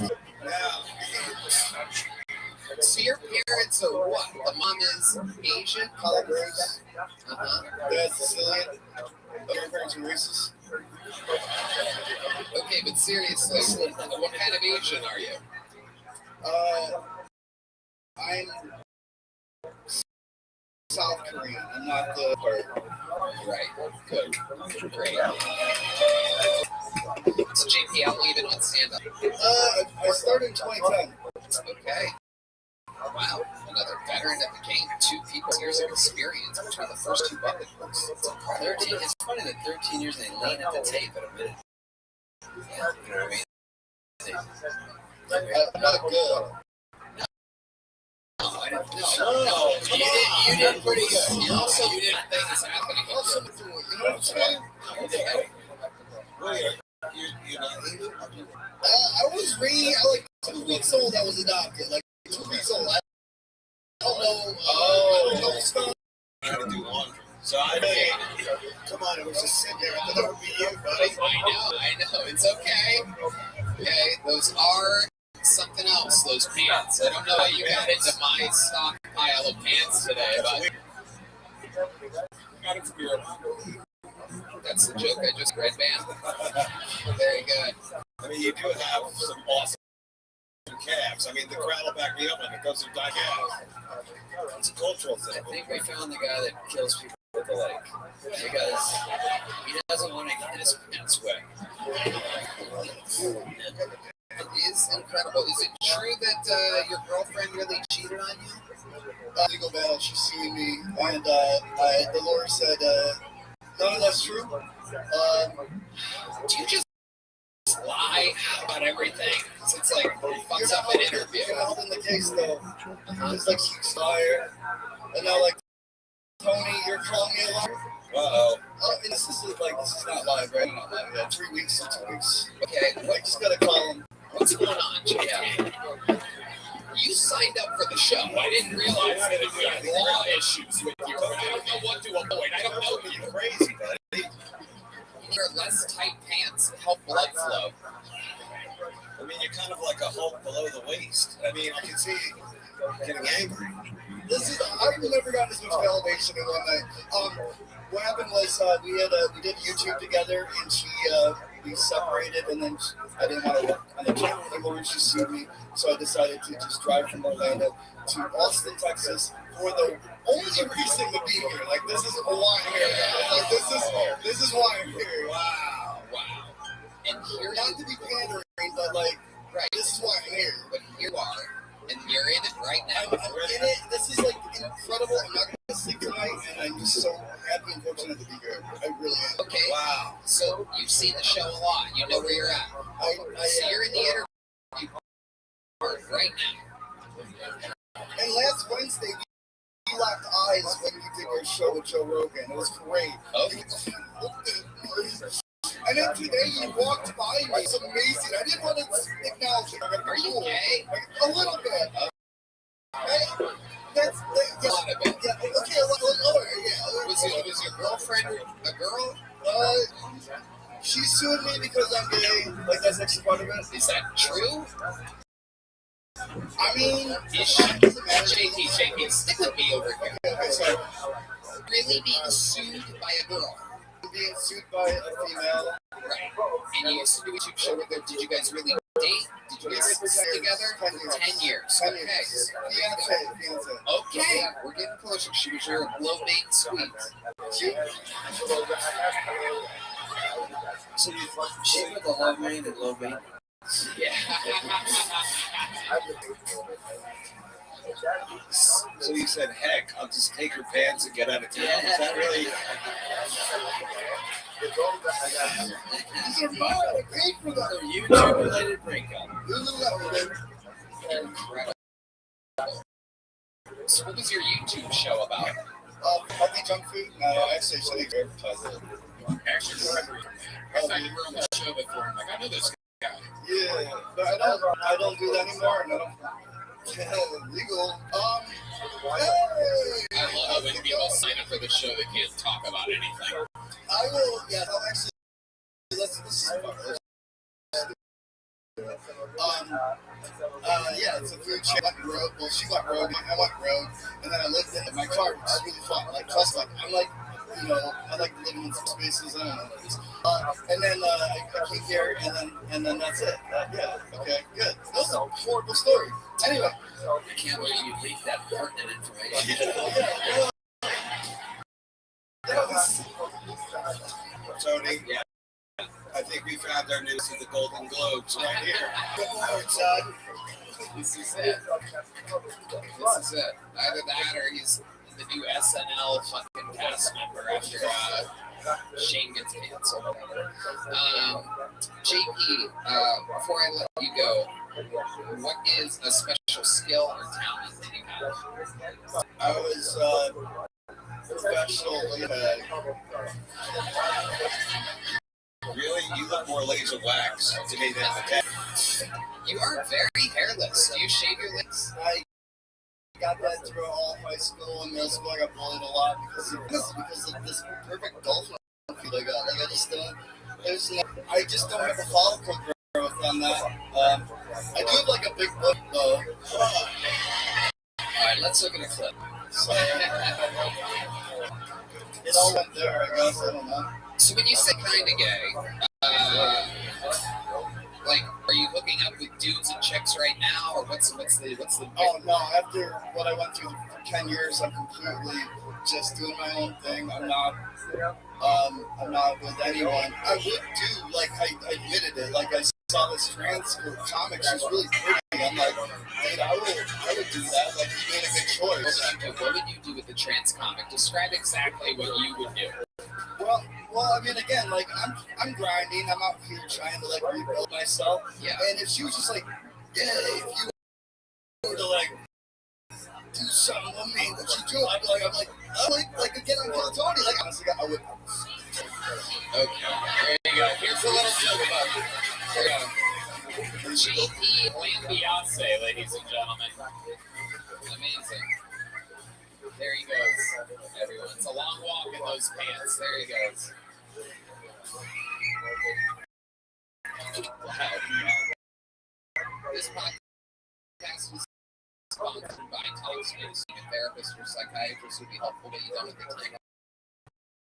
Try Talkspace, but line Talkspace is making getting help you want easy, accessible, and affordable. Sometimes that happens. You talk to a therapist. Why don't you get a therapist through Talkspace right now? We can help you shift your perspective and tools to cope in difficult times and be a guiding light. And I love therapy and I find it so helpful, Tony. Talkspace makes it easy and affordable. With Talkspace, you can sign up online and get a personalized match with a provider that's right for you, typically within 48 hours. It's incredibly convenient to have virtual sessions with your licensed therapist from the comfort of your home. There's no need to commute to appointments, miss time at work, or line up childcare in order to attend sessions. It's mental health made easy. You send messages to your therapist so you don't have to wait for your next session. And as a listener of this podcast, you'll get $80 off your first month with Talkspace when you go to Talkspace.com/Tony and enter promo code SPACE80 to match with a licensed therapist today. Go to Talkspace.com/Tony and enter promo code SPAC80 to get $80 off your first month and show your support for the show. That's Talkspace.com/Tony, promo code SPACE80 right now. Hey, y'all, this podcast is brought to you by Squarespace, the all-in-one website for entrepreneurs to stand out and succeed online. Whether you're just Space makes it easy to create a beautiful website, engage with your audience, and sell anything from products to content to time, all in one terms. Right, man. I love Squarespace, Tony. When building a website, I trust no one else. Sell exclusive content on your site by adding a paywall to sell memberships, courses, or sell files your customers can download, like PDFs, music, ebooks. You can upload your content, organize your video library, and showcase your content on beautiful video pages. You can even sell access to your video library by adding a paywall to your content. Easily manage your clients and invoices, from vetting, letting to vetting leads. You got it. From vetting leads to receiving payment via invoice. One streamlined, customizable workflow. One streamlined, unedited workflow. That is incredible, Red Band. Head to squarespace.com for a free trial. And when you're ready to launch, go to squarespace.com/Hilton. You can save 10% off your first purchase of a website or domain right now.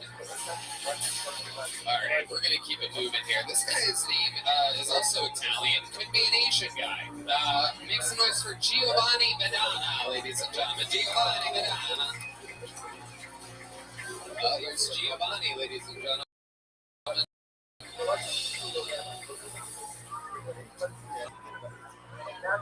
So this kind of a long relationship.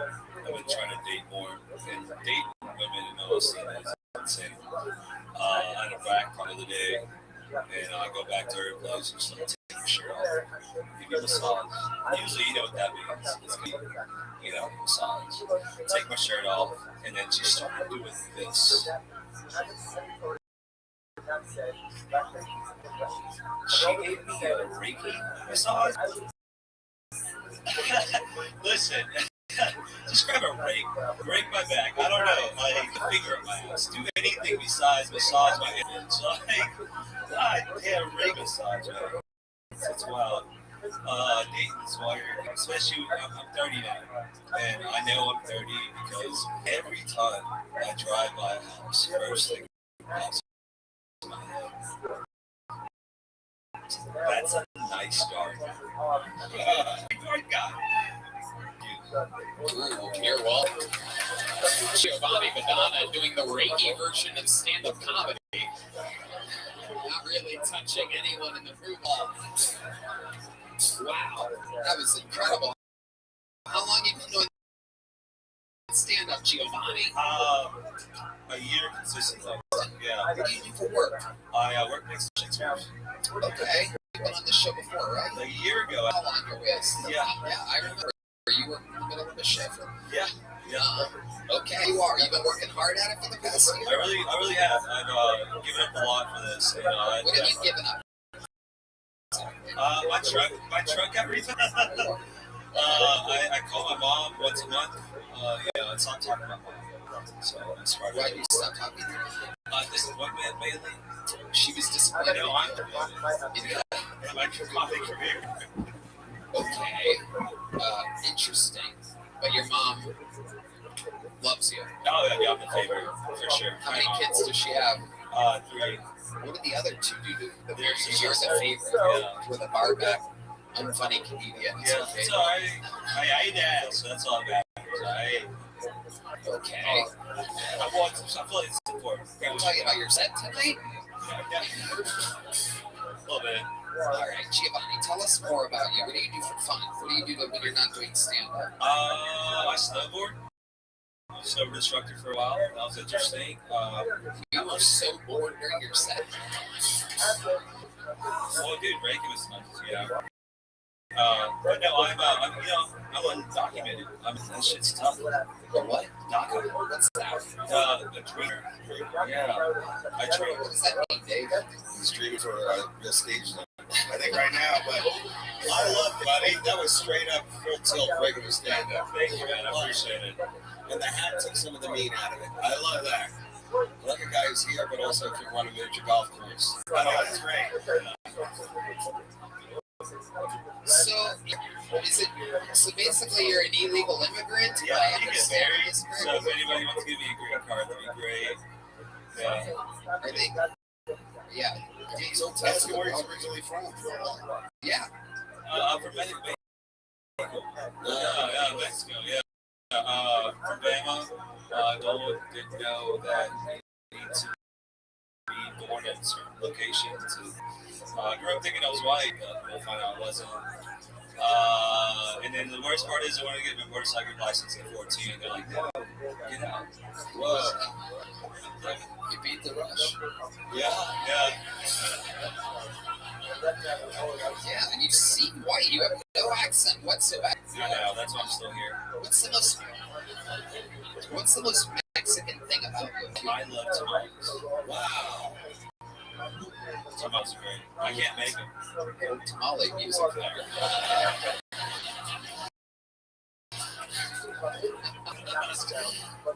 Really sweet, brother. It's something you don't really see in Texas. Now, dude, I'm sorry. Yeah, no, you go ahead, Dave. No, I was just gonna say, dude, have you ever been back to that way to do stand up?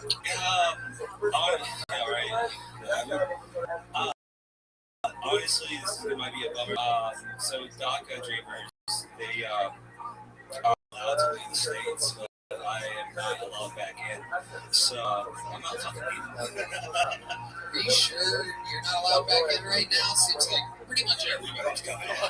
True, you're right. You think you're going to be the one that they stop? They're like, no, let the bus floats through. That guy with the checkered hat and the motorcycle, no good. Oh, you have a towel on tonight as well. It's like a trademark. It is. Hell yeah. I don't think they let you back in. Sure. Seems like you're safe. It's like you get on base and call it to the mountain, the umpires. Yeah, I don't know what that means. Well, you need to learn this for your test to become an American. That's why I need a green card. You better study. You better study. Okay, Giovanni Madonna. Anything else crazy we should know about you before we let you go? Green ass. I love. When you say I love black beauty and white drugs. You know. What if you're next mayor? Come on, guys. Is that true? Black booty and white dress? Yeah. Okay. Which one do you like sniffing the most? Have you ever done tape time? No. That's pretty nice. You should try. That's great. So when you say you can go straight forward, right from the gun? Yeah, spit on it first. You go. Oh. Yeah, for sure. I don't buy it. I don't buy any of this. Should we see if I'll do the white drugs. First of all, a guy with your background would not dress like this, all right? He at least would iron his slacks. I mean, come on. Dude, that's so funny you say that. I'm so conscious about that. About what? Wrinkles. All right, well, you know what? Interesting. I mean, I am. If it doesn't work out here, there's always Canada. You know what I mean? Come on, buddy. Let's shoot the dream. Look at him and let him stay. last time you were on, you got the little joke book? Little joke book, yes, sir. There you go. Go fill it up jokes, Giovanni. There he goes. My dog ate it. Giovanni, do you have a dog? 2 dogs, one is pit bulls. You have 2 dogs right now. Yeah. They're at home. Where's home? The ghetto. Riverside. Yeah, first time I moved in there, first thing I heard, Let me in, bitch. and an hour later, across the other way, bang, so, yeah, good chance. You know what to talk about. That's a good one. Giovanni Madonna. There you go. Right back, next story goes.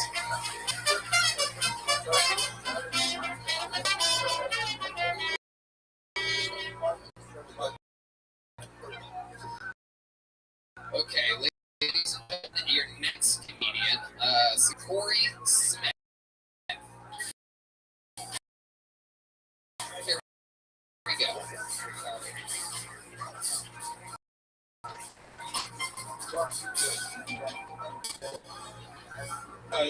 I'm just having hair. I miss taking chances. I used to stop by like a random house business just to get a haircut. You know, they don't have an actual sign, just like the number 7 and the scissor hook. Break that down for the 7. That's how much the haircut costs. The scissor hook means they don't speak English. This place in Chicago, this lady knew I didn't speak Spanish. What she would go is takes me to a chair, sits me down, wants to do the whole thing without talking. George just picks up, covers whole heads to my head. He goes, eh? I said, eh? He just goes, eh? I don't think there's a third choice, so and then she just proceeded to give me the haircut she assumes all white people get. Top 3 haircuts in my life. Business. All right, thank you. Well, wish you would have cut some of those jokes out of your set tonight. Yeah. Corey Smith, absolutely. The first thing that you said, I'm bald. No. What'd you say about Bald. I got really confused there. No, I heard Paul. Sometimes the audio ricochets a weird way. But indeed, you are bald. I am. Why did you say that when it's obvious? It's like a butchered up old joke. I'm usually a storyteller, and that's like the only thing I can really fit in this. Okay. Dave. But as the new guardian of the galaxy, let me ask you. You kind of have like a superhero with no power. Feel that? Yeah. Thanks, boo. Okay. How long have you been doing stand-up, Corey Smith? Going on 11 years. 11 years. There's a lot of areas here tonight. And that was your best minute you said. No, that's the only that I can fit. I've got like 7-minute bits and 5-minute bits. Couple 4-minute bits. Yeah. It's like a thread. Yeah. It's incredible. Maybe you should be on Ellen. This sucks getting roasted by the fucking hero right now. But one of them's named Dave, but holy shit, dude. Okay, there you go. Way to bring down the mood even further. Digging himself. I thought you did great, buddy. So, what's next for you, Corey? I'm gonna cry this off and finish my fucking bullet bourbon and chill. We're playing Yahtzee outside. Whoa. Yeah, dice on the street, 6 string. I believe right here they call it CeeLo. Yahtzee, no wonder if it's moving on. Sounds fun.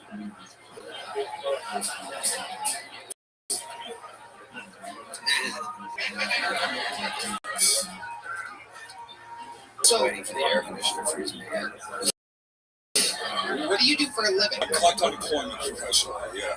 Nice. You're what? I collect unemployment. I think you said you're a cuck unemployment. Close enough. Yeah. Close enough. What was the last job that you had? I managed a Ninja Nation. What's that? It's like an obstacle course for kids. Really? Yeah. Is that that hard with your bracelet? Yeah.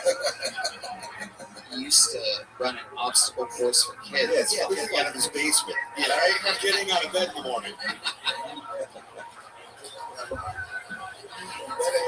It's called unlocking the door. How did that job end for you? I took the opportunity to get fired when they were lead. I knew I wanted this job, and I mentioned a couple code violations, and then 2 weeks later, there it is. Whistleblower. Yeah, dude. It's super easy to get fired from a job. What was the problems with the children's obstacle course that you blew the whistle on? No, I started as the assistant manager in sales, and I was just basically the front desk bitch the whole time, so... Yeah, burn it all down. They didn't let you play with the kids? No, that was too much, actually. Too much. You get a job, you get the other kids. I get it. Disappointed. That's how it works. What's your love life like, Corey? Honestly? Lie. All right. Shit. Way to go, buddy. I swear to God. All right. I actually had 2 threesomes back to back. Swear to God, man, I'm not playing. They took 2 cops and put you in the car. You know what happened?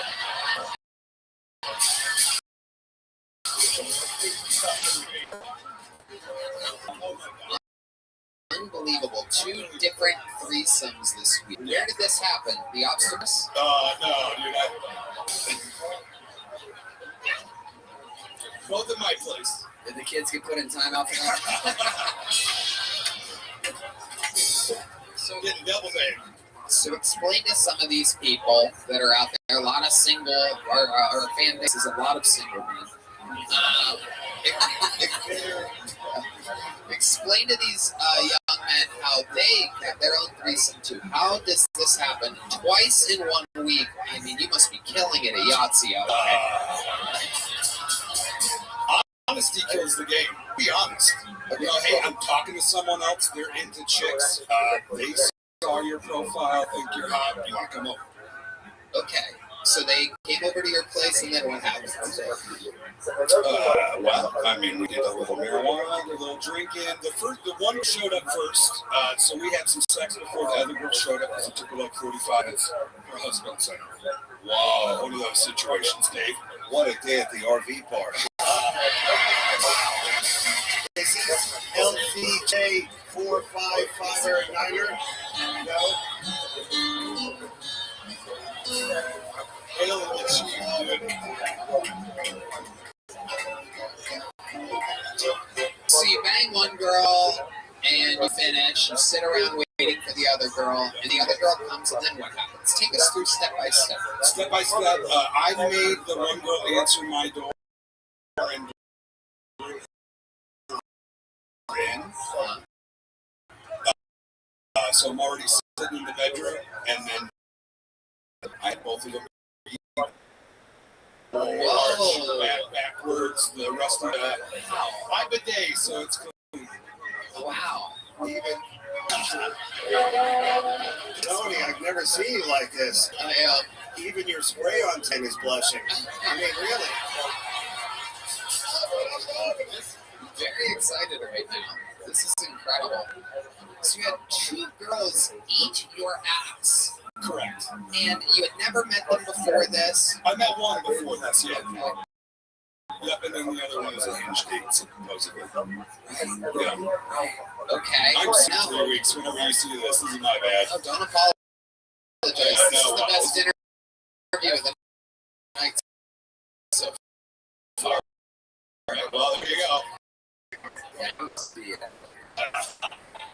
When you talk to the place, hell yeah. So from the front door to the back door, they eat your ass, and then what happens? Let's keep going in order. Step. Yeah, the newer was sitting on my face, and the older watch, and then they decided to switch places maybe 10 minutes in, and then my back. I mean, I'm old, so I had to switch positions. Switched to the one girl continued to eat my ass, so I fucked her doggy style. Yeah, I'm an animal. I'm really sorry, Mom. Mom's getting her ass ate right now. So, it runs in the family. She is an animal too. There's Red Band's fart sound effect for the episode. One per episode guaranteed, always. Here in a threesome, it's always embarrassing to ask who's closer to the Tylenol. Exactly. Acetaminophen, if you will. So, how many times do you come during this night with two different women? I got about 4. I've been on a mad run. I can't keep. I'm like every day, 4 or 5. Do you use any performance-enhancing drugs? Nothing. Never had. I'm scared of it because of my heart. What's wrong with your heart? I don't know. Just fat on my life. How'd you lose the weight? Jiu-jitsu. Wow. I used to be 335 pounds. Wow. I went from awesome. rear naked choke to rear naked folk. Eating your ass. Late when I was older. But here you are now as a young improvement. I assume women are throwing themselves at you. Well, Corey Smith, wildly horrible set, but an unbelievable interview. Your honesty during the interview is the same reason why this was a success and why you get threesomes all the time.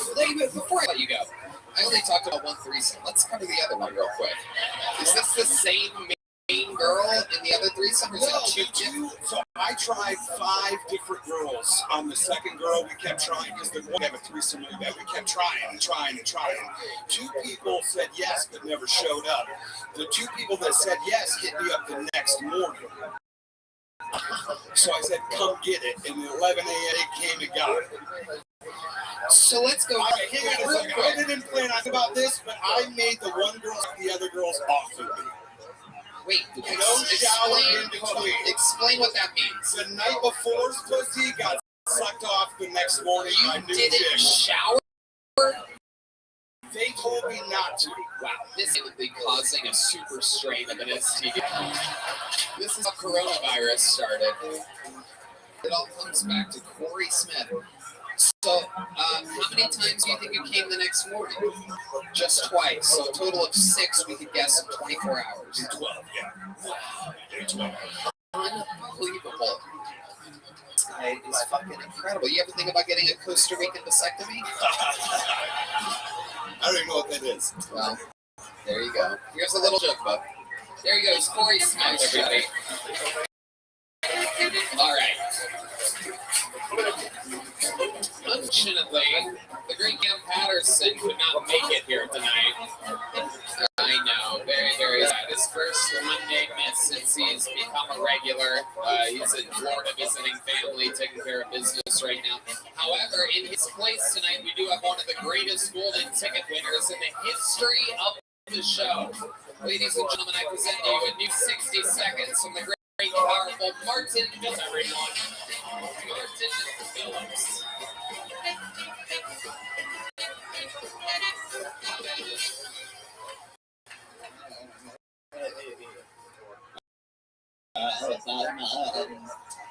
I just have to kill the people first.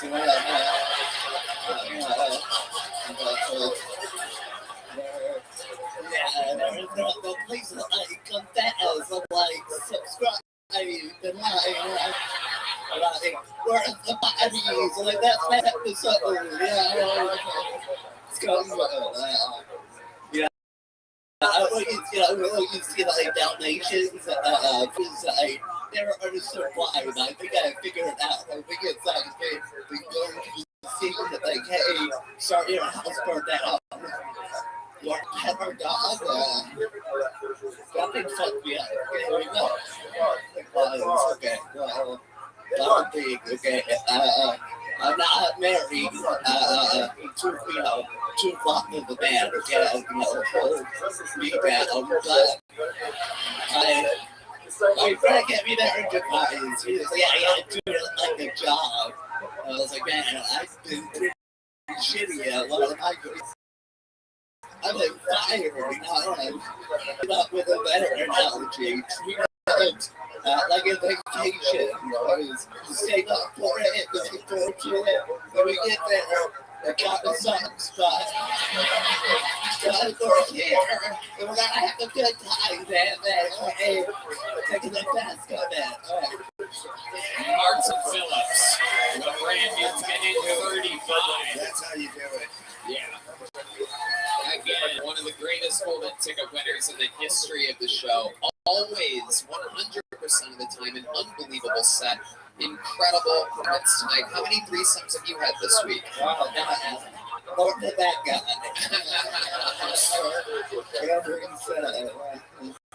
You are an unbelievable fucking performer, Martin.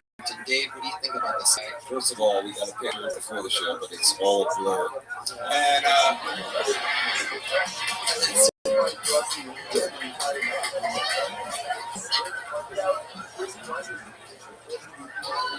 it's a tech joke, right? hell yeah. I think. Yeah. Awesome joke writing. How long you been doing it, buddy?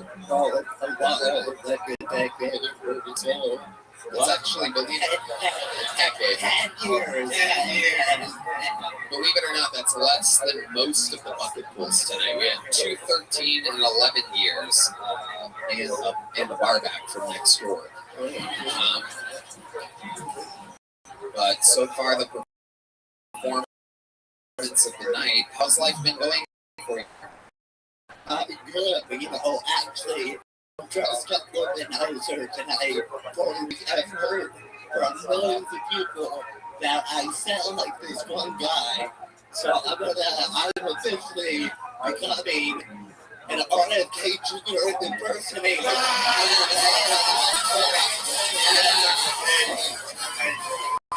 This guy killed it. It's true. But it's interesting. You're like if RFK Jr. the vaccine. Nice, Tony. Love it. Wow. So I'm excited. There's not too many people I can impersonate. So incredible. Incredible. He's running for president. You're waddling for president. That's amazing. What else have you been up to, Martin? Yeah. What was that joke that stepped on it? What was that joke? It was like the Dalmatian at the powerhouse, like the rules that they're like, hey, sorry, your house burned down. Want to have a God. That's all we can do. That's all we got. Got that. Okay, good. Do you ever get girls hitting you up, fans of the show, trying to hang out with you or something? This is a crazy story. It was, I didn't even, it's not even signed into my DMs. I got an actual email. It's just like spam, you know? And she hit me up with a further message. But then at the end, yes. Oh, NBA.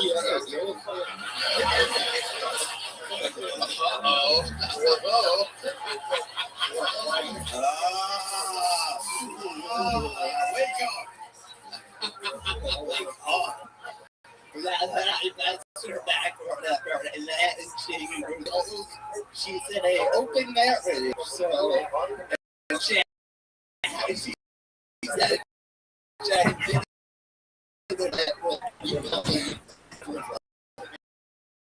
well, you know, Can I ask you, what projects are you working on?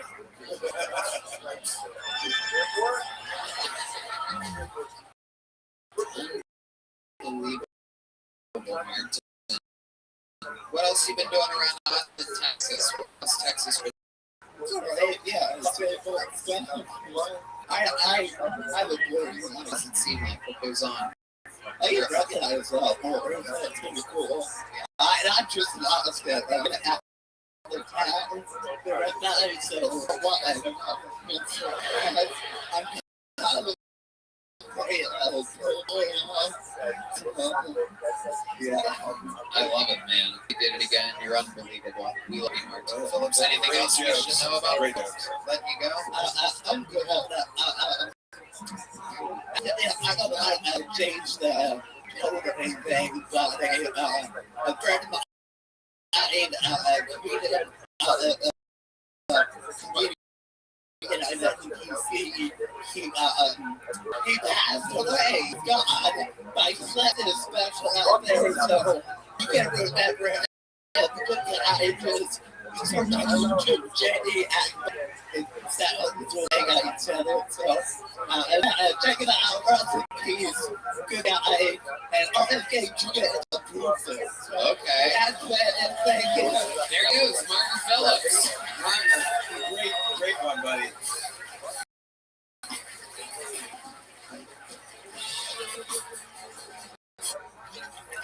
Yes, indeed. Hello there yet again. This podcast is sponsored by Freeze Pipe. Are you ready for Cold?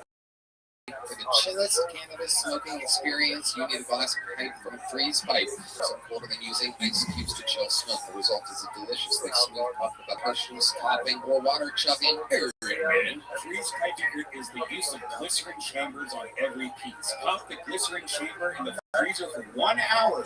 As smoke passes through, it's instantly chilled by over 300 degrees. Tony, I'm no scientist, but I can say that whoever invented the freeze pipe deserves the Nobel Prize in physics. I'm telling you, this puppy rips. Puppy rips indeed. Visit thefreezepipe.com from now until April 2nd to shop the biggest sales event of the year. That's freezepipe.com. If you see something you like that's not on sale, use code over America owned with over 100,000 happy customers. Freeze Pipe today. Say goodbye to harsh smoke forever.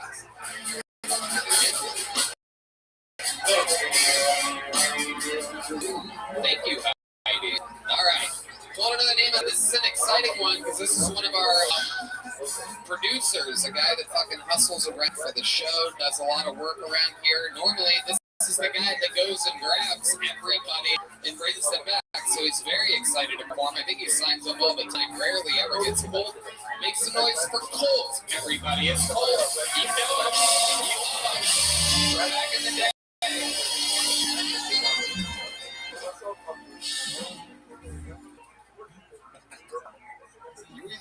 You either die Matt Rife, or you live long enough to see yourself become Dan Quick. Good. No, I'm in Austin local. I've been here in Austin 3 years now. It's going great. You hear a lot of weird stuff on 6th Street. The other day, this guy was me. He goes, "Hey man, you know, albino people eat the best ass." He's like, "What, man? What the fuck?" He goes, "Yeah, it's because they already have pink eye." Oh my God, weird eyes, those folks. So you guys like politics? Palestine? I don't think they're pals with any Steins.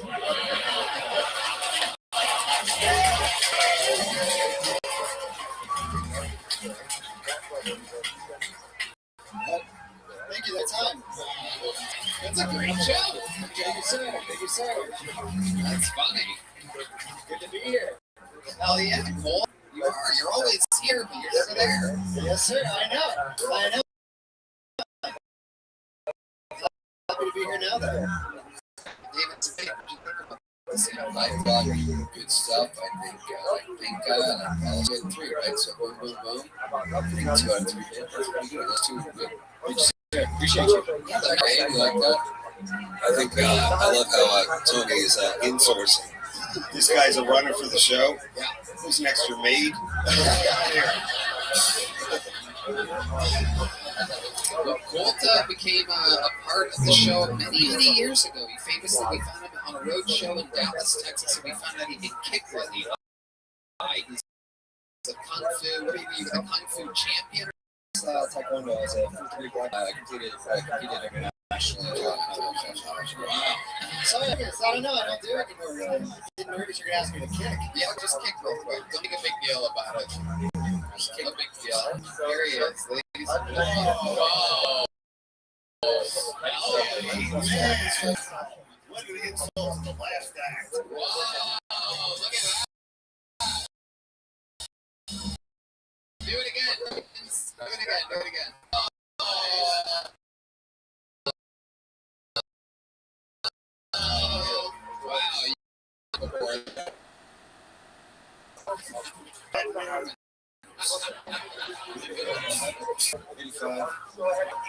So tell us, Colt, what else is about your life? What's been going on? Oh my God, my life. I'm so blessed. You and Red Band changed my life. I operated a martial art academy for many years. And after COVID, of course, before that, I got on the show. I closed my school down and I moved down here. So I work on the Vulcan, Sunset Strip. I'm the sound guy. Yeah. Yeah, and I'm loving life. You're doing a lot of comedy. Absolutely, like 14 times a week. Tony, you know, I learned something about Colt recently. It's like a crazy yo-yo champion. Like a badass. You got a yo-yo on you? I do stage, I think. Oh, we gotta get that yo-yo, everybody. Yo-yo. Oh, wow. Somebody who's coming. Look at that. Oh, yeah. This is some yo-yo music right here. There's some coffee. Okay. And it's time to yo-yo, everybody. Here we go.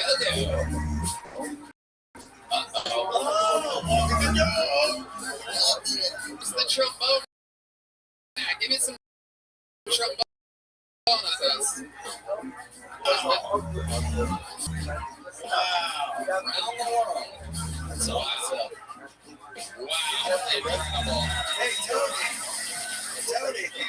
David Tell. Tony, it's official. The comedy boom is over. I mean, it's over now. Tap it in. Get out while you can.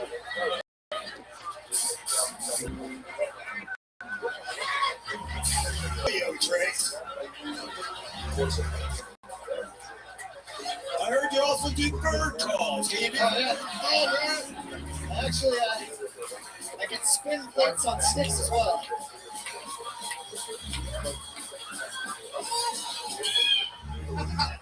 Very good. This guy is the complete package. Funny, flexible. That yo-yo available. I mean, really. This guy, you better hang on to him, Tony. Oh, yeah. He's going places. Oh, yeah. He's one of our best workers, one of our great people on the squad. Good for the morale. Good thing. What else, Cole? Okay. That's it. You already have access to any joke book you want, pretty much. You can just apply. Oh shit. But you've never gotten a big one? No shit, that was before my time. Yeah. Really? If you give me this now, what are you going to give me for Christmas? I mean, you cheap piece of shit. You cheap prick.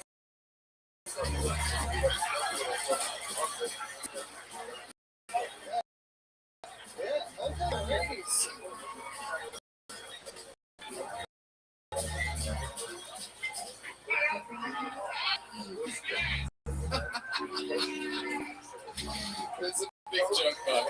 Merry Christmas book. Christmas came early. God, that is the funniest. Oh my god. How about another Andrew David tell, by the way, that he's absolutely truly killing Tony. As always. This new special Hot Cross Buns is out now, so make sure you go see it immediately. Alright, what about this next bucket book? It's a one-word name that I've never seen before, I believe. So those are always interesting. They tend to either be absolutely hysterical or great shit. Let's see what happens with the comedy styling. 60 minutes of Zebulon, everybody. The Kill Tony.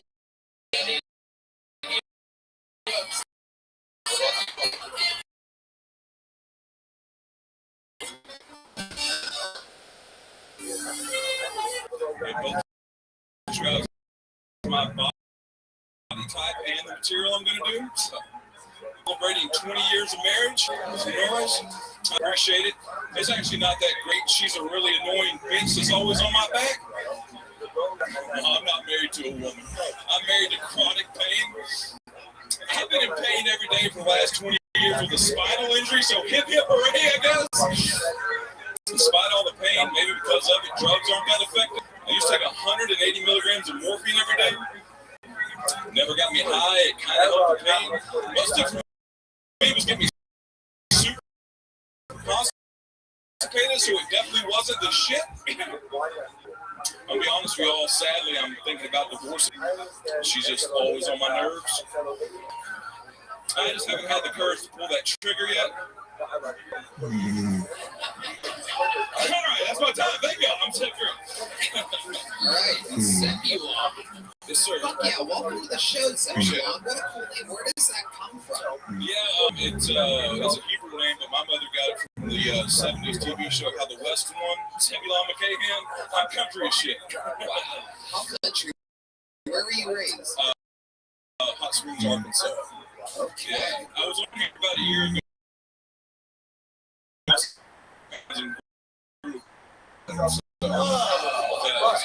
Did you go to Zebulon? Okay. Yeah. Right. What made you change your name? You moved from Mars? Exactly. Yeah, I don't know. I just felt like it had a little more presence to it, something more unique, and to be with this last year, and it made me feel more confident on stage. Like it just like Zebulon, like go up and fucking kill this shit. So I love it.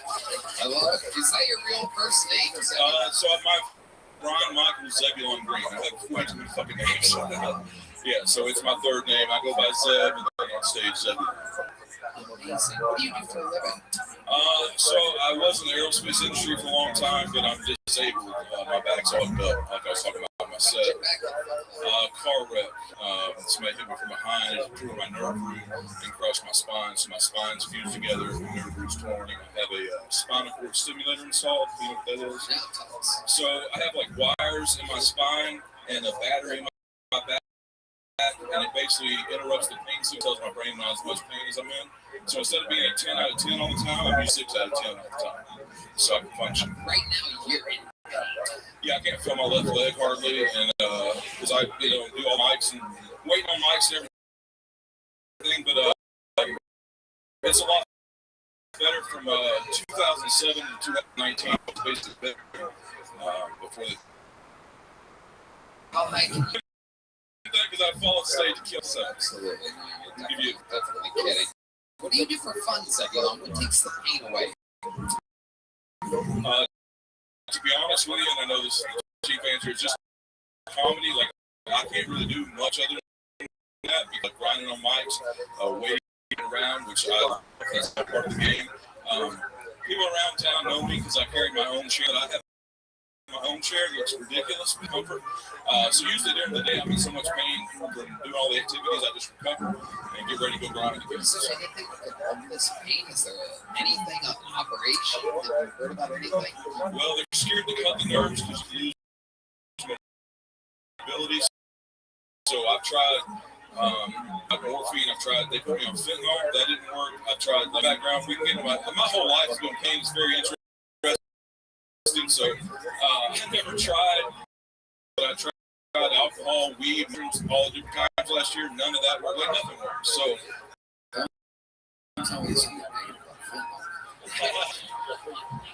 what was fentanyl like? Can you describe it to us? What was that like? Yeah, so for me, ridiculous. I have a joke about it in a minute if you like, but so the fentanyl. Y'all know it's supposed to be 100 times more powerful than morphine. So they gave it to me and they give you like a trainer patch, soaks in your skin. It's supposed to be very effective. They told me to put one on and they said because you haven't had anything in your body in a long time, it'll probably put you right to sleep. I go home, nothing happens. I call them, they're like, hey, take some hydrocodones with it. That didn't do anything. And they said, we'll put 2 patches on. I did that and took hydrocodones. It didn't do anything. I actually sent the patches to the manufacturer and had them tested. They're like, these are full of fentanyl. You should be like dead or something. And I was like, no, I'm good. So just nothing works. And so pain is kind of like the theme of my life. I've always been in pain. And it's like what pushes me forward. And it's just what it is, what it is. So right now, what are you? Just I had the stimulator in my back, and that's it. Well, it's definitely not Ozempic. Absolutely. Have you ever thought about that? How did you lose the weight originally? So, quite honest with you, when I came up here February 13th last year, y'all were still bulking. So the day I moved to Austin, I got on Kill Tony. Did comedy. So when I got home, I just thought about everything. I was going to fit the plane seat. If I'm ever lucky to travel to do comedy, I was like, better lose this weight. I just quit eating. And I was suicidal going on when I did comedy. When I moved here, comedy literally saved my life. It's fortunate people have been there. So, so I was basically, I don't need it. I need comedy. I don't need to eat. So you just stopped eating? Yeah. Well, I didn't have. Tried the other stuff that didn't work, but I live in the same building that Cecilia Contreras lives in. So my apartment's so bad that, like, anyway, my apartment's so nasty I can't even cook in it, so that helped. I'm poor, and I was like, I can't cook in here because the rats and the roaches, so I'll just not eat. Yeah.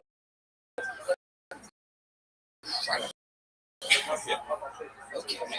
Shit. I can tell you about the beginning of my life. It's even worse. So, stand-up comedy is the only time when you're really not focused on it.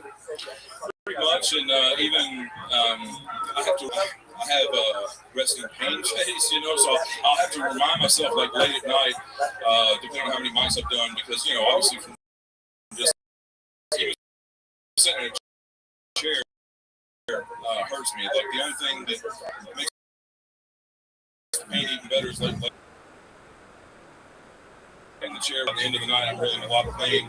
And so when I get on stage, but I'll realize sometimes my accountants won't be good, because I'm in pain. I'm like, I need people to listen to me. They're like, this guy's not having our week, And so I've learned how to, I'm having fun, but it's just pain, you know what I mean? So I just had to dictate that on my face. So I think I added to your mother.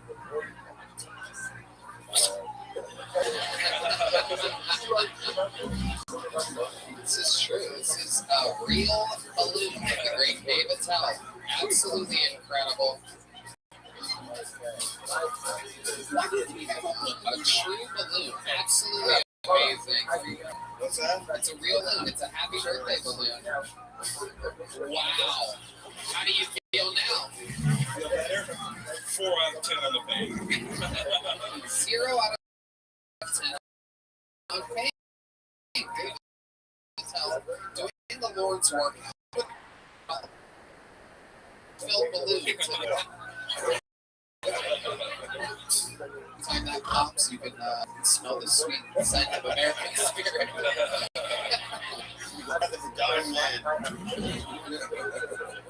Well, Zebulon, I was very intrigued by your tale, your story. Congrats on losing the weight, getting funnier, and all this. How much time do you think you required altogether to see your longest set? I say this very humbly because I'm just over a year, but I have 25 proven, and then a lot of stories with it too. So I've been grinding hard as shit.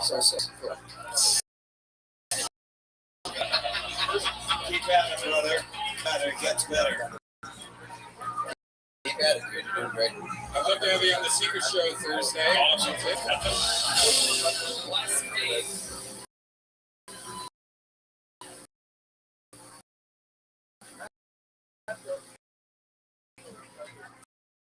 Making some adjustments. Talk to me. There you go. Turn that frown spot.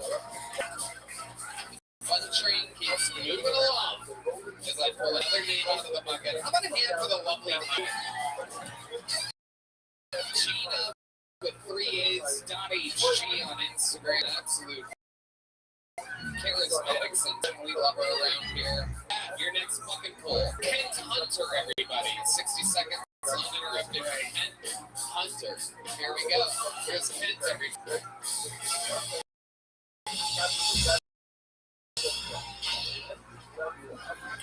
Last time I got on the Tony had arranged an egg for me, which is I got to live out my life and dream of appropriating Indian culture. Whenever I get nervous, my legs have a tendency to start shaking. And so my mom told me to help with the nerves, just imagine the audience naked. So if you guys see me tonight, I'm not nervous, I'm just really.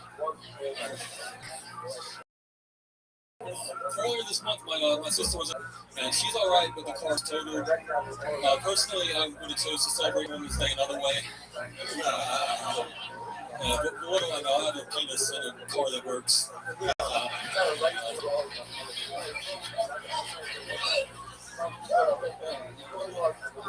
I was thinking the other day, like, if someone with Parkinson's has an orgasm, do they stop shaking?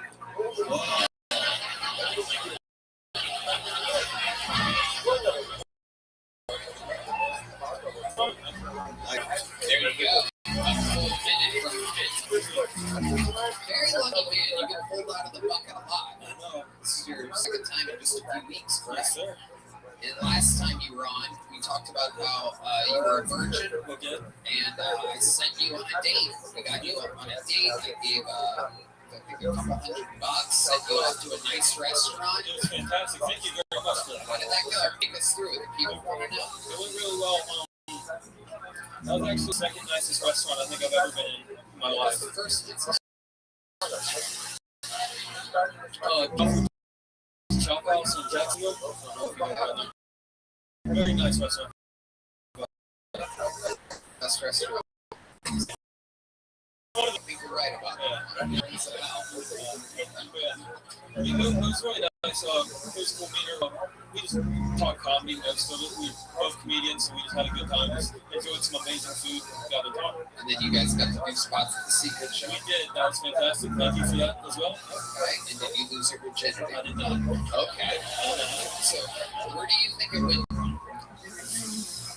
I don't know. I personally wasn't that attracted to her. Look at that little picky virgin over here. Jesus Christ. That's like giving an Ethiopian a Big Mac and then being like, I'm going to.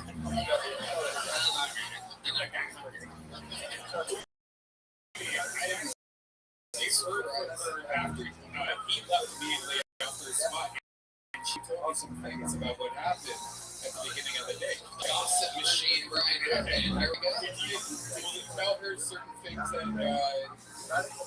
needed to happen at this day that you were? This was just. Why don't you just say what you heard? Well, I didn't mess with her because I appreciate what you were doing for me. I was a little uncomfortable with the whole situation. So I let her know before. I don't know. I just personally just want to do it on my own. Just figure out. How old are you again? 20. Oh, you're 20. Yes. Okay. Well, I mean, no rush. I'll still damn person to give away that balloon.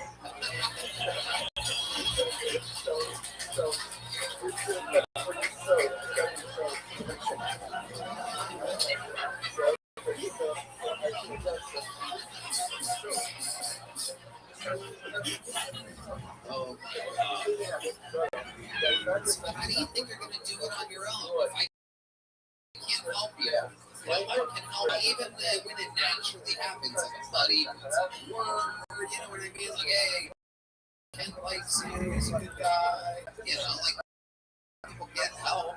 You don't want an assistant. Kobe Bryant, you gotta shoot the shot yourself. If you can't even have a good ball object anymore, they use sport now it's a helicopter crash. I guess aim license. I guess aim like could be like crashing money. Whoa.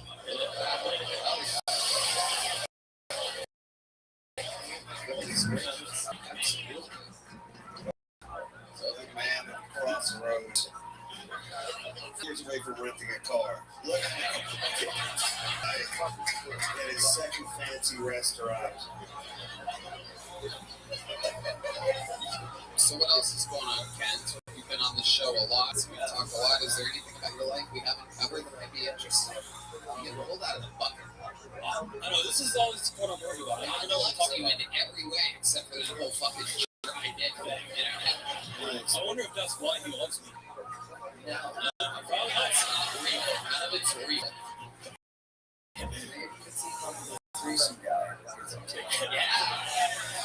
Yeah. Have you ever thought another man fucked two shits?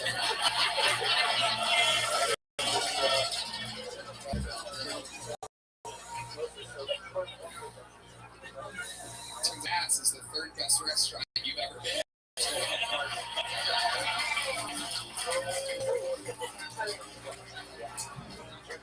So, Kent, anything else? Do you have any special skills or talents other than stand-up comedy? Or no, really. That's all you care about. When that guy was out here young, did you get hard? Is there a type of porn that you enjoy? We talked about this last time. It's all lesbian. Lesbian. No, so, right.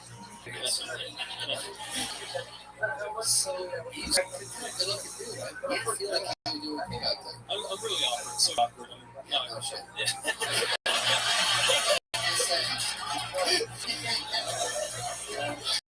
He's leaking with the secrets. Got peek on. How tall are you? Oh, how tall? Yeah. 6'3". Wow, what do you think of that, ladies? It's all that matters. It's all, man. Yeah. It's all. Anyone have a gutter that needs cleaning? Grab for it. Do you think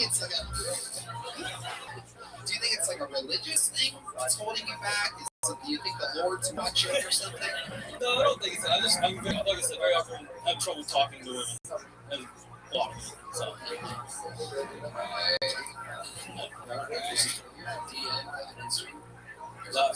Not really. Yeah, I get that. Yeah, I don't know. You really don't care about it. I know, I figured it'll happen when it happens. I'm just going to focus on comedy for now, and it'll happen when it happens. All right, well, how did you like the new Ghostbusters?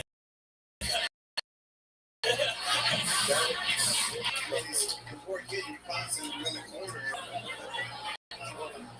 Can't already have joke bugs. You've been on this show a lot. Another new minute. Congratulations. There he goes. Hunter. This guy's not looking for cunt at all. He's just doing the comedy. When it happens, it'll happen. You know what I mean? All right. Love the band. Put a hand for the band tonight. The fucking best. Oh my god. Unbelievable. All right, we're flying through tonight. Make some noise for Nate Barnard, everybody. Nate Barnard. Nance. Uncle Tony, everybody. These guys wait all night for what he gets up. I've been working on a dating app for school shooters.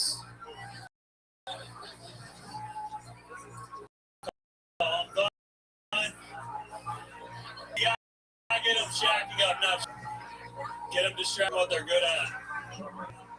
Other dating apps are like swipe left, swipe right. Apps like duck left, duck right. Ah!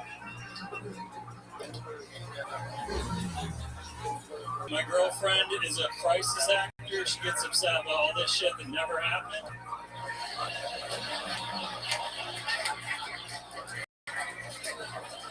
been watching so many OnlyFreaks. I can only get off to women who can't make it financially.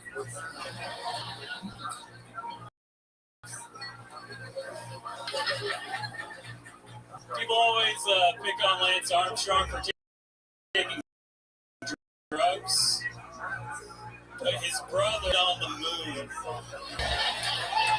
Could you imagine living up to that amount of pressure?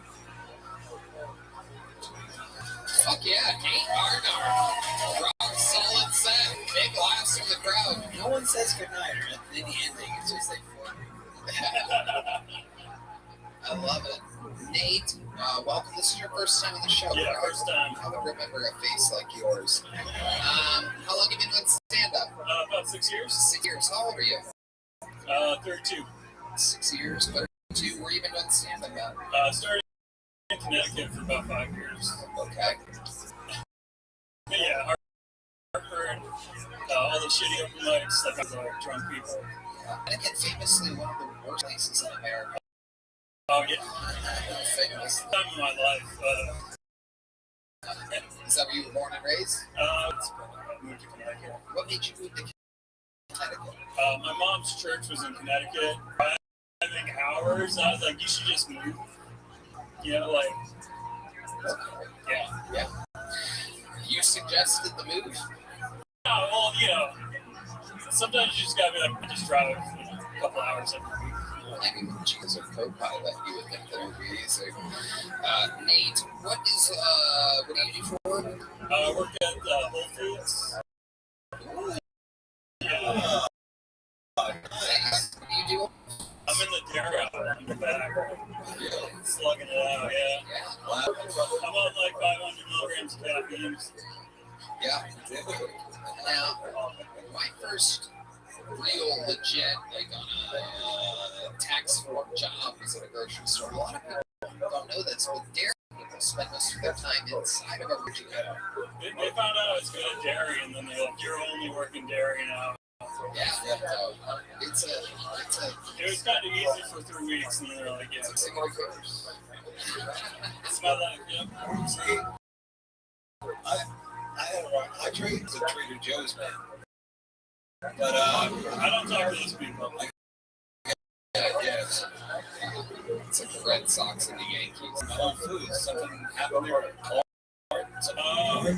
There's like two things like run, like one was a grocery, like in the grocery cart, the other's pushing it. Yeah. And they just like slammed into like an end cap and it just like went everywhere. Yeah. And then that's good. You see baseball right there. The end cap is the display area at the end of an aisle. But it's a black lady, and she was like, "That woman is a bitch." Oh. Wait, who said? It's like a crowd gathering. Sorry, I'm rushing the story. Talking about the end cap. But like, everyone was watching all the technical.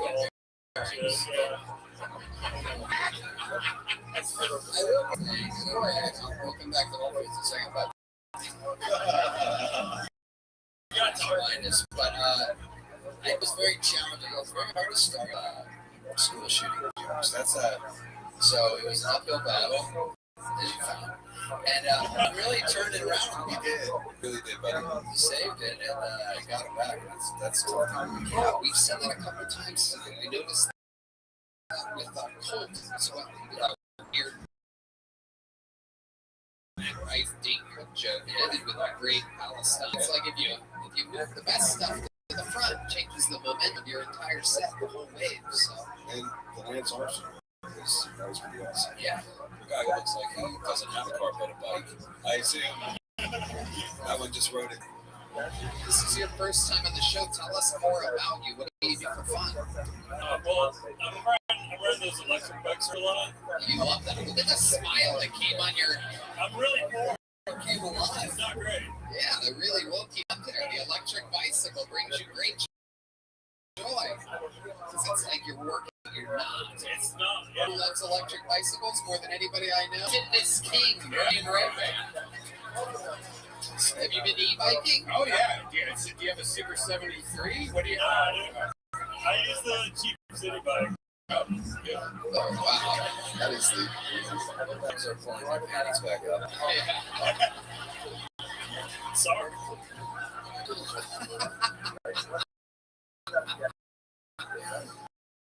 But it brings you great joy. Where do you take these city bicycles to and grow? On the River Lake thing. It's been about 2 years. 2 years, and you love it. Yeah, it's pretty great. Yeah, pretty great. Like 1,000 times better than Connecticut. Oh yeah, like anything's better than Connecticut.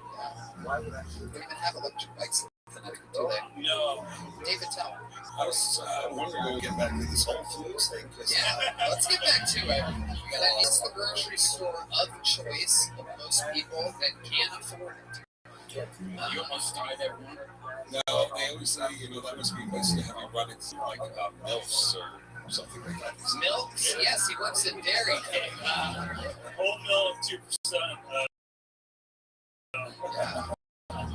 Get that vitamin D.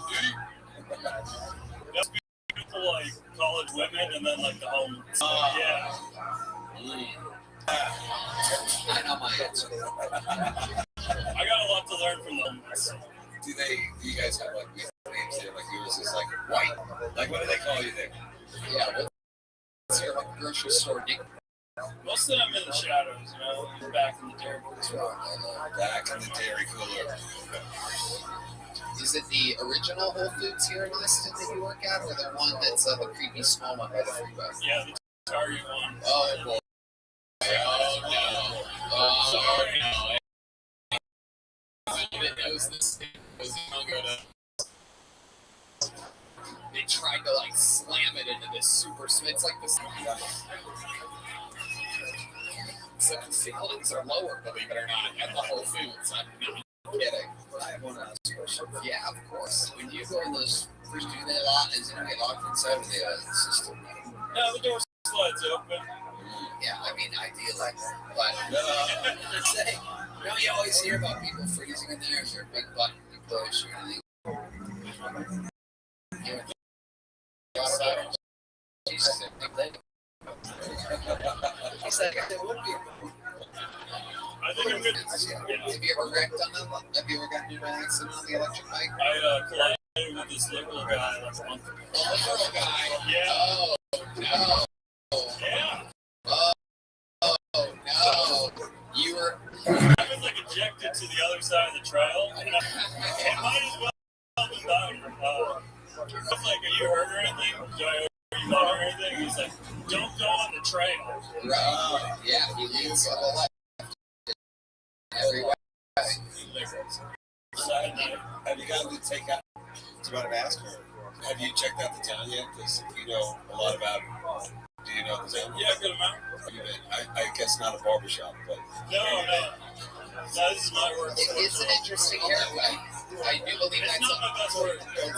It's a 6 all the way around. Is that what you asked for? A 6 or a 7? Is that a 7? Say easiest haircut ever? I think it started as a 2, but they just kind of grew to this like. You're a smart guy for that haircut. Yeah, that haircut screams homeschooling. That's what it is to me. All the fancy barbershops. Yeah, it was a 2, and you weren't getting enough pussy, so you went to a 7. Yeah, smart. The face says dairy, and the hair says bad. It's an incredible situation. What's your love life like? Empty. Oh, I'd love to look back to the audience. My goodness gracious. Have you been on a date recently or anything? I'm trying to get rid of my hair mattress first. Put the cart in front of the Let me tell you, everybody knows the air mattress. You have to. It's like a hard level. Yeah, you have to. Say that, John Dees. You gotta pop that. See, John Dees doesn't talk a lot, but when he does, it's like fucking. When girls come over, you say, before you sharp objects, your keys. Yeah, combos from school. Yeah, there's a guy that's about 300 pounds sleeping with a little green balloon ticket, so you think you have it rough. I like his disposition. He's not stage hog. He's hard as takes. Yeah. Like he's working at Whole Foods. He's pretending to listen. Yeah. Oh, yeah. Have you been with a girl since moving to Austin? No, not really. Have you kissed a girl since moving to Austin? Really? Is there? You know, we do this thing every once in a while on the show where there's a hero from the audience, a young lady that comes and gives a guy his first in Texas kiss. Is there a woman out there that wants to be a hero tonight? We have a segment on the show called Kiss Me. It's been a long time. We got one? All right, come on up. Kiss Cam.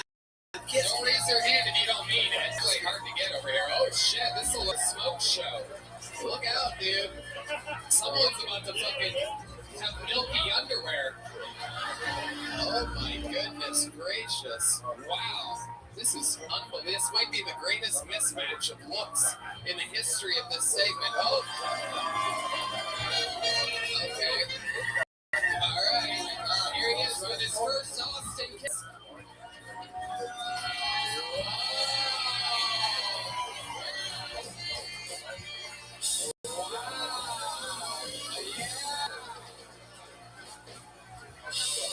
Amazing. Look at the confidence change on Nate Bernard. His collar in his face, everything has changed. Big's on an unlimited e-bike on somebody else's account. He almost beat the shit out of me breaking her hand. Yeah, he's getting protective of his girl. What's your name, sweetheart? Oh. Wow. I love it. There's a very proud husband out there. I do believe that's Andrew Tate in the audience tonight. You never know who's going to be here at Kill Tony. My name is Sarah. What is that? Sarah. Hi, Sarah. What do you do for work? Corporate America, work for a motor. What is that accent? I'm Persian. Oh, shit. You know what? Since you're Persian, this sounds crazy, but my own guy, the guy that makes the joke books, every week, for some reason, one up here, a big joke book that is just completely made of hair. There's hair, animal hair on both sides, and who better to get a big hairy joke book than Persian girl, Sarah, everybody, an American hero, maybe not American. And you, Nate, of course, you're leaving here with a big one. And your first kiss. Sarah, thank you much. Nate, how do you feel? Thank you so much. Amazing, dude. Yeah. Tell us more. What was that like? What was that like kissing another man's wife?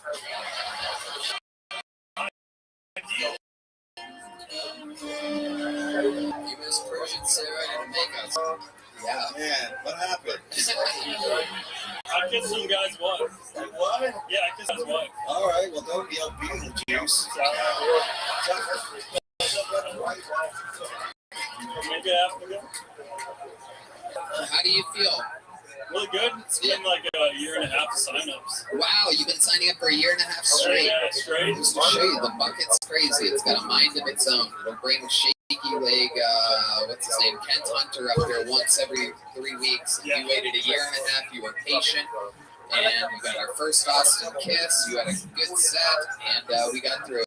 There he goes. Actually, I was hoping to have you at the Whole Foods of Comedy Clubs Thursday for the Secret Show. Whoa! It's on a real show Thursday night, PM, Sunset Strip Comedy Club.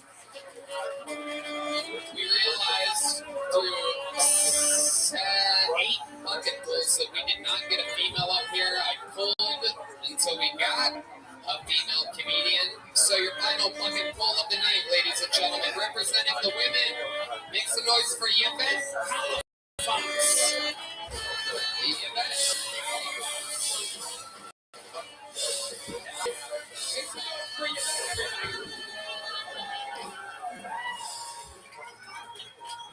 True story. After a Christmas party, everybody's passed at the house. Nothing was stirring except for that dick when I took off my blouse. So down on my knees to suck it like a skis. But all of a sudden, Santa? It's kind of like, I think I forgot where I'm right now. You know, it's just your ears because, yeah, just your ears. For the rest of y'all, where was I? Oh yeah, I was sucking some head. So I was giving a blowjob, like, Santa? Belly? I have a belly like Santa. And so does my dad. Yeah, that's it. It was my dad. So what does one say when they have a dick in their mouth?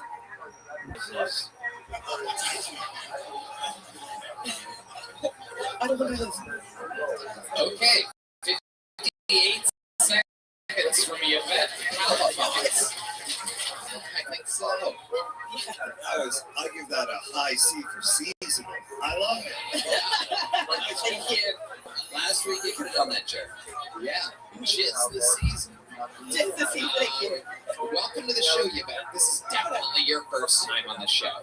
Yes. Yes, I would remember if there was a female groundhog on the show before. Welcome. I'm kidding. You're lovely. You're absolutely lovely. Stop them into. You're exactly my type. Anyway, have you ever done? Oh, fuck. It's not an easy job. Have you ever done it before? No. First time? Yes. Congratulations.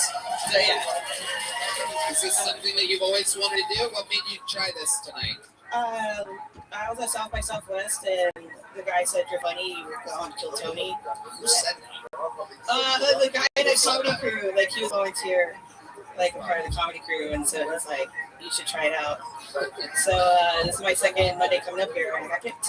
Amazing, absolutely adorable. And what do you do for a living? I am a professional party events, like service, like bartending, cleanup, servers, like I provide the manpower for all those things. Okay. I think so. You're just right. I think Thank you. It's not easy at all. How long did you prepare for this? Did you write all I came up with my minute the next day after they told me about you. And so I tried it out on them, and I was like, all right, well, I'll just go with that. And then, I practiced on the drive up here. Okay, well, let's figure out more stuff about your life than you want to talk about your career. That's right. Yeah, let's do it. So, a little bit about Halifax. What is that last name? I've never heard of such a last name, Halifax. Halifax? It is Spanish. So I'm actually one of the people that's like, no, I'm Spanish Indian, and everybody's like, yeah, all right, you're Mexican. But I'm like, no, it's Spanish. You're like a Native American kind of? Yes. You're like the Lando Lakes girl, ate only Lando Lakes. How's that for a You know, I do cook with a lot of butter, you're right. Yeah, that's a butter joke, everybody. For those of you that don't know, all the young monks out there don't remember, there used to be a Native American woman on the Lando Lakes butter box. Yes. Okay, so that's better than anything you said tonight. Thank you. Absolutely. These are all yours. So let's keep going. Okay. So, you plan events, you clean up. Oh, no. What? I don't plan them. Right. They call me and they ask me, and I just provide the manpower service. No, I'm not a party host. I'm not like a wedding planner or anything like that. What's the wildest thing you've seen at one of these parties? What goes on? You ever seen a guy have 2 threesomes in 12 hours? No, I haven't. About 95% of my business is Indian community. What? Indian community. Oh, so you really work with like Native Americans? No, we're not like. Be different. Whoa. You just wrote a better joke than Orlando. Yeah, I was saying. It's the thing I've ever seen. Yeah. That was incredible. Indians, but you know what I'm talking about. Yeah, that was incredible. You really are funny. It's amazing. Fucking digging it out of you tonight. Well, Sanjay, who's my original OG. Okay, so Sanjay, my OG Indian. Sanjay, your OG Indian? Yeah, that got me into the community. We went out one night. It was a St. Patrick's Day. I just woke up in jail, but I was like, I didn't know if I was funny or not, and I thought I was, but I saw him literally the next weekend, and he was like, we all discussed it. We trying to debate if you're racist or funny, and we decided we're funny. If they said it, then okay. That's always there. If somebody's racist or funny, it's funny. So yeah. What exactly is her background? What is You are Spanish and an American. Yeah, Apache. Apache. Yes. Listen, I don't sign any paperwork until you give you. Okay, really? You know how that goes. That's right. Oh, yeah. 90% of all of your earnings from here on out are going to go. If not more. Yeah. So, Single? Yes, sir. Yes. What kind of guy? Not my ex. Oh. He was from the Bronx. I met him on the subway in Manhattan. Oh, you see the travel. Oh, yeah. So, I mean, I thought he was from Manhattan and he was from the Bronx. He said I wasn't funny. He didn't think I was going to get picked and he didn't think I was funny, so. Haha. You didn't think you were going to get picked? You still talk to your ex? I have this dog.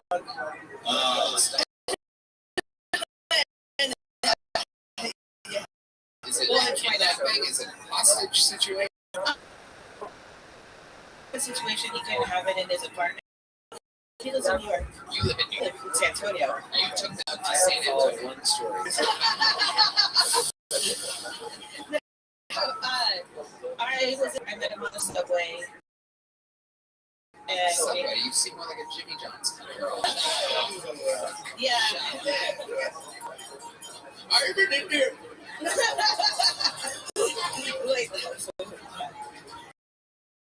But when he needed a place to stay, and I was like, gonna be a good girlfriend. I was like, well, if I was up there, babe, I would watch a dog for you.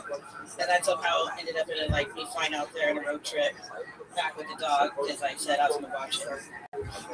Do you ever miss me? He called me bluff. Oh yes, I do. But I have to.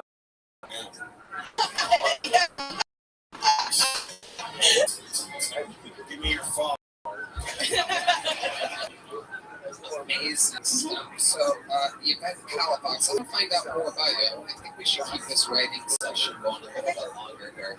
So, you wear that ring on your finger, but you're single. How did the breakup happen? How did you and your ex break up? What was the last straw with this Bronx guy? He thinks it's because of another guy that I told him about, but it was really because he hasn't paid me.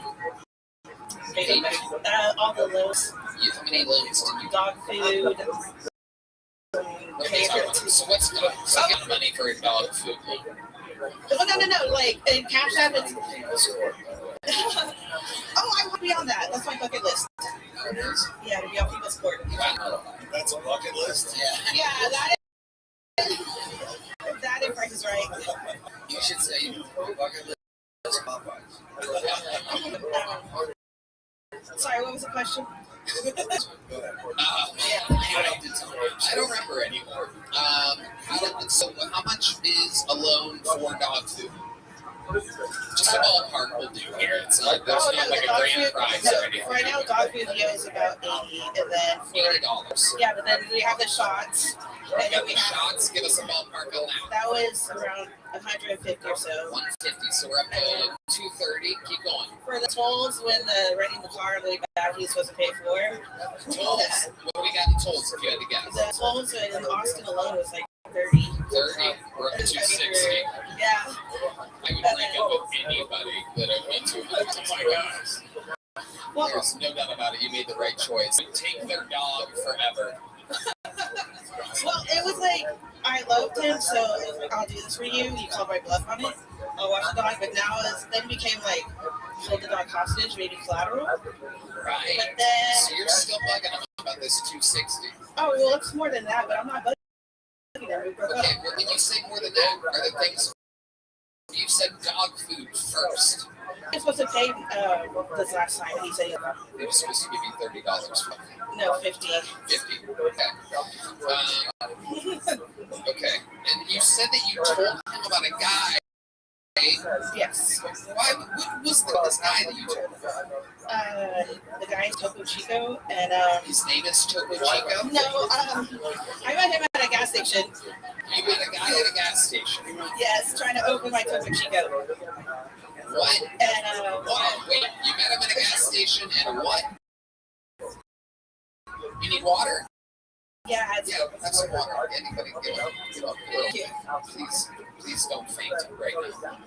You okay? My mouth is really dry. Okay. Thank you. So you want to suck off Santa Claus or something? Yes, I do. You're a real ho-ho-ho. Let's keep it moving. You don't get an overbite like that other ways. Is this an Apache thing, this need for water? No.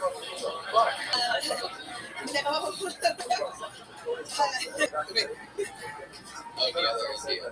Yes, yeah. Okay. What are the top 3 best trucks? Yeah. Apache. Apache, number 1.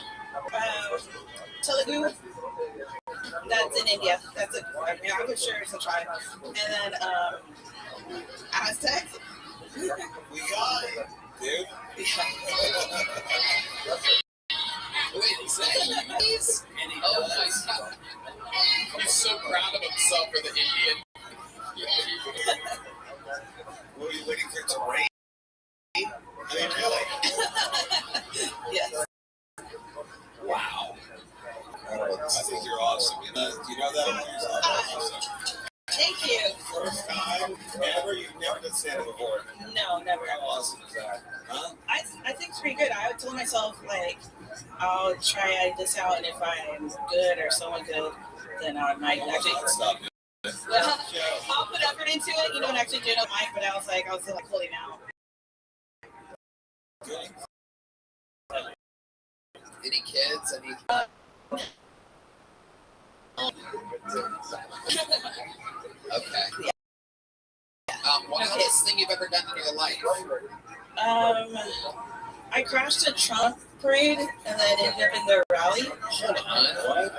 What? You crashed a Trump parade. Was this in the Capitol? No. I think it was like they're planning at the rally for the storming of the Capitol. It was like when he lost the election and like all those trucks were going around, like the Trumpers. I decided to crash in. So what made you want to do that? Were you on the side of right, or were you against Trump? Well, I did have. Oh, no one even laughed. You gotta love Texas. You're like, no joke, detective. No, Nobody laughed. That was amazing. Yeah, no, I did have a bingo dapper on me. Okay, what? You're answering questions I didn't ask. No, I'm just saying I had a blue bingo dapper, so I was like, okay, bingo dapper, so I just put that, wrote some stuff on the windows, and then. What did you write? Sorry, not sorry, you lost. Okay. I was like, Trump says that he lost the election because it was right when they announced on NPR that he did lose it.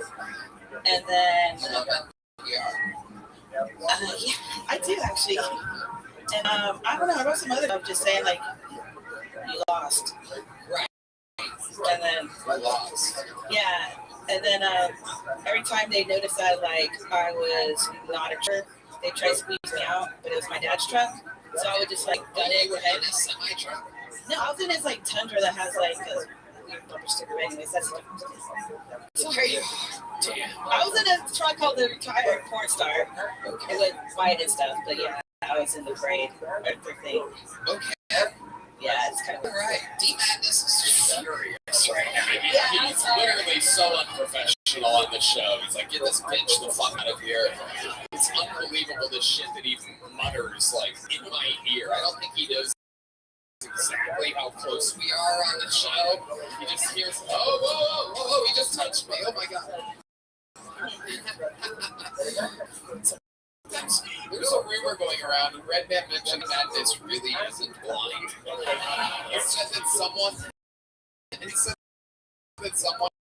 contacted him and said that every time Heidi comes out, D-Madness is looking directly at her.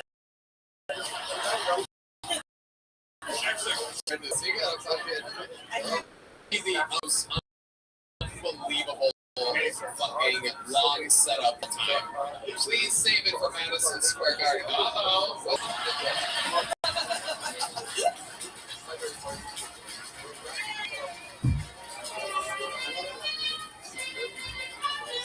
What happened? Unbelievable. I normally don't do this for first-time comedians. comedians, especially when their set was, you tried your hardest, but I don't know, there's something about you that I really, really like. I think you're really likable, and I think that if you continue to, take some of the notes you got here tonight and, enunciate nice, take your time, you're a little bit of a fast talker, you can combine words all together, and if you stand what you're saying, I think that this could be something really fun for you. You are funny. I don't think you know how funny you are, but it's in there. That whole head thing with the Indian is unbelievable. Can you catch the joke, bud? Yes, I can. There you go. Oh! There you go. Points for Yvette Halifax, ladies and gentlemen.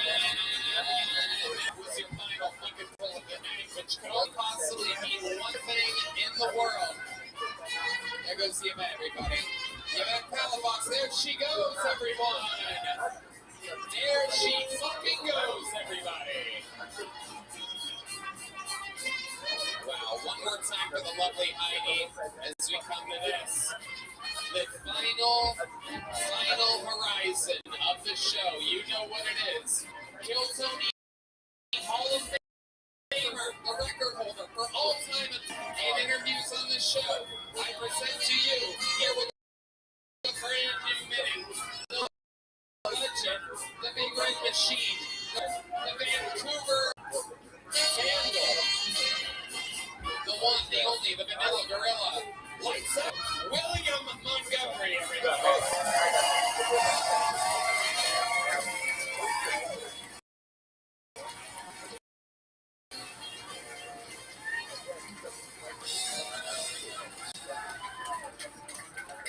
Tried to get in the club. They stopped him at the door, and I said, "Do you not know who this is? This is David Spade." And the doorman said, "Yeah, but it's 21 and up."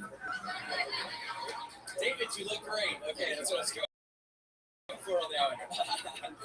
David Spade and Redman have a lot in common. David is, and that's exactly who Redman solicits. 10-year-olds, Redman. That's what I was going for. Okay. And Austin Junior High School just got a new basketball. Barry. Okay, they lost to Oakland. People are upset that federal agent shot and killed the director of the Hillary Clinton airport last week. I don't really know what all the fuss is about because mysterious death was in his job description.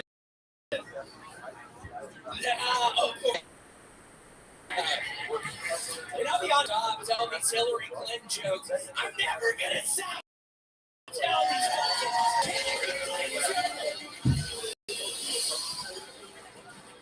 She's literally killing people.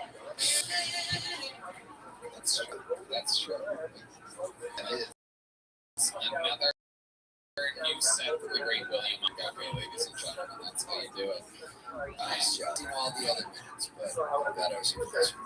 Thank you. Yeah, you exude confidence. Yeah, and thank you so much. Yeah, and the joke about them not letting you in, it was just about how nice you look. That's all I was just trying to say you look really nice. Thank you. No offense, I understand how it works, but thank you for saying that. For sure. For sure. I understand. I might get some cross. I warned David that sometimes you can be weird with the gas. You're just kidding. Well, I have to ask you, how many times have These twice. Yeah, these twice, 2 different times. How does it feel to be the headliner of a no money show? That's what It's very exciting. That's why I put me on Cameo. William is Cameo. Rich, by the way. Leader on Cameo. It has been for the past year.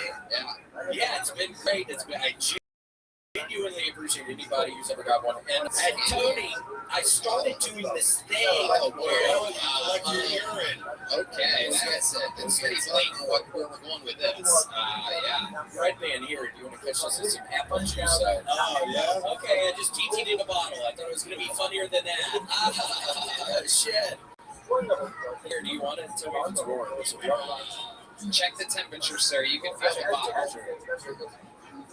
It's hot. Wow. It just came out of my dick, dumbass. Holy shit.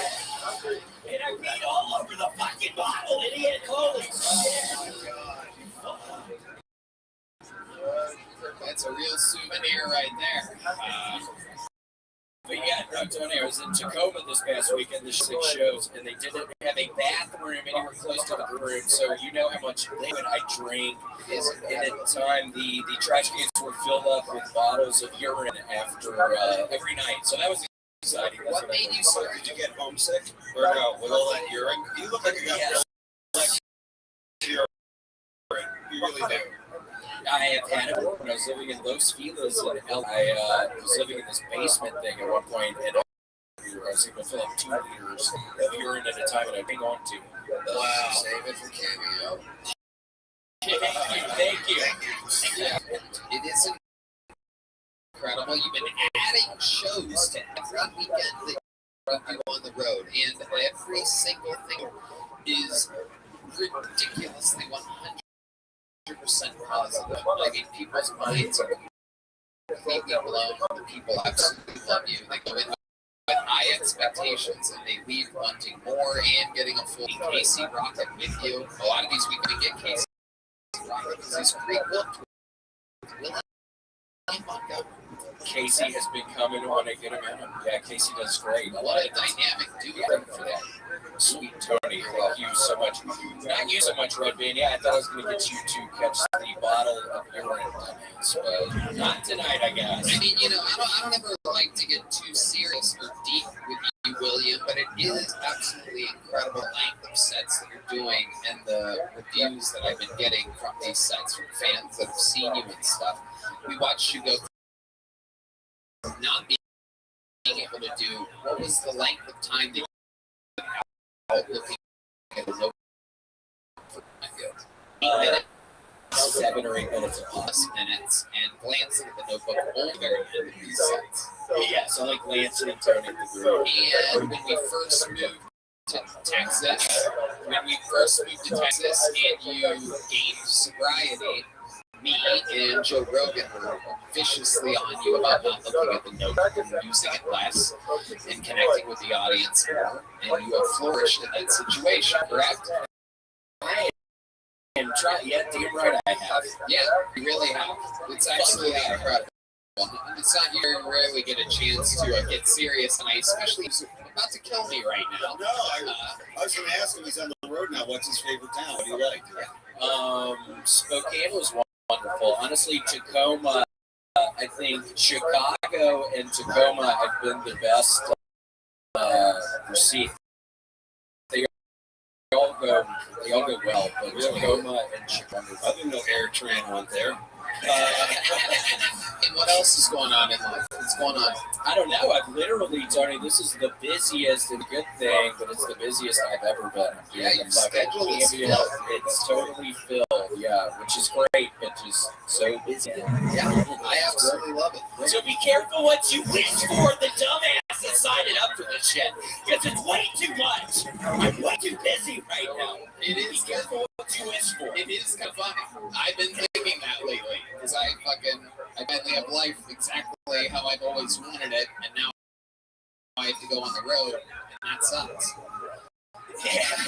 I was on there in the backseat of my car, and I was on couches a long time ago. Like, man, I was just love to be on the road. The hotels were so nice and stuff like that. And now I have to go to it.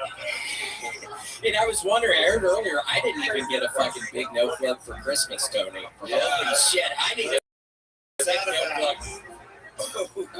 What is that about? Well, it's right around the corner. Okay. Around the corner. Oh, there is a Kiltony keychain, which is a Whoa. keychain. Yeah, keys. Once you get a house, Look at that suit. You see how he caught that? I mean, it's something you see these guys hold out of the bucket. They have to fucking focus. They take it dead on. They get behind it like an idiot. That is such an insult. Yeah. Give him a keychain when he has no house or car. That really is that. He has his own condo, and he has so much money that he put an escalator inside of it. He bought an escalator. You want to tell Dave about your escalator? Yeah, Dave, I don't know. You have an escalator in your apartment? Yes. You live in a mall? $300,000. What do you think about that, David Sport? That's 5 cameos according to my calculation. Yeah. I mean, I love you. I did a meet and greet in Boston. What dumbass is fucking laughing at that, you fucking dumbass? Holy shit, that's funny to you, you fucking idiot. Wow. I've been dedicating my life to this shit, man! What the fuck have you been doing, you dumb? I've been investing in pop fitness! Very passionate man. He's a very passionate man. Dustin Poirier posted on Instagram, William Montgomery never gonna stop me this week, and quoted you in his victory in the Octagon 2 weeks ago. You watch UFC, right? Oh yeah, you do. I've seen you in a lot of those. He twice after winning at UFC. It was so unbelievable that when he said it, I'm like, there's no way that has anything to do with Phil Tony. Justin actually met up with me in Tacoma, Tony. I don't know how. Yeah, I don't know how I didn't tell you this. There's a place called the University of Puget Sound, and we got on campus, and we both started the shit out of a couple of co-eds at University of Puget Sound. This dude mean as a motherfucker. He was so viciously mean, but also really sweet. But it was fun hanging out with Dustin and Tacoma this past weekend. William, you're an absolute phenom. I mean, is there anything else we need to know about or talk about? Anything you want to plug or anything like that? If you're watching this, and there's a little bit of a delay, but if you're in Philly, see if I'm in Philly soon, St. Louis soon. I think that's all I can remember. There's more stuff. Yeah. Is there anything you're passionate about this week? Have you been eating your all? Oh, can I tell you another thing? Is somebody gave me a gift during one of the meet and greets this weekend that I was doing, and it was marijuana in Massachusetts, and they're selling marijuana with a nice label and a nice can. Is all brand new.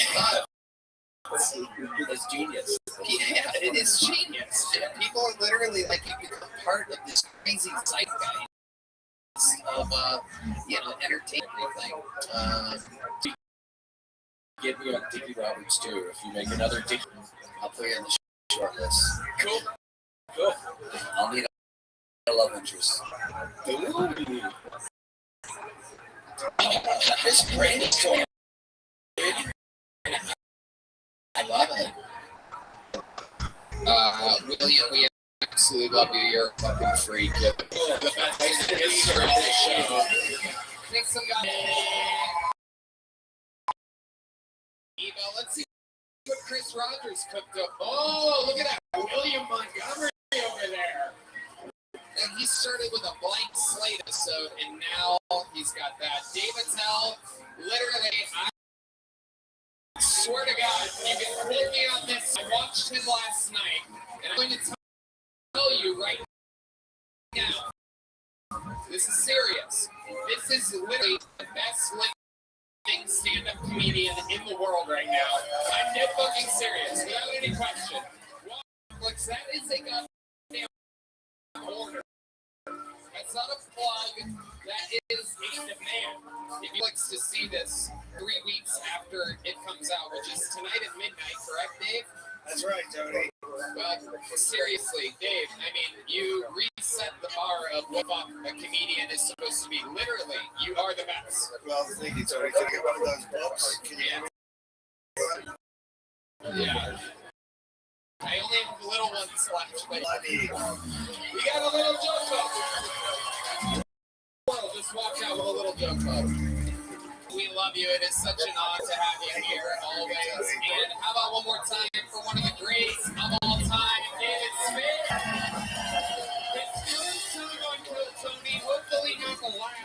Thank you so fucking much for being here. Thank you for having me. It's a great crowd, super fun night. Thank you, band. Thanks to all the unbelievable time getting to have two people that I've always loved on this show. It's unreal. Thank you to Talkspace, Squarespace, Free Spike, Tony Van, Michael Gonzalez, Matt Mueller, John Dees, and D. Magnus, Red Band Check out the Sunset Strip, ATX.com. Love you guys. We love you guys. We'll see you in Madison Square Garden. Thank you guys. We love you.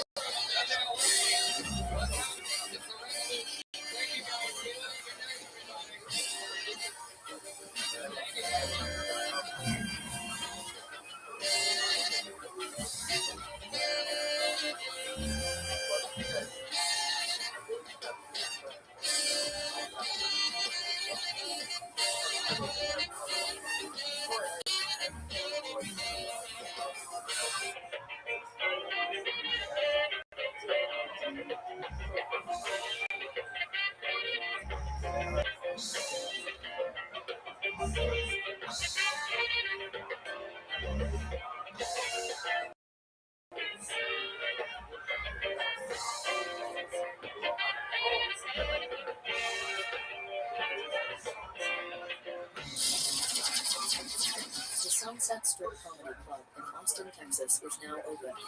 Check out live band Secret Show every Thursday. Go to sunsetstripatx.com for tickets.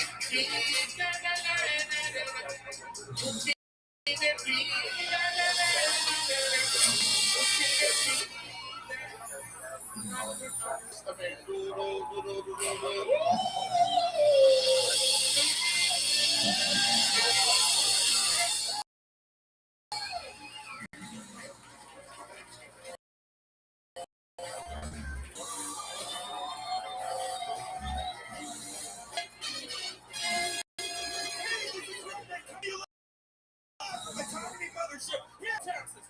Right now, Southern California. Get up, Tony.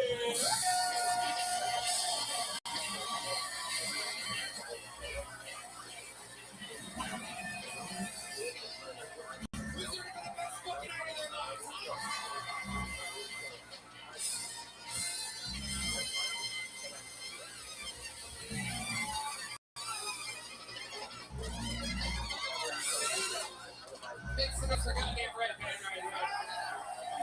Oh shit. We're in it tonight. You did it. You made it. You're on the #1 live podcast in the world. Kill Tony. Brought to you by Game Time, Skylight Frame, DraftKings, Red Rose, Yellow Rose, and Gel Blaster. And we're gonna have a lot of fun tonight. How about one more time for the fucking band? And you guys watching at home don't miss, but sometimes we have special guests swing by and do unbelievable music appearances. This is Austin, Texas. The live music comedy capital of the world. Oh, this is the house. Absolute fucking honest.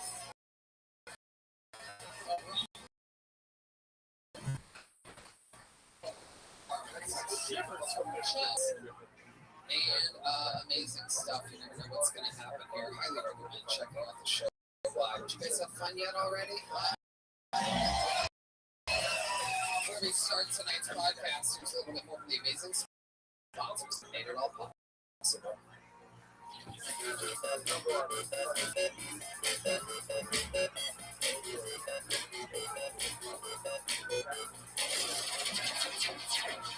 Sunset Strip Comedy Club in Austin, Texas is now open. Check out Red Band's secret show every Thursday. Go to sunsetstripatx.com for tickets.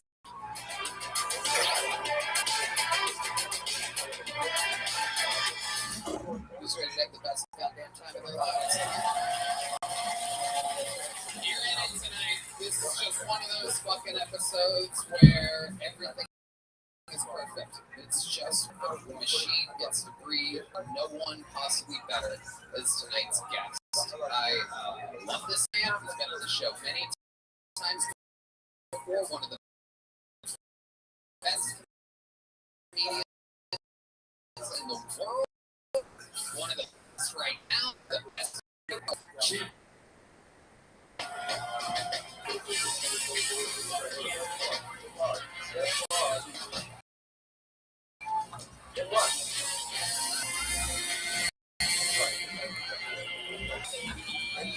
Back, Jim. Thank you. Such a goddamn pleasure to have you. I love it. One of the fucking greats. Killer, New Yorker, Nikki and NYC on YouTube. Their new podcast, Sword Fight. Tickets available. One of the great live comedians in the world, JimNorton.com. So check them out. And Jim, you know how it works. A bunch of souls signed up for the opportunity. Probably how many tonight, Yoni? Ballpark? 200. We're around there always. 230. Jesus fucking Christ. This shit is getting out of control. A lot of these people moving here, some of the best, up and coming from missing talents moving here. Some people literally buying that they've prepared for this just to hopefully get, and they annoy me, and I try to figure out a way to make them uncomfortable for signing up for a show built around comedians trying to make it. You know how it works. They get 60 seconds, and then you hear the sound of a kitten. They have to wrap it up then once they bring out the Angry West Hollywood Bear, which is loud, and it's them, and then I ask them a bunch of questions. We learn more about them, stuff good, stuff they could talk about, stuff they should never do again. Anything can happen. You guys ready to start the show? So, I go to the bottom of the bucket. I pre-pull a name. They go get them from across the street while that person's being wrangled. I present to you the newest regular on Tony, very esteemed for guarantees fame and ticket sales for the rest of their lives. This guy's an absolute phenom, ladies and gentlemen, a force of nature. Unbelievable, fucking a gift from the comedy gods. I present to you a brand new 66 from the crown man himself, the one and only Casey Rothschild.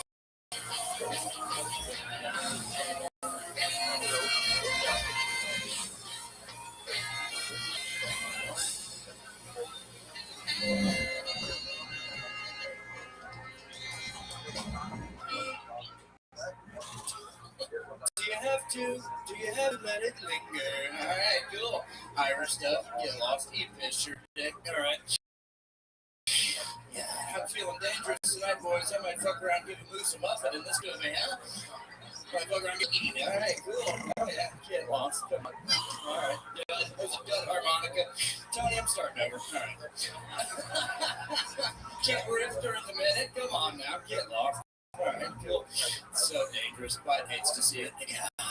Hey, Biden, I got 6 words for you, sweetheart. Me, check, the White House for ghosts. Okay, cool.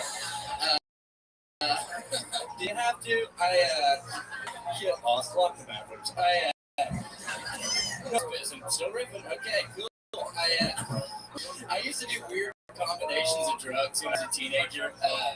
Like I drink a bunch of Tuz, and I would, I'm America's Robitussin, and I would, I drink a bunch of Tuz, and I'd take a bunch of Adderall too, so I'd be focused, but I'm focused on the wrong shit. Scribbling in a notebook like what if worms. Yeah, here's your rocket. Thank you so much. Right on brand. Complete chaos. I love to see it.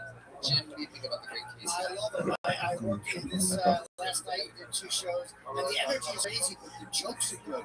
And a lot of guys mask bad jokes with energy. Your jokes are great, really funny and great writing. Oh, thanks, man. I just enjoy watching you a lot. Really fun. Oh yeah, 100% agree. A lot of interesting news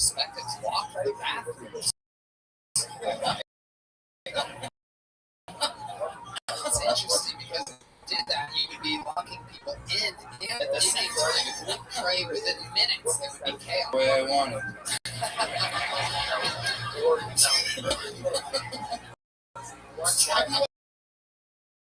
Have you ever put the microphone stand somewhere and said, no, it actually should stand? Yeah, it feels better to have it in motion, kinetic energy. You guys know kinetic energy. Just have it. It's good to stay in motion. It helps me be whatever that means. Yeah, just keep moving, keep being brave. It felt weird to it was weird to actively kind of improvise a little bit in the minute. So it's like I probably have 10 seconds. I was like, yeah, no, like, trying to get back to it. So, not only does he move the microphone a lot, he also moves the stool a lot. He jumps over the stool, things like that. I had only seen him here in this room and in the little boy, which is about the same size stage, and I took him to offer me in a massive theater a few weeks ago, and I realized that he uses all of the stage that he's given, no matter what. That's where I learned that. A crab at 45 miles an hour, sideways like that, and back, never losing sight of the crowd. Staying square the entire time. It's awesome. Everything was bigger. Yes, that about him, but I used coming out, and I was like, I think you're really funny, but please, when I'm not so I thought that was so fucking great. But you work well in the space, you have all the years that you have, so yeah, very impressive. You're very aware of your surroundings. Thank you. Yeah, I try to be. Yeah, it's a heat signature thing. I try to keep that. It's like a velociraptor. You know how they say fighter jets? It's not. They say fighter jets. It's not about where they are, it's about where they are. So that's kind of what I operate on. So F-15 rules. So. Wow. I've actually never heard that about fighter jets, but I believe it. I just said it. Well, I don't know. I heard that one time. Okay. Also never heard of it. It is incredible. You have a real knack at making up references that perhaps have never existed before. Is looking for ghosts at the White House something you guys wanted to do, or is this just with this new administration?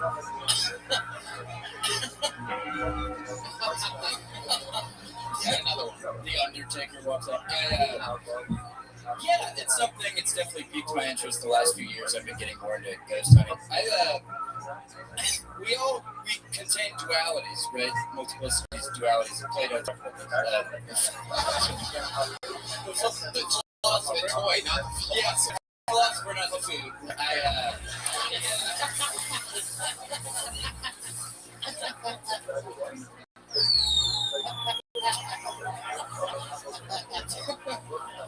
Oh, I just got a crazy rocket right in your face.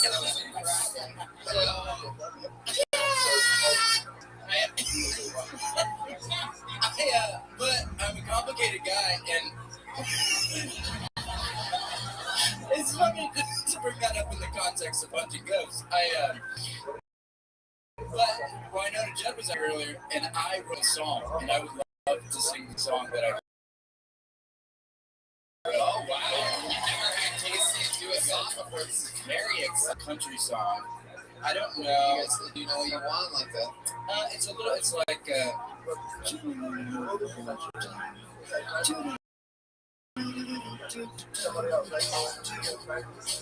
what you wish for, I guess. Okay, perfect. It's kind of complicated, so I just got to look at it really quickly. Okay, here we go. It's called How Far Can a Quarter Go?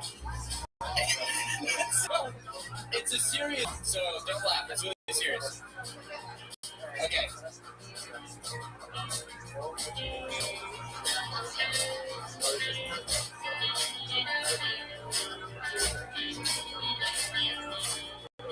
Comes a time in every woman's life where she's gotta make a choice. The future seems so far from now. Sitting on this little one-horse town, I know I gotta find my voice. Sitting here staring out the phone, praying how far off can I go till I lose my voice? I've got regrets and I told you so. Now I'm sitting here in the waiting room and I don't want to see you go. How far can a corner go? Thank you, that's the only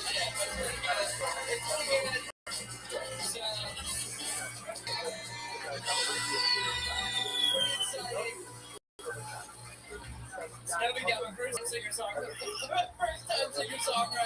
so pretty good, not that bad, pretty good, okay.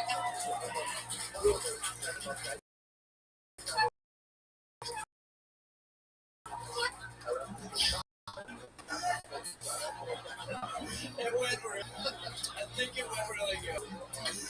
I love that you're your own music critic. How fucking cool. That was good. That was really good. What is their favorite song of the year? Pretty much it's on all our minds. How far can a quarter go? It's like, I don't want to explain too much about it, but it's like, can this quarter take you back to what you once had? Like a payphone.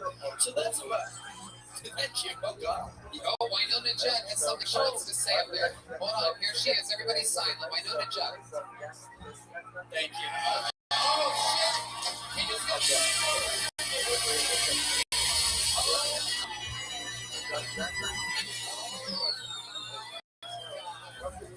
Winona Judd just made a new Winona Bud. Oh, my. That's incredible. Casey, you convinced her that it was great. That was good. That was good. She's not going to help you. She's just showing you where you can go with the chord.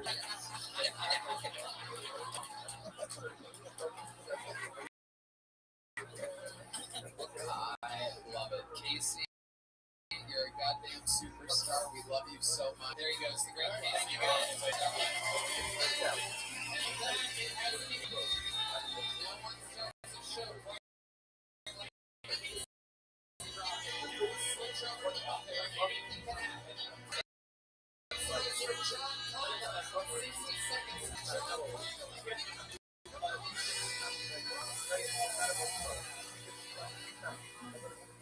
Fuck yeah, how's it going, everybody?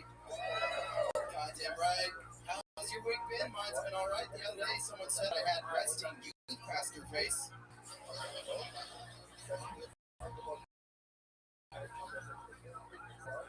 A little bit about me. I'm an amputee. Missing 3.5 of my fingers. Totally could laugh. What happened like my birth? It was an accident. So, at least with that accident, someone came. It's like, fuck yeah. I actually had a pretty good deal because I got 1.5 off. So, tell fucking friends. Hell yeah, dude. I'm in the armed forces. You know what I'm saying? Because my hand looks like a gun and the state of Texas at the same fucking time. So,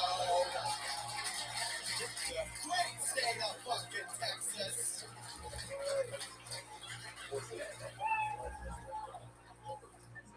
So fucking laugh. Guys, I'm John Connolly. Thanks so much. Yeah, John Connolly. Very fun minute. Great set. There's something about you. I can't wait for my face. Shit, what are you doing? Seriously, give me a hand. Well, yeah, incredible. I would give you knuckles, but microphones it. Fuck yeah. Oh yeah. How did you listen? I got 4th-degree burns, actually. Fireworks. No. I had my hand in cement, and it was a makeup accident for a film. And I was actually playing a guy who gets his fingers cut off. And I just take method acting way too seriously. Oh my God. Oh, wow. I'm coming after you, Daniel Day. You can look at him. No, so they use the wrong materials, and they basically use something called UltraCal 30, which is basically like a cement. And so I had a chemical burn. And I got 4th-degree burns, which is charred bone, and my veins were destroyed, the joints were destroyed, everything was destroyed. They couldn't save them. I was in the hospital weeks, and they just eventually were like, we gotta amputate. What happened? Alec Baldwin? What is that? So crazy. What kind of movie was this? I don't see. What movie was this? What was this for? It was for a student project, actually. More. The filmmakers, they were foreign exchange students. Didn't speak English at all. Oh yeah, it was crazy. And you know what's even crazier? Technically, Quentin Tarantino is responsible for this. Tell us more. I know. So, I think I saw this. Kill Fingers. The Hateful Three.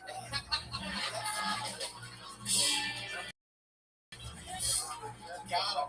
Oh, got him. My God. Fuck yeah. So, if you're not familiar, Quentin Tarantino made a movie called Four Rooms. Are you familiar?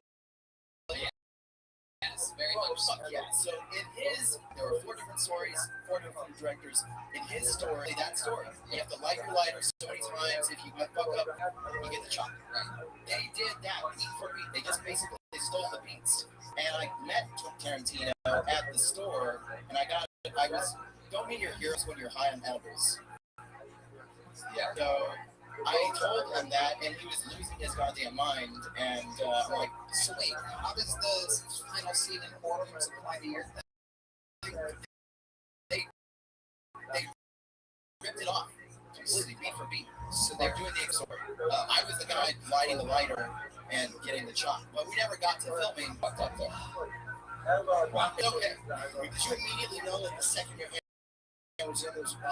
No. So it's just like I thought it was like silicone or not silicone, like plaster, but it was not. So it was just mushy, wet stuff, and then a few moments later, it started getting a little bit happened. It skyrocketed heat, and I jumped up. And oh, by the way, when I was telling Tarantino this, I'm like, this is happening. It happened for a reason, and one of the reasons was there was another actress there. She showed up late, and she went up to her wrist. And so she would have lost it, but as soon as I checked, good God, it's fucking burning me. She pulled it out, and she was safe. So thank God for that. That's a blessing. Did she at least give you a hand job? She owes you one. She fucking owes you one. She even finger blast her with whatever that is. The old fucking clip monster right there. Look at that thing. I like to take up a little bit of finger blast. Hell yeah. The old fucking mouse pad you got right there. The old fucking... That's the fucking... Oh my... Dude, we might start an OnlyFans page. That's incredible. Wow. Absolutely incredible. Nice guy, by the way. The positive you find in it is that she was okay. She was okay. To me, that would have been the negative. Before that, bitch put her hand in first. It's layered. It's multi-layered. So I'm glad it happened. So that was a silver lining. Thank God for that. But if it wasn't for that, I wouldn't have gotten hired at this independent film studio. If I hadn't worked at that independent film studio, I wouldn't have met my wife. If I hadn't met my wife, I wouldn't have started comedy. If I hadn't started comedy, I wouldn't have ended up at the store meeting Tarantino, and I wouldn't be here in front of all you guys that fucking kill Tony. You know? Did the film get finished? No, fuck no. That was just like Rust. We didn't do it like Rust. We stopped shooting. We didn't. Dunzos. They fled the fucking country. Sure. I bet. So if you've seen some Koreans like yay high with like 3.5 fingers. Are you right-handed? Yes. Yeah. At least it looks nice too. Like that's like a nice exterior. Yeah. And he had a great story. It is cool. Yeah. It's not bad. No one noticed either because everyone thinks I'm like making a fist. You know what I mean? Like the fucking producers backstage, they didn't notice, and I shook their fucking hand. The bartenders out on 6th Street put change in my hand, and they fucking rolled off. How far can a quarter go?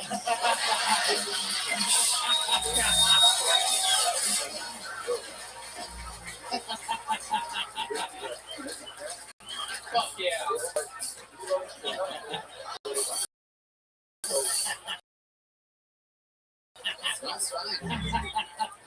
It's with me ever. Yeah. I bet. They're just like paper scissors, and they're like, "What the f is that?" Yeah, hatchet. Whatever I want it to be, man. And I fucking win. So, the butler from Scary Movie 2. That's all. Let me use my good hand. Oh, I can see it. So how long have you been doing stand-up, John? 2.5 years. LA. LA. You can be able to do it with you. 30. Okay. For So what do you do for work? How do you make a living? So, for a living, I have movie trailers for a living. Okay. That's my day job. Also the cutting room floor. That's amazing. That's good. I like that. Any trailers we would recognize? Or anything? No, it's like $5 million movies, like the kind of stuff that you see straight. Any Aaron Eckhart action movie? No, so it's shit like that. Okay. It doesn't make me happy anymore. Comedy makes me happy, and I've been pulling back. Right. Pulling back. So what's your love life like? Not interesting. Yeah. Not great. Yeah. Mainly because my wife doesn't let me have a girlfriend. Oh, you're married? Yes, sir. Oh, I can't tell. There's not a ring on there. Yeah, I moved it. Oh, in the old switcheroo? Yeah.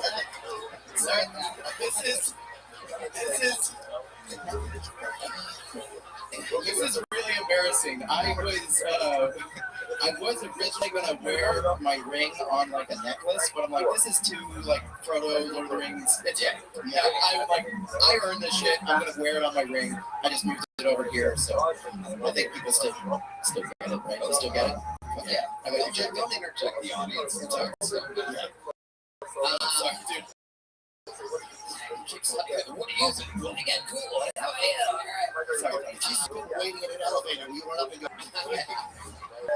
Oh yeah, that is amazing. It's almost more pointier than a regular painter figure. You have no joints fluffing it. Yeah, this is just the neck right there. It's sharp.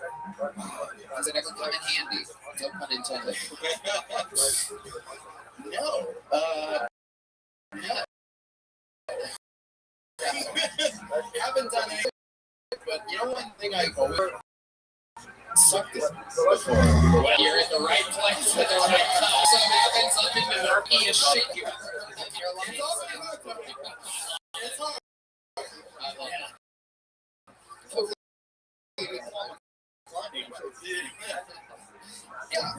I have a couple of notes here. And because for this reason, you know the show. Yes, I can lick my own nose. My eyes can shake. I can do that. Yeah, you do the eye shaking thing. I can do that. Yeah, that's a great thing. Yeah. No, you lick your nose. Hell yeah.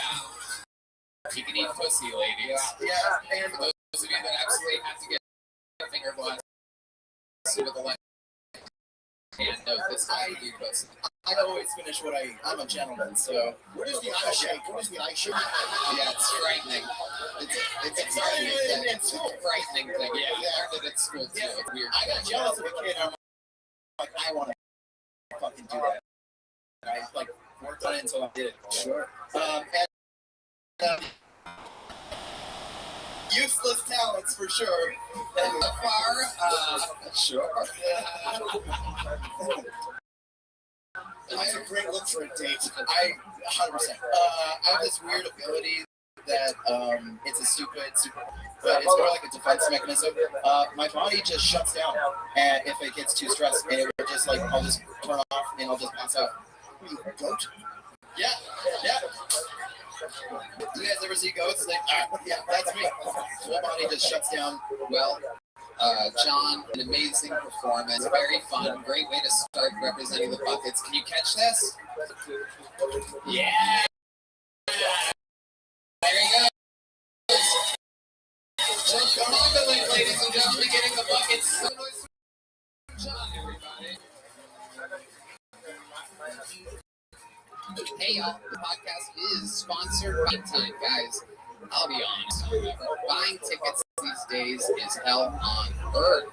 cannot tell if the seats are good. You can't buy last-minute tickets. That's why I use Game Time. You shouldn't have to worry when you buy tickets to your next big event. Game Time is the fast and easy way to buy tickets for all the sports, music, comedy, and theater events near you. With killer last-minute deals, all-in prices, views from your seat, and the lowest price guarantee, Game Time takes the guesswork out of buying tickets.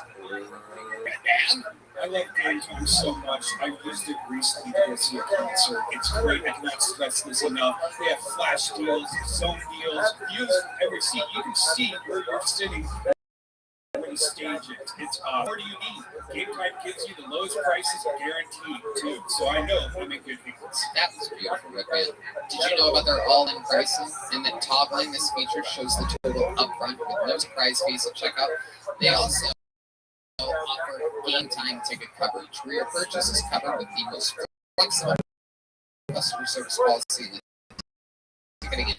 Take the guest out of buying Time app, create an account, use code to create an account, and redeem code called TON. Why? $20 off. That's right. Download the Game Time app today. Last minute tickets, lowest price. Hey y'all, this podcast is sponsored by Skylight Frame. Do your parents or grandparents live far away? It's easy to drift apart when you don't see them. Don't let another day go by without meaningful contact. You can stay connected with a Skylight Frame. The Skylight Frame is a touchscreen photo frame that your whole family can upload photos to, and they appear in seconds. You get to share your favorite moments with better to you.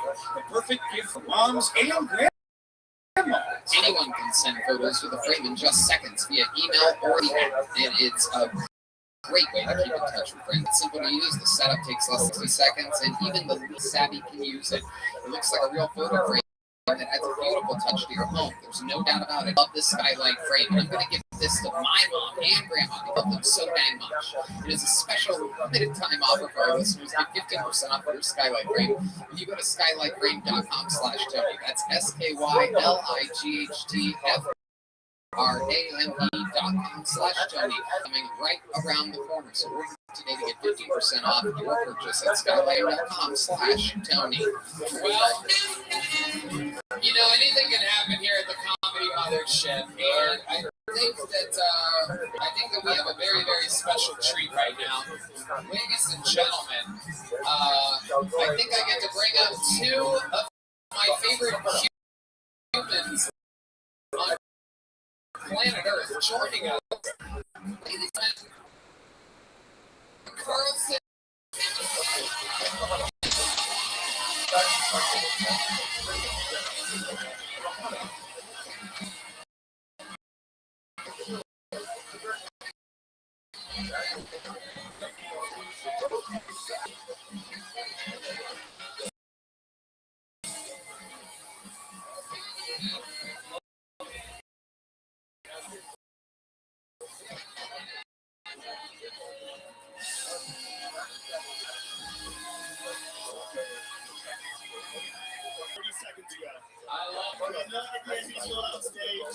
He's just finding out right now. We were literally at dinner, and he's like, I want to show you my new place, Rage. And I didn't know I was coming out until I heard my name. We call that the old Post Malone right there. We've done this before. We did the Post Malone this week. Tucker, welcome to the show. Let's go front. Okay. Luckily, I'm sober. Yeah, this one's for you. Put that one back on the stand. I love it. Are all three of these working? Okay, maybe you stick this one and I'll take that. We're gonna get them connected here. We're gonna get them working. Tucker, welcome to the. Well, thank you for having me. This is an amazing. That laugh is real. He does it all the time. We're gonna have fun. I'm gonna grab his end if you don't mind. Yeah. We love it. Scoot on down, guys, all the way as far as you possibly can. So we can get some of these fucking poor souls up here. Tucker, you know how the show works? There's stand-up comedians, over 230 signed up for the chance to get 60 seconds on the stage tonight. I'm an unemployed talk show host. Not a stand-up comedian, so no, I have no idea how this works. We're going to watch this. Sense it won't go well. No, it's going to be great, but we're going to watch them, and then afterwards we give a little bit of input. It's a little free speech version of America's Got Talent, dirty stand-up stand-up comedy. I could do that. Hell yeah. Tucker Carlson, everybody.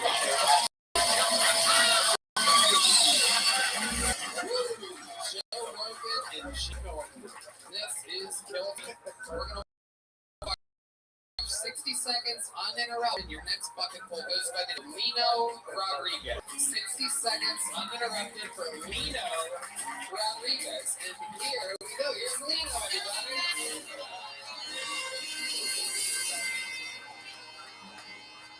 Hi, my name is Lino Rodriguez, and I'm an ass man. Not because of the shape, but because of the smell. You know what I mean? I'm more of an aroma guy. You know? Well, I have a dimple. I think that's pretty cool. I think dimples are the only physical deformity that will get you laid. You know, no one ever went to my club feet and was like, "Yo, 9, come get this pussy." I like to look at, one of the scales and be like, "Hey, little cinnamon twist." Let me break that back some more. You know.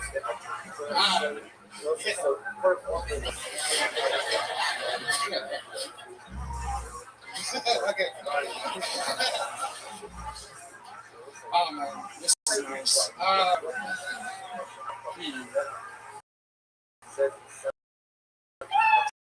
Thank you. That's good. I got excited. Yeah, that's fun. This is a fun experience. And I forgot what I was going to say. Right. That's really the answer I was looking for. You got excited. You're confident, you're simple. I like that. I respect that. Thank you. Yeah, I made myself. I appreciate it. Yeah, you look good. Yes, thank you. You look good. Thank you. There's a lot on this stage tonight. Lino, how old are you? I'm 27. 27. How long have you been doing stand-up? Like 2.5, 3 years now. Okay. Yeah. I'm originally from Mississippi. Wow, the last comedian couldn't. He only had one finger. Yeah. The good one?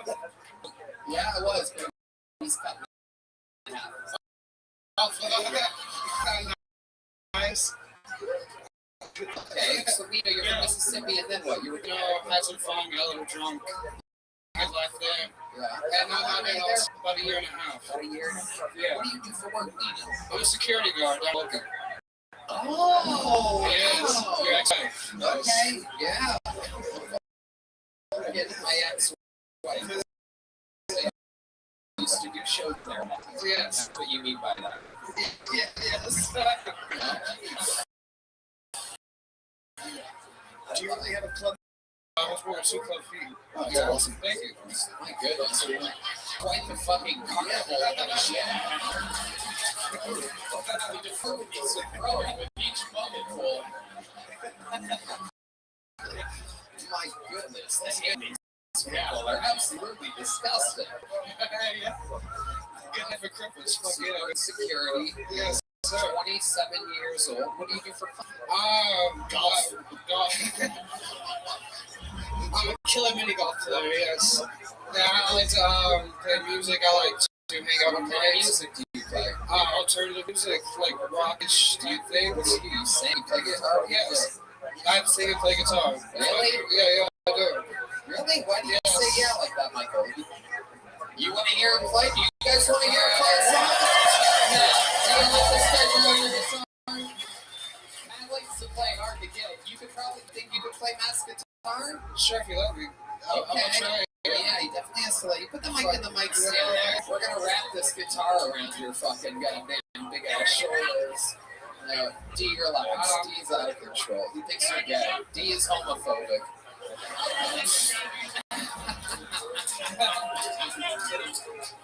You relax, D. You relax. Okay. D Magnus was drinking Crown and Cokes during the sound check at 6:15. D's out of control. Okay, here we go.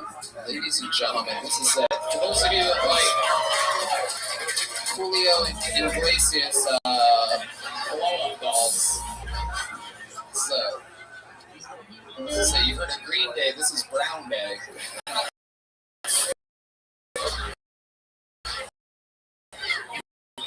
ladies and gentlemen, making his Tony music. You this is Lino Rodriguez. All right.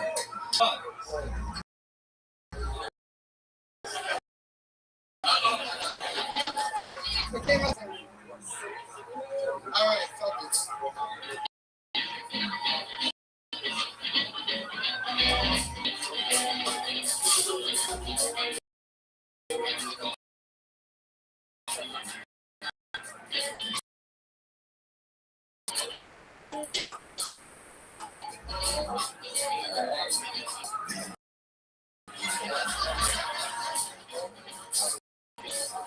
Last night I had a dream that you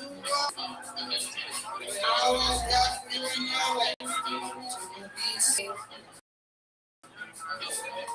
Why does my mind like to fuck with me? You're the sight of death increases of my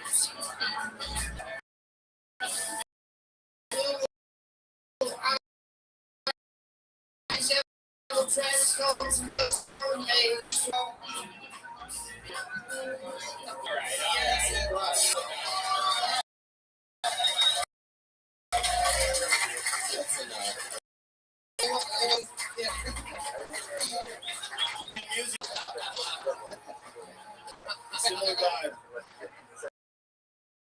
Was. Were you heavily influenced by Sublime? I was. Yes, yeah. Okay. What's the name of the song? Daydreams. Yeah, nice. Did you write it? Yes. You do a lot of you're more like reggae style? No, that's why my mind came up with it in the moment because I'm in front of this beautiful audience. Yeah, and I couldn't really think of anything again. What was that written about? This woman I met while I was doing psych in Washington. Oh, great. Which one? State or DC? Yeah, I was about Spokane, Washington. Oh, hell yes. Yeah, that's where I'm at. Yeah. We're candy flipping. Not letting the cops in. Fuck up. No, it was a good time, man. Yeah. Another fun fact about me is my dad was murdered. Oh, tell us more about this. We get into the nitty-gritty, baby. Glad to be on a date with this guy.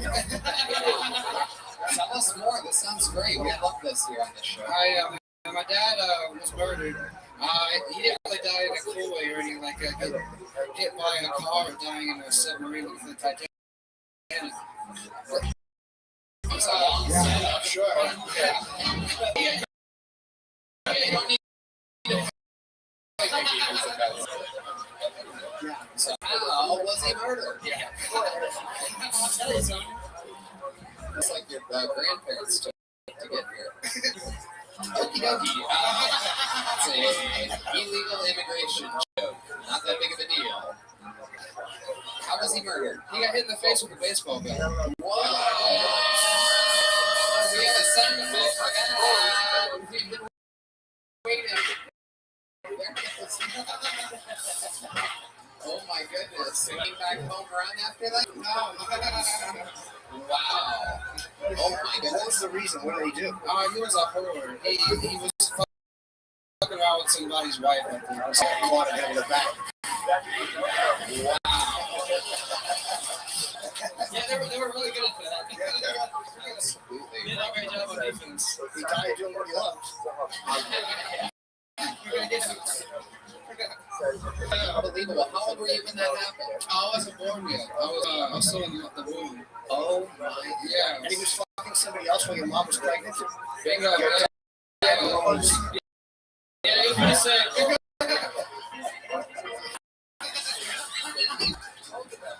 I don't think I was older than that. He got around. He had a good time in the 90s. Okay. Yeah, incredible. I guess Puerto Ricans are like contraceptives. I don't know. Yeah, you're correct on that.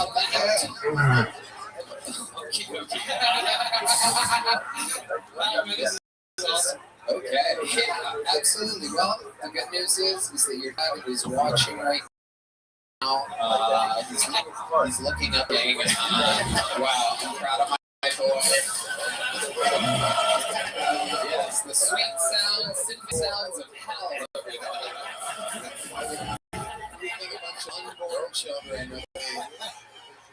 Technically, you overdosed on crack. Okie dokie. So he never got to call you little slugger, huh? Hell no. Did the guy that hit him start pound bases at least? Okay. Alright, this is out of control. Is it crazy your dad got hit with a bat and you have club feet?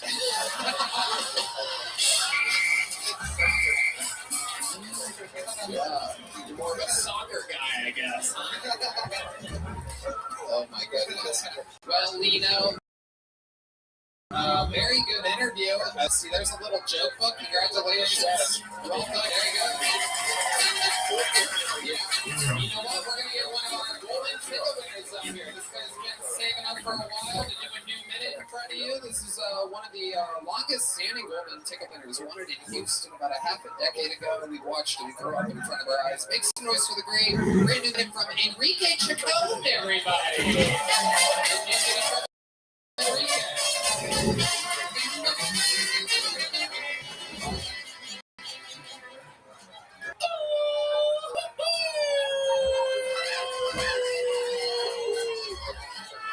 Damn, now I gotta catch my breath, dog.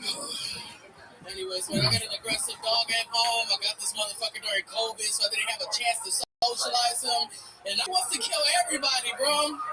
And it's an issue. He talked about my brother the other day, and I'm defending him against my family because he's my fucking fur baby, right? But as I'm defending him, I'm realizing that I started sounding like a school shooter's yo. I'm sorry he hurt those people. You just gotta get to know him. He's a good boy. I think it's fucked up that my dog has insurance and I don't. Look at my sweat. Look at me. I need all the insurance I can get. He has Allstate just in case he kills somebody. That's a grown Latino man. All I have for insurance is a Virgin Mary candle and Vicks Vapor Rub.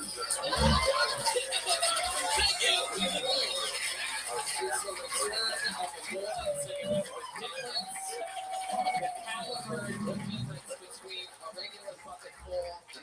One of the legends of Kilton, Enrique Chacon, coming in like saying new minute, ending with a big applause break stuff. Remind us, how long have you been in stand-up? It's been about 5 years that I've been doing stand-up. You were instantly likable. You were famously the West Hollywood Bear in the 2 Arena episodes. Yeah. Crowd went wild for you. It was fucking insane, man. We'll do it all over again. Hell yeah. Definitely will. So here's the deal. Is this true? You have a crazy dog in me? I have a crazy fucking dog at home. He's like a pit bull boxer mix, bro. But honestly, he's a serial killer, bro. Handle this motherfucker. He's like to me and my girl, but dude, he killed my favorite chicken today, bro. He killed the chicken? I swear to God, man, I had a Andrea Yates moment, bro. I was ready to drown this motherfucker, dog. Like, I was like, yo, it's time for a bubble bath up in this bitch, you know? Like, man, this is like my best chicken, my fattest chicken producing the best eggs, you know? That's right, but man, I don't know what you're telling me. Wow, just hold the chicken. No waste of a chicken. Yeah, right now, somewhere David Lucas is crying. Oh, bro, it's fucked up and it's crazy. Like, instinctually, like, I killed the chicken, broke his neck, but it started eating the chicken asshole first, you know? Like, that's a motherfucker's dirty dog. He's a predator. Sounds like Jim Norton. He's predator, but that's sexual predator behavior, you know? So he started eating the chicken's ass first, and the chicken didn't go for it. I mean, you would know.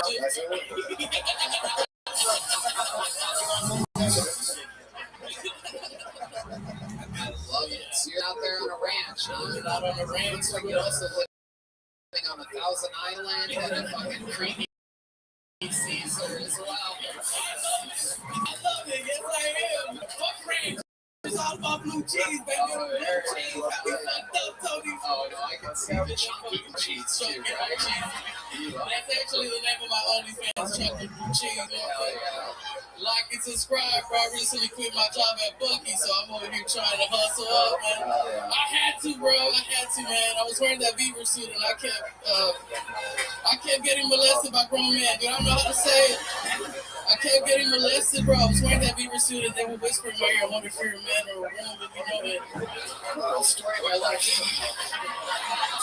I'm glad you can relate, Jim. I'm glad you can relate, man, but because of my body type, they couldn't tell, you know. Absolutely incredible. Enrique has the only fans that he gets paid in actual fans. He's always overheating. Absolutely sweating. How old are you again, Enrique? You are one of the unhealthiest young boys.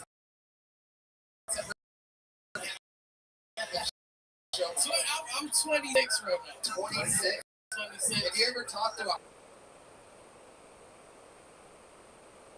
Fuck you, bro.